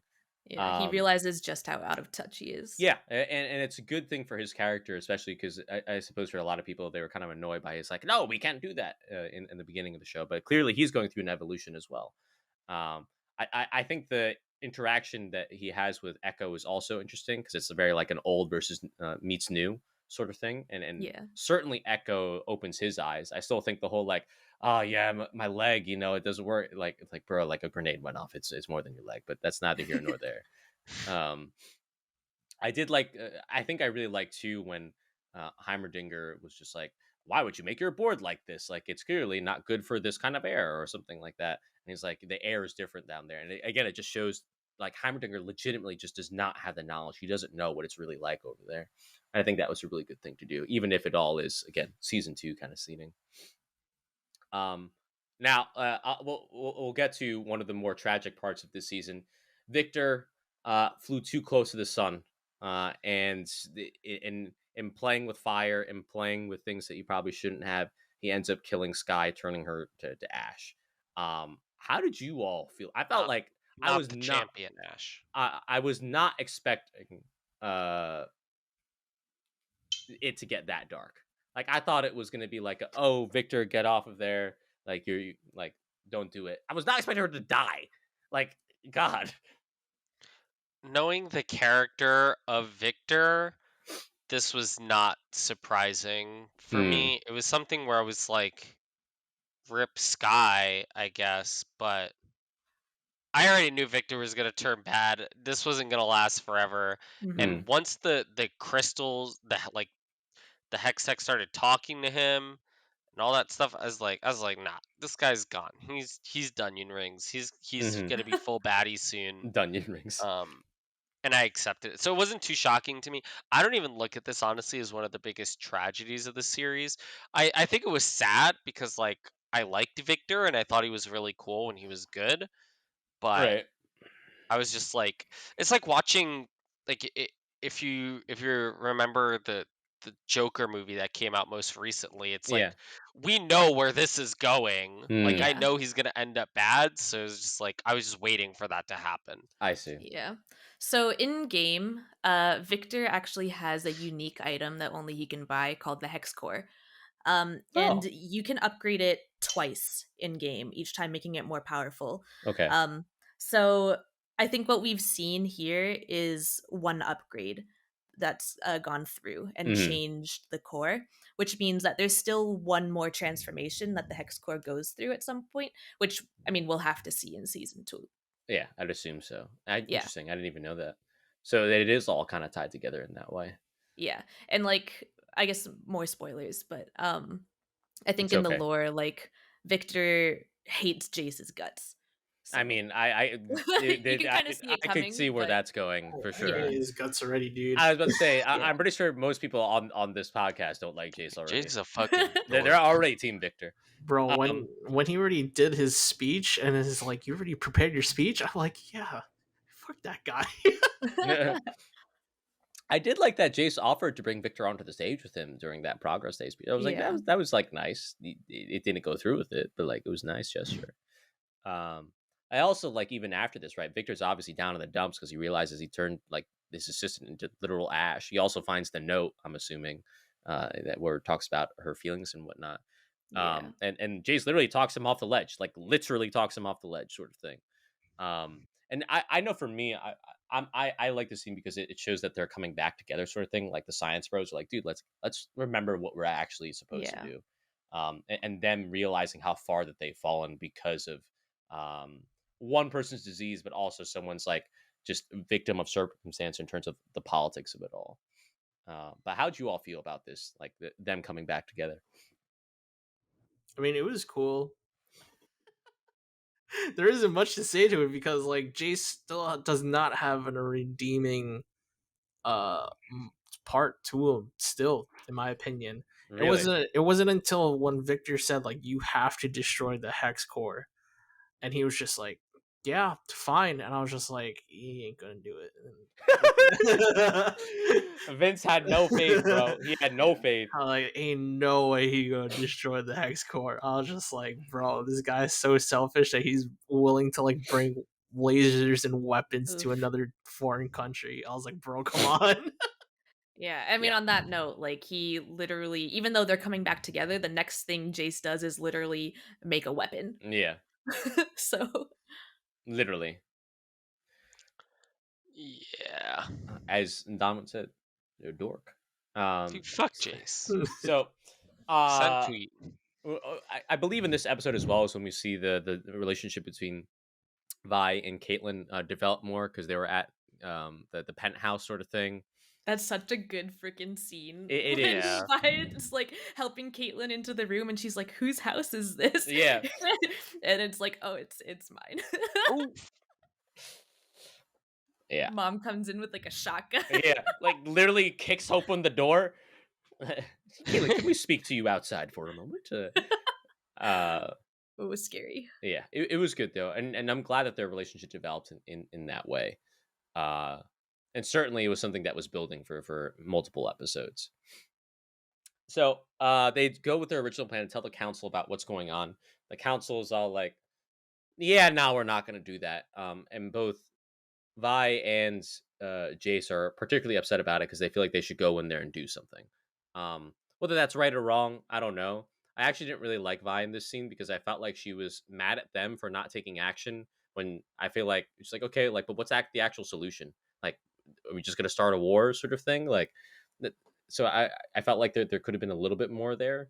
But I suppose at that point, Vi is so single minded about what exactly is going on, what she wants to do, what she feels like she has to do. That's why she said what she said. Yeah, because she also knows Silko personally. Yeah, And I think she feels exactly. like because they don't know him, Mhm. that she knows like the better course of action. Right. mhm. It goes back to I think what we all said before is like you always understand why people say what they say, even if you Yeah. disagree with it, right? And that's what makes all the situations and the scenario so complicated. I actually think that was one of the most surprising parts of the episode for me was Jace and Vi actually agreeing on something. Yeah, I was like, whoa. I was surprised too, especially because of what Vince said. We're like, literally, like in a previous scene, Jace and Victor are like, "Yeah, I've got to remember why we're doing this." And then one conversation with Vi, Jace like, "All right, time to make my hammer, like my death hammer or whatever it is, um, like powered by my arc reactor." It's like, okay, well, all right, Jace, like you do you, I guess. Um, and so we get to the drug bust, where they both become vigilantes. How'd you all like? What'd you all think about this? I actually have conflicting feelings about it. I thought it was cool, so I kind of was like fucking with it because like Jace Rule of got his cool. weapon, Yeah, Vi got her gauntlets. She's ready to fucking punch something, and Man, I thought it was so cool. This like, even though like I think that Vi and Jace probably should have had a little bit more conflict from like working together, I still really appreciated everything that happened there, and thought it was really, really, really fun. Mhm. Until Jace killed a kid. Yeah, Yeah. until It's all Jace. fun and games till Come Jace on. fucks it up. Maybe Jace is the jinx. Yeah. Who would have thought? Who would have Fucker. thought? Yeah. Indeed. Mel deserved better. That's all I'm gonna say on the matter. Oh my god. Specifically me. No, I mean, It's such a good fight sequence though, because Yes. Yeah. I remember I got so caught up in how cool it was to Yeah. see these characters actually kitted out with their, actual weapons. And I got caught up in the excitement, and then all of a sudden, bam, kid is dead. And then you kind of realize like that's probably what Jace was also feeling, was like this elation at having this power source in his own hands, and then like it all crashing down immediately. I thought that was really cool. Yeah, and all of that like is like especially with all the hammer abilities, like I'm assuming that those are all Easter eggs for the fans, like kind of thing, right? Yeah. Like yeah, Mhm. Absolutely. yeah. I mean, as someone who didn't know, I was like, this is the coolest fucking hammer I ever seen, and I say that as someone who used a hammer on Monster Hunter like all day, every day. Yeah. So I think it was cool. I think the I don't know. I think like the way the hammer was used, killing the kid thing is very good thematically. I think just the way it was done, it was like you fired a plasma bolt at him, and he looked like he was like, ah! Like I was like, okay, like I'm expecting a little bit more impact or damage, I suppose. But obviously, it's a kid. You're not gonna like show him blown up or something. But I think it was good to kind of see them conflict, and I'm also happy to see that Jace chose not to fight at the end. Like I think that was a good moment of like, okay, he is not being an idiot for once, like, and using his brain. Maybe there's hope for Jace.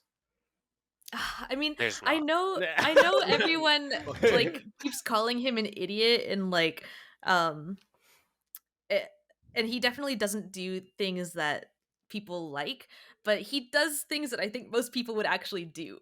That's why I agree. hate him. No, Yeah. I don't think anyone disagrees with you there. Yeah, I don't disagree at all. Yeah, It's easy Maybe to that's why hate him people hate because I'm him. in the third perspective. Yeah. absolutely. Yeah. I'm a bystander. Yeah. I'd probably do dumber shit than Jace if I were in his Oh, I situation. would definitely do dumber shit than he Yeah. does. Absolutely. I would just be like, hey, look, I can't be the counselor. Can I be the person who turns on the spotlight? I want that job. Yeah. And so, as a stinger, or I suppose I should say ending for this episode, we see that Jinx has kidnapped Caitlyn in her crazy, like, shower. Bathroom. Yeah. Like the biggest mirror for a bathroom I've ever seen. Like Jinx made like an entire painting on that. Like Jesus, gigantic mirror. But that sets up where we get to episode 9, and this is where things get really, really. Well, can I also say, Yes, go ahead. I also really appreciated how they they somehow didn't objectify Caitlyn in a Yes. nude scene in her shower, Right. which I think is such a like they did such a good job overall of this entire show of like not ogling the women, Yes. and it's so good. I appreciate it so much. Like it was so good, especially compared to how a lot of the women are treated in the actual League of Legends game, which I could go on for another hour. But we'll I've talk seen about the it later. concept art where it's like, this is Caitlyn before, this is Caitlyn now. Don't even get me started on Misfortune. I swear to God. No. I swear to God. All right. She's looking like a One Piece character. Oh my God. For real. She's all hips, all no. bust, no win, no spine. No, I don't need to be reminded of how Oda knows only how to draw 3 different types of women. Oh man. But anyways, I just okay. wanted to shout that out. I No. really I appreciate heavily agree. I think it's worth how shouting women are out. portrayed. I'm glad you did, and I'll They're say so this badass. too. Like I'm just so happy that like to see the representation in the show. Like obviously that there's a lesbian couple that's seen in this show, and it's never shown as like a weird thing or like a It's so like natural. yeah, this is like this is the focus. Can't you see they're lesbians? Isn't that crazy? Like sort of thing. It reminds me of what we talked about in the Eternals review, Donovan, where like yeah, they just a couple that happen to be gay. and Mm, they clearly have a very loving relationship, sort of thing. Mhm. yeah. And it took League so long to get a woman, like specifically a black woman, into their champion roster. hmm And so it was really nice to see both Mel and the other woman on the council with Yeah, like the cool nails. So I, it's I like thought the same thing as well. Yeah. I love it. They did such a good job, I Yeah, think. and they Yeah. all make them complex characters. We already talked about how Echo's the coolest character in this entire show. Um, so And I think it's easy to meme too, jumping back to like the whole like Vi Caitlyn relationship thing. yeah, I think it's very easy to meme about it and be like, "Oh my god, please kiss already." Like we ship this so hard. But like in the grand scheme of things, like kind of like what you both have touched on, like it's a very natural progression in yeah, their relationship that we get to see because there is a lot of shit going on hmm that they're trying to process. They're not just going to be like, "Hey, you're kind of cute yeah, even though my sister's fucking blowing up buildings behind us. You want to like make out or something?"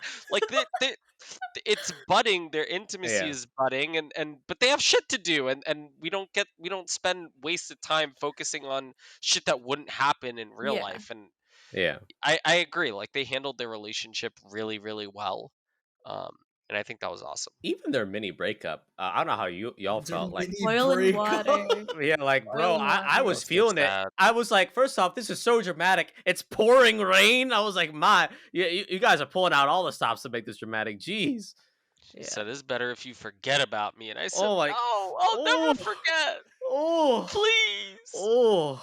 And Caitlyn just replaying that over and Yeah. over in her head in the Mhm. shower, like wishing she'd done something different. Yeah, Oh man. no, that's part of what makes that scene so good, and it goes back to Caitlyn's evolution as a character, right? Like for the first time, she's going out on her own, right? Like she's been sheltered by her parents for so long, not by choice, sort of thing. And she's going out there, and like finally, Mhm. she's able to find something that she feels like is hers and she really likes, and then ultimately gets rejected by it. Vi says some fucked up shit in the show. First, there's a whole like you're a jinx, it's like oh, and then there's the you better off forget about Oil and yeah, water, dude. oh, oh. It's home. It's hard. Yeah, shit, it's hard. So, episode 9, the monster you created, aptly named. It starts off with a peace talks between Silko and Jace, which is actually something that was pretty refreshing. Like this, is like one of the first times we're seeing both the leaders kind of meet up, and they both lay out like very clearly what they both want, sort of thing. Jace wants peace. Silko wants sovereignty, free trade, and a whole bunch of other stuff. But Jace also wants Jinx.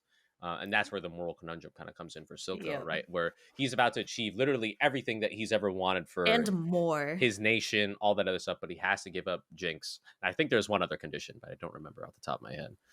No, it was There's just just Jinx. Jinx. Was it just That Jinx? was literally, that's why it was like so crazy, because all he had to do was give up Jinx for Hmm. everything he'd Right. worked for his entire Right. life. And obviously, like we said before, very, very hard kind of decision for a man like Silko who has gone through this. And we even see it to the point where he visits like the Vander memorial Vander's statue, yeah. memorial statue, and like consults his dead friend to like, what should we do? And we see that Jinx is actually like listening, sort of thing. And he's like, I understand now. Yeah. I understand. Damn, that got me in the feels. I mean, it certainly adds a lot of dimension to the character, and at this point, you truly do see like Silko is not just manipulating Jinx and like trying to use her for his own gains. Like he very clearly loves her, sort of thing, even if it's a fucked up kind of love and very weird and creepy at times. At the same time, Echo is meeting up with Heimerdinger, and they're having their super fun times, and he's telling him all about the world, and Heimerdinger is suddenly realizing he's a boomer and that he really doesn't know everything. But more importantly, V fights. Vi. I keep on going back and forth. I'm sorry. Three I'm out times of in a this row. podcast. I'll see you later. I'm sorry. I'm sorry. I'm sorry. I'm gonna fucking V for Vendetta against you right now. I'm pissed off. Sorry, Donovan. So Vi fights second in command, and I think this is one of the best fights in the entire series. Hold on, wait, we never talked about the loyalty scene. Oh right, you're right. Yeah, go ahead.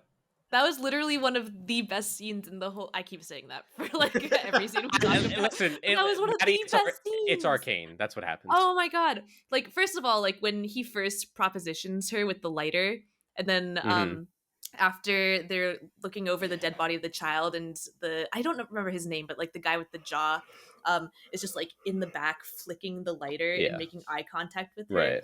And then when he comes to the Silko's office and tries to like tell him you're fucking done, and Savika just slices through Silko's chair and slices what's his face's neck, and Silko's look of pure fear on his face, like you have like a much better understanding of like the position Savika has and the power that she wields, and that she chooses to be where she is, right? Because she really does respect Silko, and it's so good. It's such a good scene. And then she picks up the lighter. Yep. She's like, "This is mine now." It's so good. It's so good. Donovan and Vince, what you think about that? It was fucking incredible. It was such a good scene. Oh, I love her so much. I remember leading up to that, like I had kind of alluded to before, I thought I expected it to go the standard route where she would try to betray Silko. Yeah. And I was just like, because it was obvious. It was like, yeah, that's the easiest route He's to losing take. control. Like it makes sense. Yeah. And she also fucking hates Jinx so much. Yeah. And he prioritizes Jinx over everything. Over her, very clearly. Yeah. And so I was like, this is problematic. But like the speech he gave on loyalty was so fucking well written and well delivered and acted. The instant kill of it too.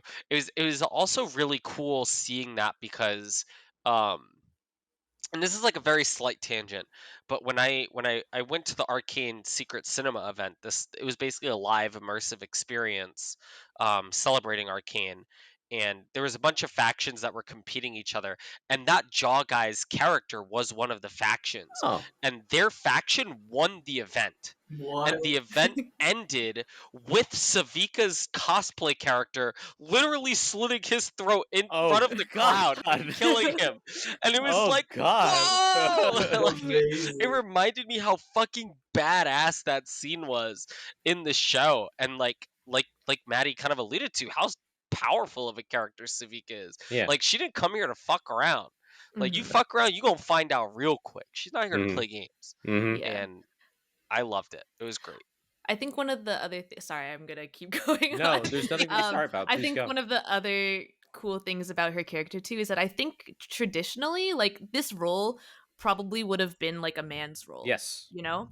But she's Savika, she's a woman, and she is just so it's so her that you don't really recognize anything with it, and it's so good. She's such a good character, one of my favorites for sure. Well, I thought she was gonna die, and I was like, no. I'm glad that they didn't do that as well. Yeah. But his name was Finn. Finn, that's it. You're right. Yeah. One thing I'll add on to that as well. I think in general, the show just does a tremendous job of having so many strong characters who just happen to be women, sort of thing. Like the strong characters, kind of first. And they don't make a big deal about it, right? We've seen so many stories ad nauseum, right? That more often than not can be all about men, sort of thing. Not necessarily the stories about men, but it just stars men, sort of thing. But in this show, it's like 50% or more, I think, are all women, right? And that's just the nature of the story. That's the story they're trying to tell. And I think it should be applauded for that, absolutely. But Vince, what about this fight, though?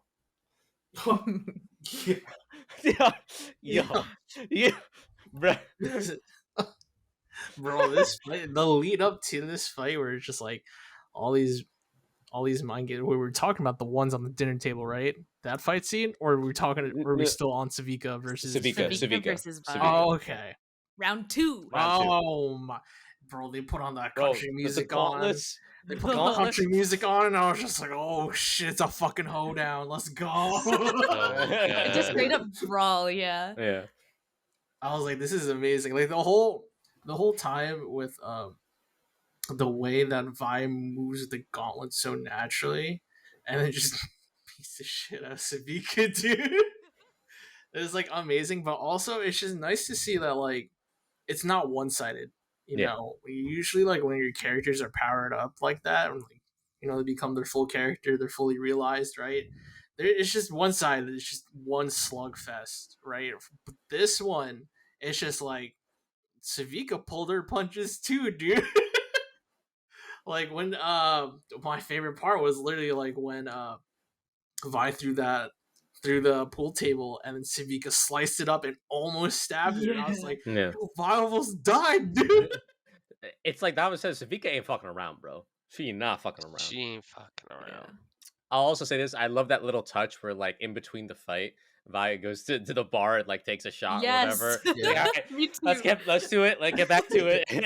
I was gonna say that same thing. Like that's Yeah. probably my favorite part of it, actually. Mhm. Yeah, it also kind of just put out that it's just like Vi's literally there, not only just to clear out, but like to also just get her frustration out. She's been just Mhm. pent up this whole time, and you could tell she's just out here to put it on Savika, dude. Yeah. And Savika's not having it. Like once she's down on the ground, like you see her in the next scene afterwards, like towards the end, where she's just up, like just out there smoking a cigar. It's just like, I'm done with this shit, dude. Yeah, it was a great fight, and to your point, I think there's a lot of escalation. Savika's use of Shimmer reminds me a lot of like Bane and how he would use Venom to like pump him up, sort of thing, and make him stronger. But the energy sword upgrade is just like one of the coolest fucking upgrades in this entire. cool. Like, come on, it's actually so good. And then the way the fight ends, Yes. Oh, bruh. Hey, good job, sis. Oh shit. Well, no, not even that. Where, Fuck. like, yanks the arm. I was like, Yes, oh, yanks the arm. oh Like the my slow-mo god. from her discovering she has a shield with the gauntlets, Yeah. which is Oh, an yeah. actual ability she has Mm-hmm. in game, to both of them just being shocked, grab the arm, Mm-hmm. slow-mo, and then fucking just yank it. Oh, it's so good. Oh, it was so good. Insane. I'm brutal.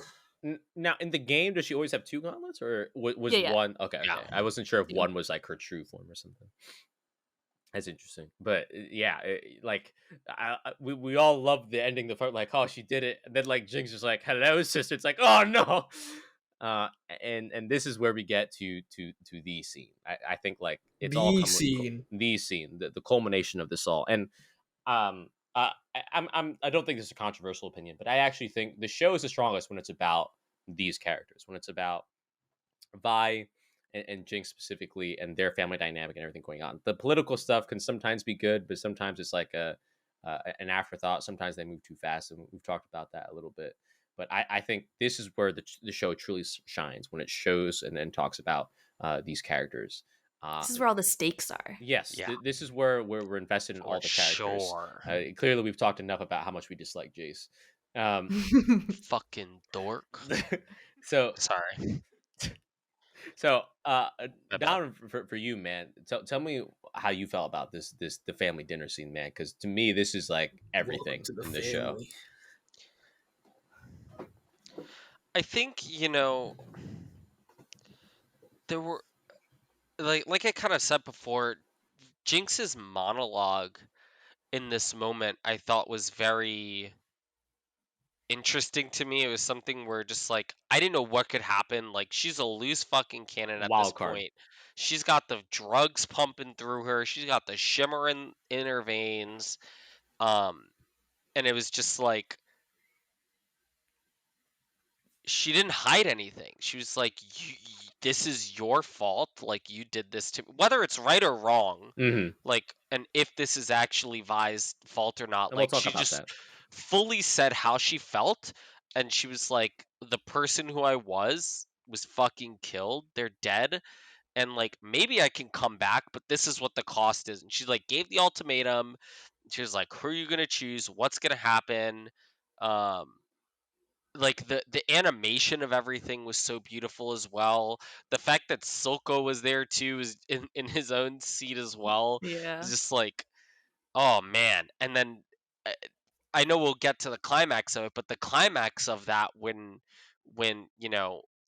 Silko's gone, and his last words to Jinx as well, really just, whew, I was just like, damn, like he's just like, I would have never given you away for anything. Like, you just, You're that was the moment where, perfect. Yeah. yeah, like, it was just like, fuck, dude. And that, I loved everything about it. Like, I could go on and on and on, and I would love to rewatch that scene over and over and over again. Mhm. And I think it also solidified too, because a lot of people, I think, that don't know Arcane would look at Jinx, rightfully so, or if they don't know League of Legends, or if all they know is League of Legends, it's like, oh yeah, Jinx, Harley Quinn, but as a Yeah. fucking champion. And She I had think, the reputation of like knockoff Harley Quinn. yeah, For sure. When you could and certainly see the influence, but keep going. Yeah, yeah. 100%. But I think just like the depth of her backstory, the arc that Jinx went on, even though it wasn't wrapped, Mhm. and like Maddie pointed out early on, maybe it can never be wrapped because she kind of has like plot armor, it feels like. But hopefully they prove that wrong.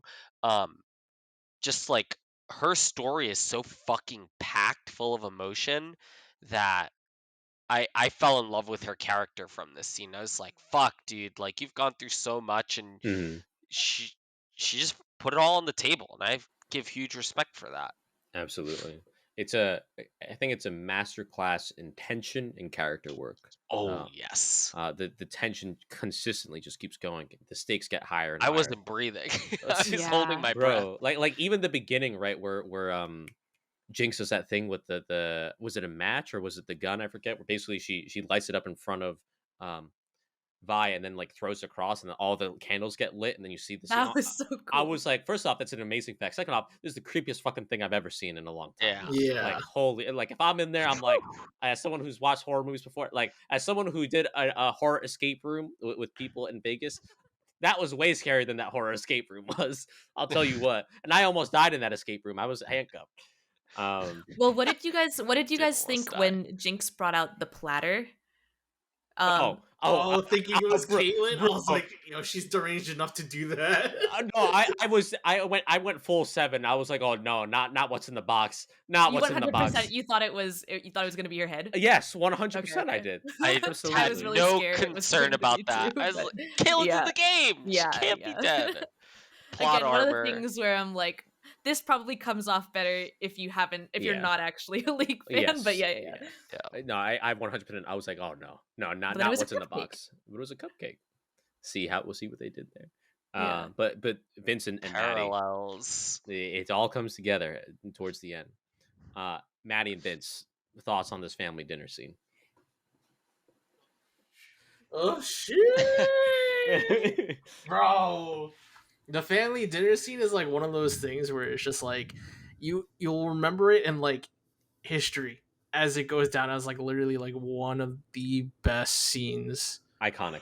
like ever, because like it wraps up so well of like why Jinx is Jinx and like how everything became to be. It even ties up like Caitlyn and Vi's relationship, as you can see like the most concerned in Vi's eyes are like panic and like distraught as she sees like Caitlyn tied up and almost at gunpoint with Jinx's machine gun, right?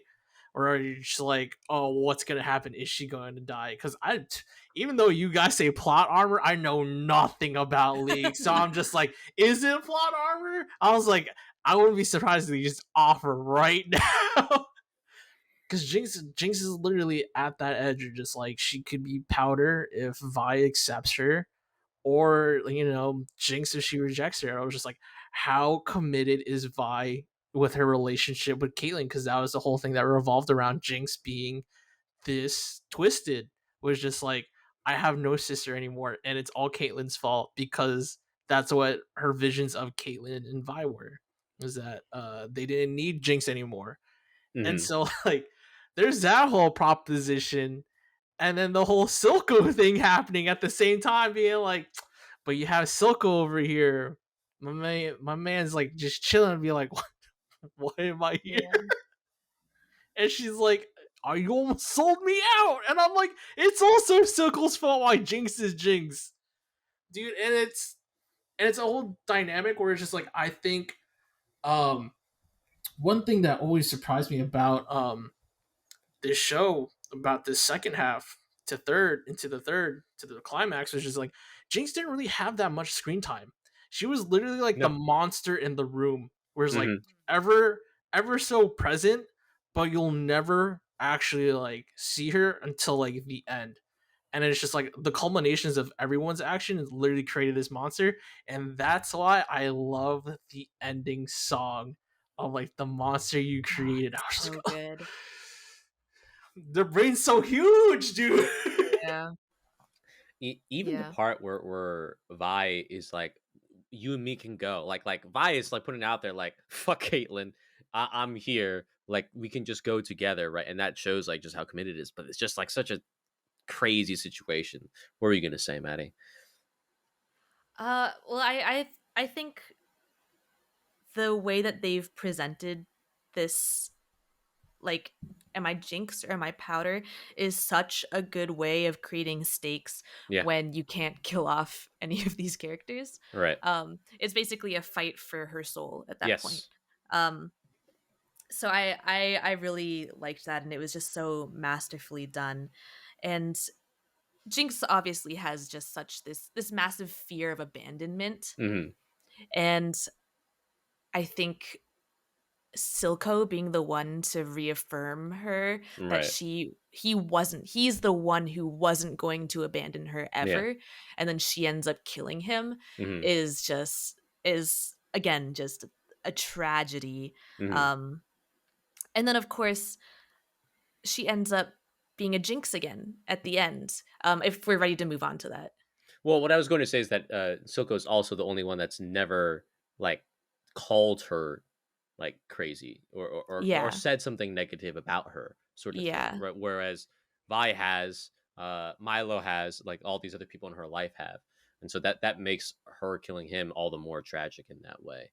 And even until the end, he still doesn't say anything negative, right? Even though Yeah. he's literally fucking died. Honestly, like, still bad parenting.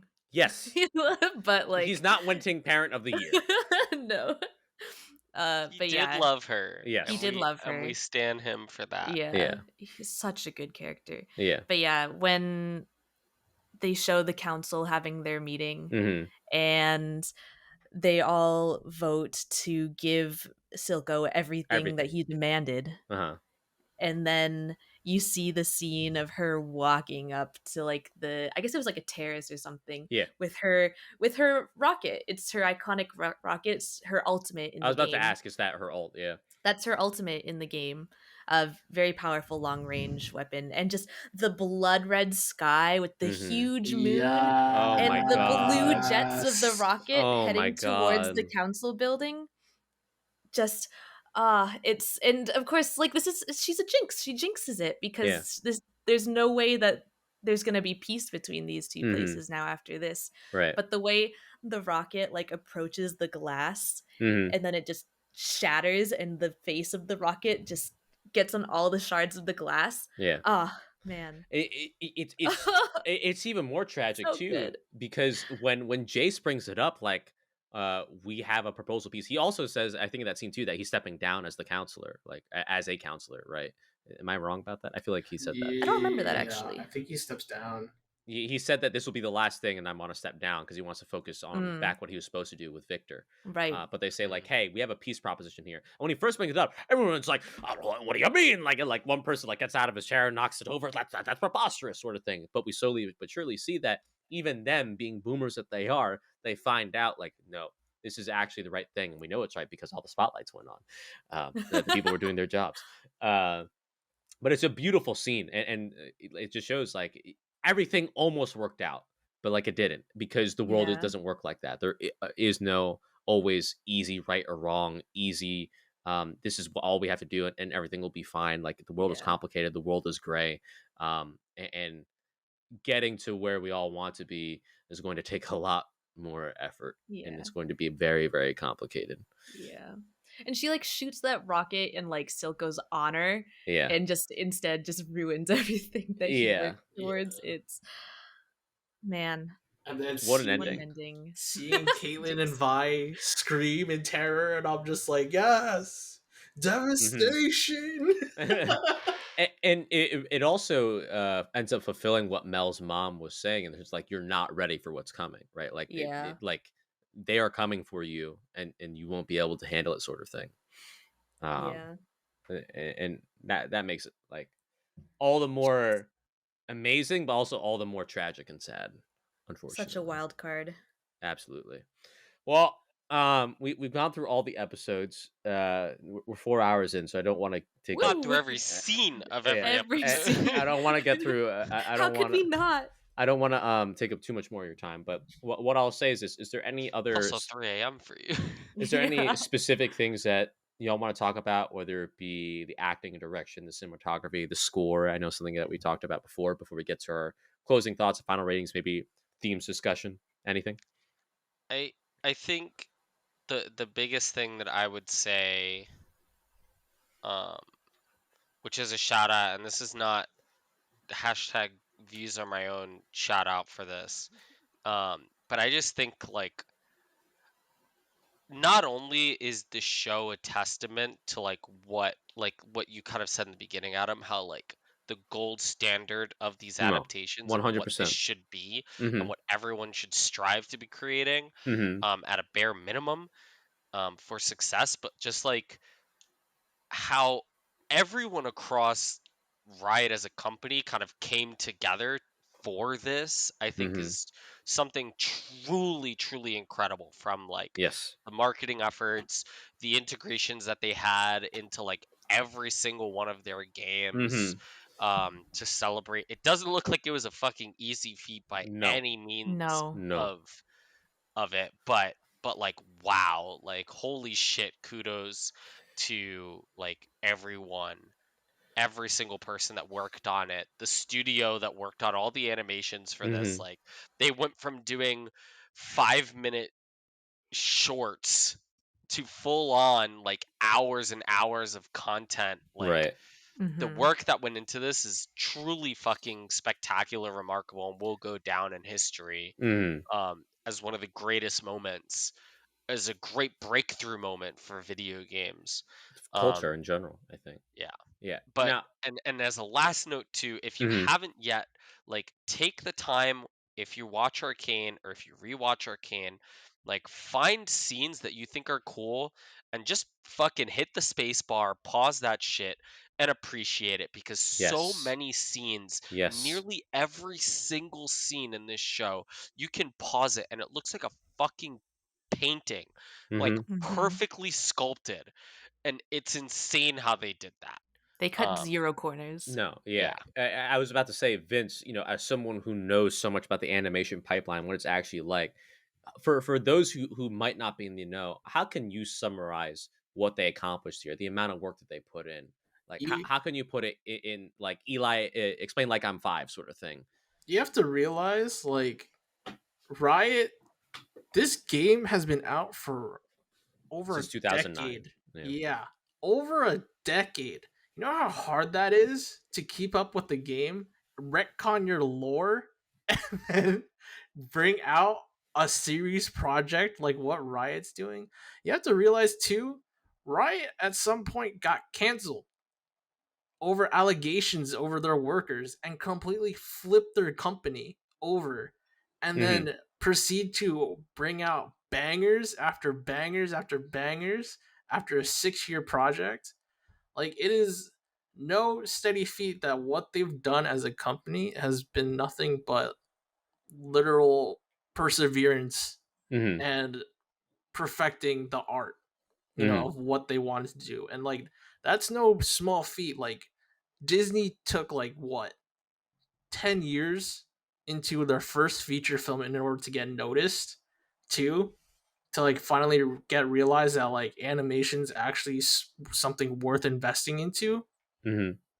right? To have Riot do this on a video, like, switched up to the 21st century, like, yeah, a video game was able to go through the transmedia transition of making a video game, then making a TV show, and then what's next? A mobile game, a PC Hmm. game, a card game, right?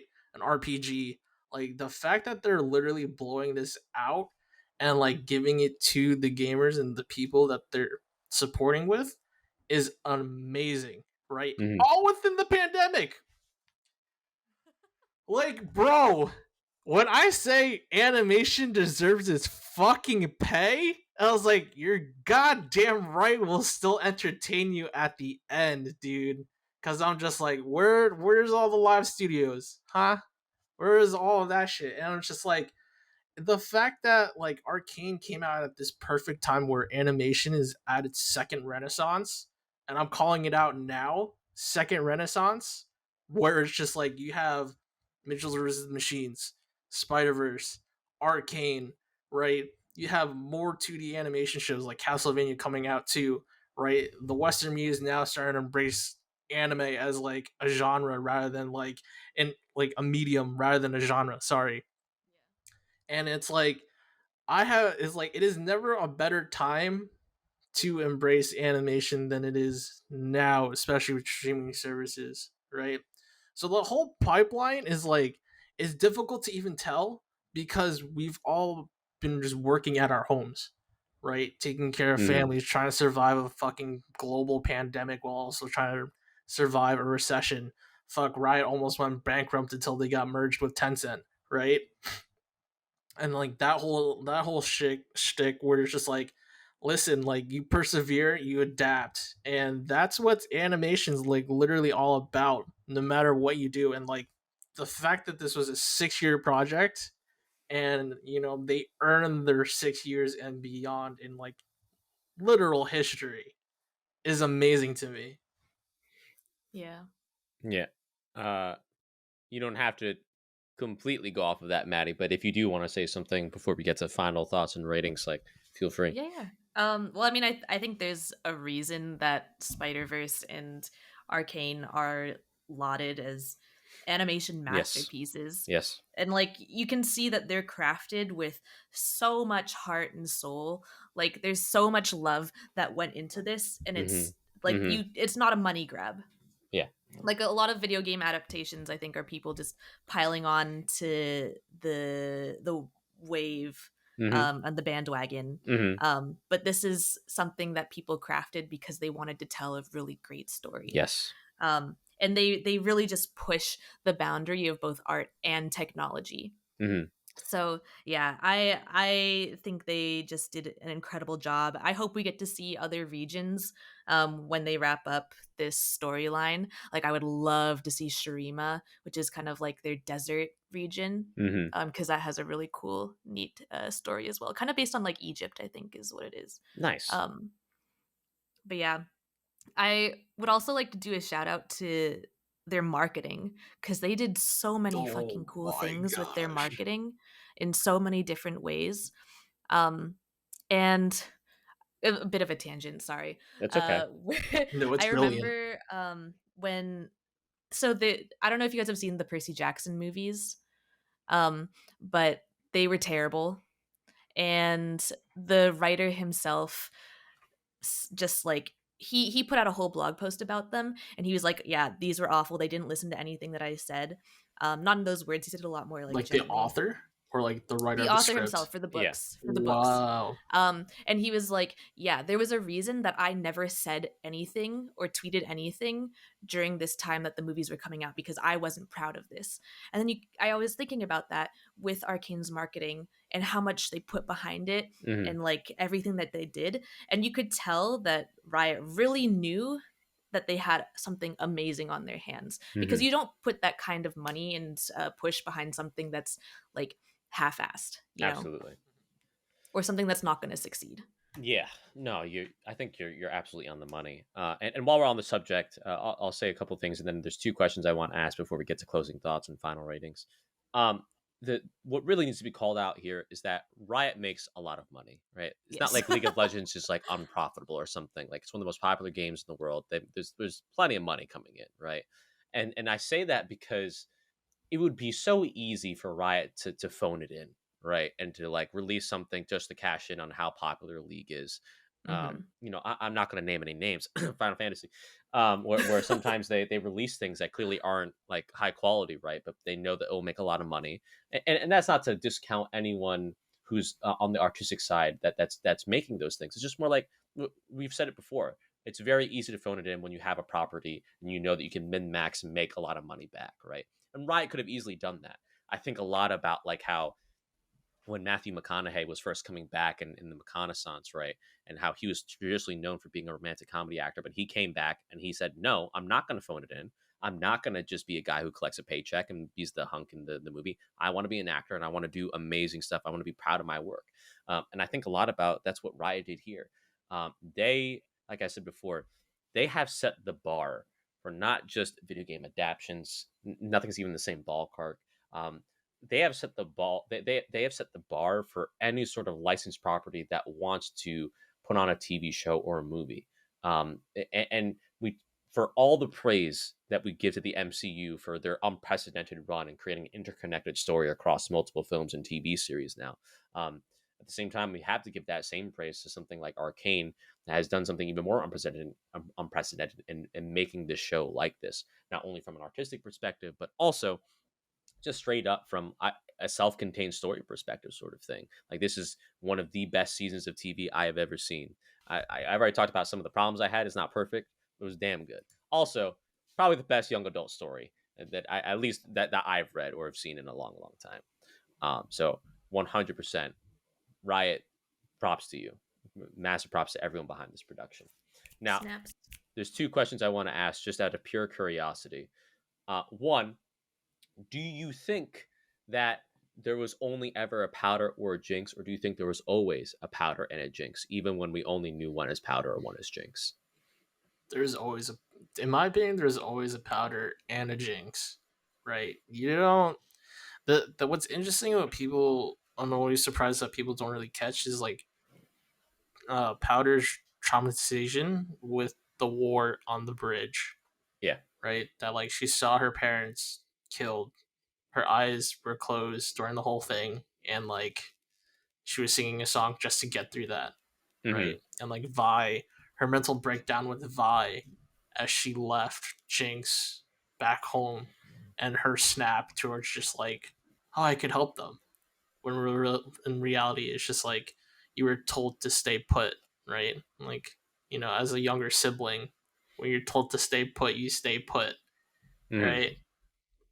But there's always that little inkling of like, oh, I could help if they just give me a chance, you know. And it's just like uh the visualization of like literally Jinx's, I call it like schizophrenia, right? With Milo's ghost always behind her. You realize like it's always Milo's ghost and not Clagger's, right? Because Clagger was nice to Powder, Right. right? So it's just like seeing that really creates the dynamic that like she can always forgive but like never really forget, you know. And that's what makes the huge difference between Jinx and Powder at that point until she gets shimmered up. Mm-hmm. Yeah.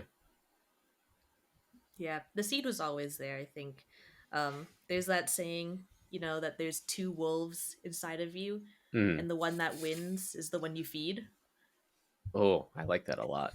I've never heard that before, but I like that a lot. My teachers always said that. Yeah. It's a good line. You think the same thing, Donovan? Yeah, absolutely. Yeah. I think that it was the circumstances that brought it out, but she chose to feed that wolf because of everything that was going on, and you know, Jinx got what she wanted in the end. Mm-hmm. Whether she realized it or not, like she got what she wanted. Yeah. And I think there's people who would be like, oh, Jinx was only created because of what Vi did and calling her Jinx. And certainly like that's what they like to imply in the show. Otherwise they wouldn't have called her like you're a Jinx. Like it's pretty on the nose. But I think overall I agree with all of you that like there was always something there. Especially when you go through something that Jinx had to go through, like like, hey, it was tough. And she's always had that side of her, and it was just so happened to be brought out because of all the more horrible things that happened to her, unfortunately. Okay, and this is a question squarely for our League of Legends players. Now, for those of you who have just finished watching Arcane, would you recommend them to start playing League of Legends? Absolutely not. No. No. No. Stay far away. Why? For the audience who has never played League before, why should I they not shouldn't play? play on my Akali skin that I bought and left.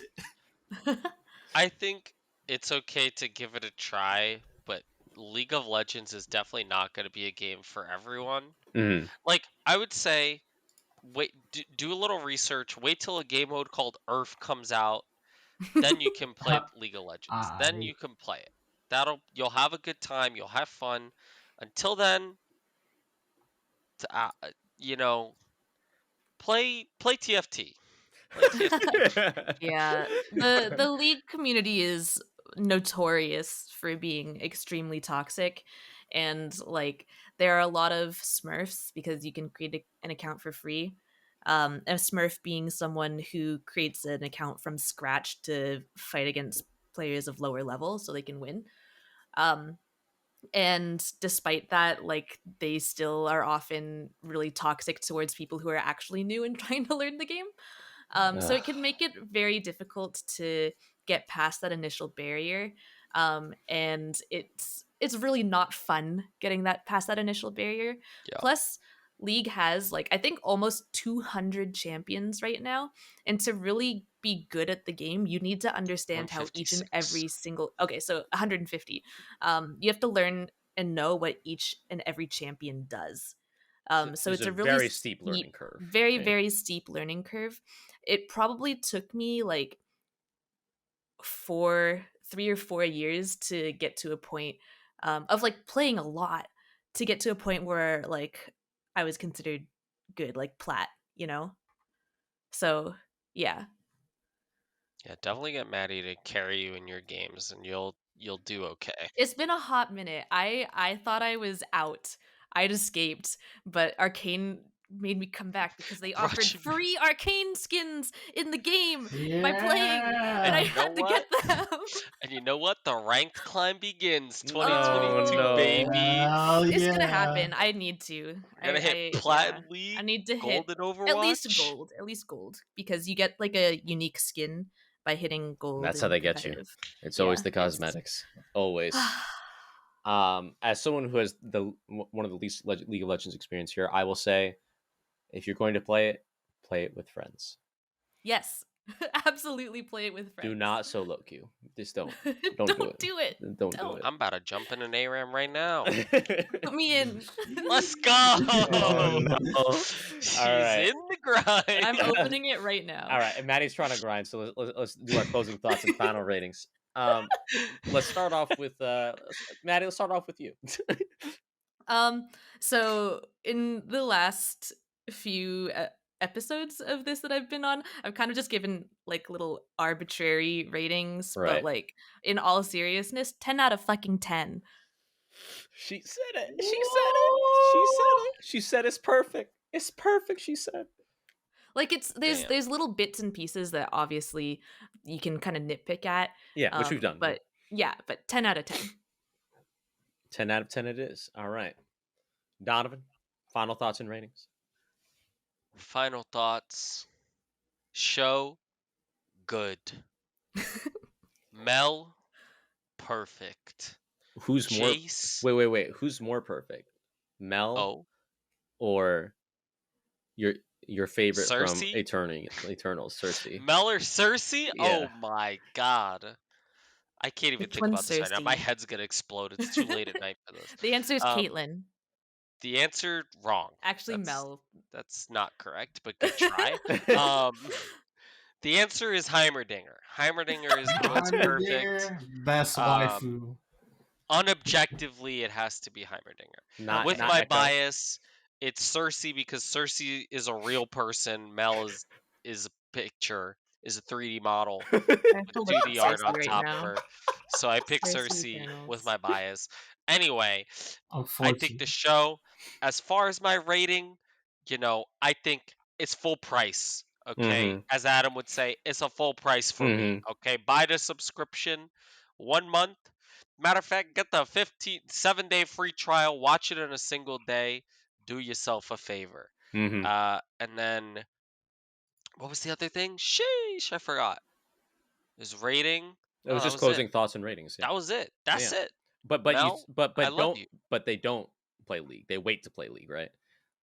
I mean, if you want to play League, that's your It's never gonna business. get easier. I'm not gonna play with you, but I hope you have fun. I guess. Donovan, the person who commented the amount of years for how long Maddie's been playing is gonna want to play with you, bro. I'll let them queue up with us just once. You can Whoever, add if him. you His comment below, if you username can is calculate this shit, you could join our next game and watch me get flamed by Macaroni live I and like in person. I like how we make it sound like such a complicated like calculation when it's really not. It's complex. It's very difficult. I mean, he told me 2015 to add now. 5 plus 6 for no reason. So Because that's what you do. You take away the 201 because you don't need it. What? What are you talking All about? right. This is what? Amazing. What? I'm so confused. Bro, give me your fucking beanie. I'm wearing it now. I'm pissed. There you go. All right. Anyway, Vince, bro, closing thoughts, final ratings. Hit us with it. 10 out of 10. Ooh. Just Oh, I think that's my first 10 out of 10, dude. Oh. I mean, Vince, you're pretty hard to please, bro. Bro, it's really not that hard to make a story like this. Actually, it's pretty fucking hard. Don't say that. It's pretty hard. You I know was about to that. throw down. That was the worst You know take it's I've heard hard. in 2021. Oh, yeah. It was pretty difficult to make a story like this, but the whole time I'm just like, dude, execution of score, execution of effects and animation, the combination between 2D and 3D animation and like literally pushing the medium to its next evolution is a feat that is undeniably fantastic for what people are trying to look for, especially in these desperate times. I feel like people are a little bit jaded with Disney, DreamWorks, Illumination, all of them, like their style of like rubber hose and just goofy gags, especially here in the West. You And tell me you're not gonna watch Sing 2, Vince? Who? Who, dude? Bro, Sing 2 is literally just High School Musical. Get out of here. Just kidding. I really like Illumination. Please hire me.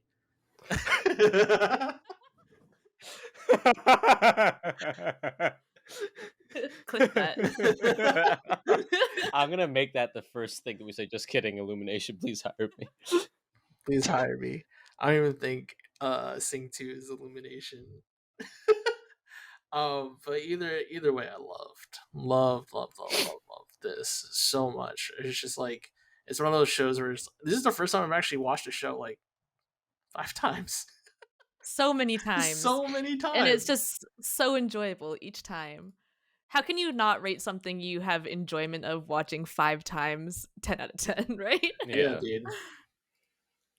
So So there it is. that's it. That's it, Vince. That's all you want to say? That's it, dude. All right. He said that's it. So, Arcane. Like, what more there needs to be said? We've gone through like literally every scene, and I don't think we've done that since like Squid. We didn't go through every scene in Squid Game. Like, No. I think the last time we did this was for Zack Snyder's Justice League, which was just as long. Oh, really? I felt Yeah. like we did this during Star Wars. Well, yes, we did. that was our. I think long, that's dude. when we cracked the 5-hour mark. I forget. But what I was going to say is like it's unprecedented what we have here, and I can't wait for this to be studied to be seen as a cultural touchstone in a lot of ways. I think Vince is absolutely on the money that we are in a really great era for animation. One thing that sticks out as well, I know I haven't watched all of it because I want to read the comic, but Vince, you were telling me Invincible, I think, is right up there too in terms of just animation and kind of pushing the medium forward in that way. It's not but- anime enough. Needs to be more anime. Sure. But it's a superb series and you should go watch it. Like there's not much else to say. Just make sure that you don't go in thinking it's absolutely perfect because nothing is, but it's damn near it. It really is. I already talked about some of the things I felt like were wrong with it, but like they're nitpicks at the end of the day. They really are. It is great. So go watch it.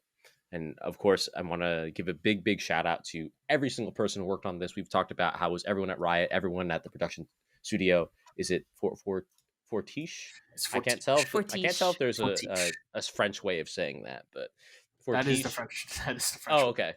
Yeah, Everyone Fortiche. everyone there who worked their asses off on this, big shout outs to all of you. You They really killed crushed it. it. Yeah.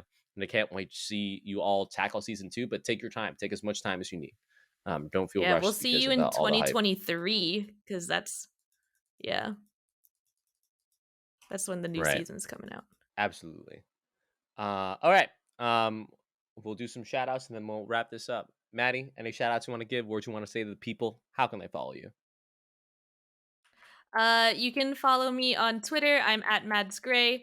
Otherwise, thanks again for having me on this podcast. It was really fun getting to geek out about this show for almost 5 hours. Hell yeah. Of course, links will be in the description. Donovan, any shout outs you want to give? Words you want to say to the people? How can they follow you? You know, shout out to the East Boys first and foremost. They're always holding it down. You know what I'm saying. You know exactly what I'm saying. I got to give a shout out to all the people at Riot that work super hard on this game. Like you've already said, Adam, it can't be underexpressed, can't be overexpressed. I don't know what the right term is, but they fucking killed it. Yeah. This show is incredible. And you can find me on Twitter mostly at Donovan IDK. Okay. Vince, shout outs you want to give? Words you want to say to the people? How can they follow you? You can follow me on VLabs with 2 L's on Twitter. On most of my social media too. You can follow me on VLabs. Nothing much other than saying that I'm on the grind. Watch out for my directorial debut next year. It's coming October. Ooh. Oh. Hell sir. yeah. I'm gonna say it here to be accountable. But yeah, also support your animators. We could always be supportive because guess what? We don't get compensation during the pandemic. We just get more work put on us and have to stay up. Please support your animators. There you have it. Support your animators. Support. If you want to follow me, you can follow me on Twitter at Adam_bomb. Bomb spelled with 2 M's. That's where I post everything. Of course, follow the podcast, whether it be subscribing on YouTube, on Spotify, or any other podcast platform that you prefer. Would definitely want to give a big shout out to everyone, all of you who came onto the podcast. Really appreciate you spending so much time with me talking about Arcane, even though it's been like a month since it came out. Nothing but love. Of course, want to give a big shout out to anyone who listened or watched this entire podcast. You're a trooper, and I hope that you love Arcane as much as we do. But otherwise, I'll try to release this tomorrow, honestly. So with that, Nice. Quick release. yeah, I want to give you all want to wish you all a very, very happy holiday if you're celebrating. Merry Christmas. Hopefully you have a break where you can get some nice rest and relaxation, and there's going to be Merry more reviews Chrysler. coming. I promise. We're trying to do some Spider-Man, maybe some Matrix, maybe Hawkeye. We'll see. But stay tuned, of course. But until we all see each other again, take care of yourselves. Peace. Happy holidays.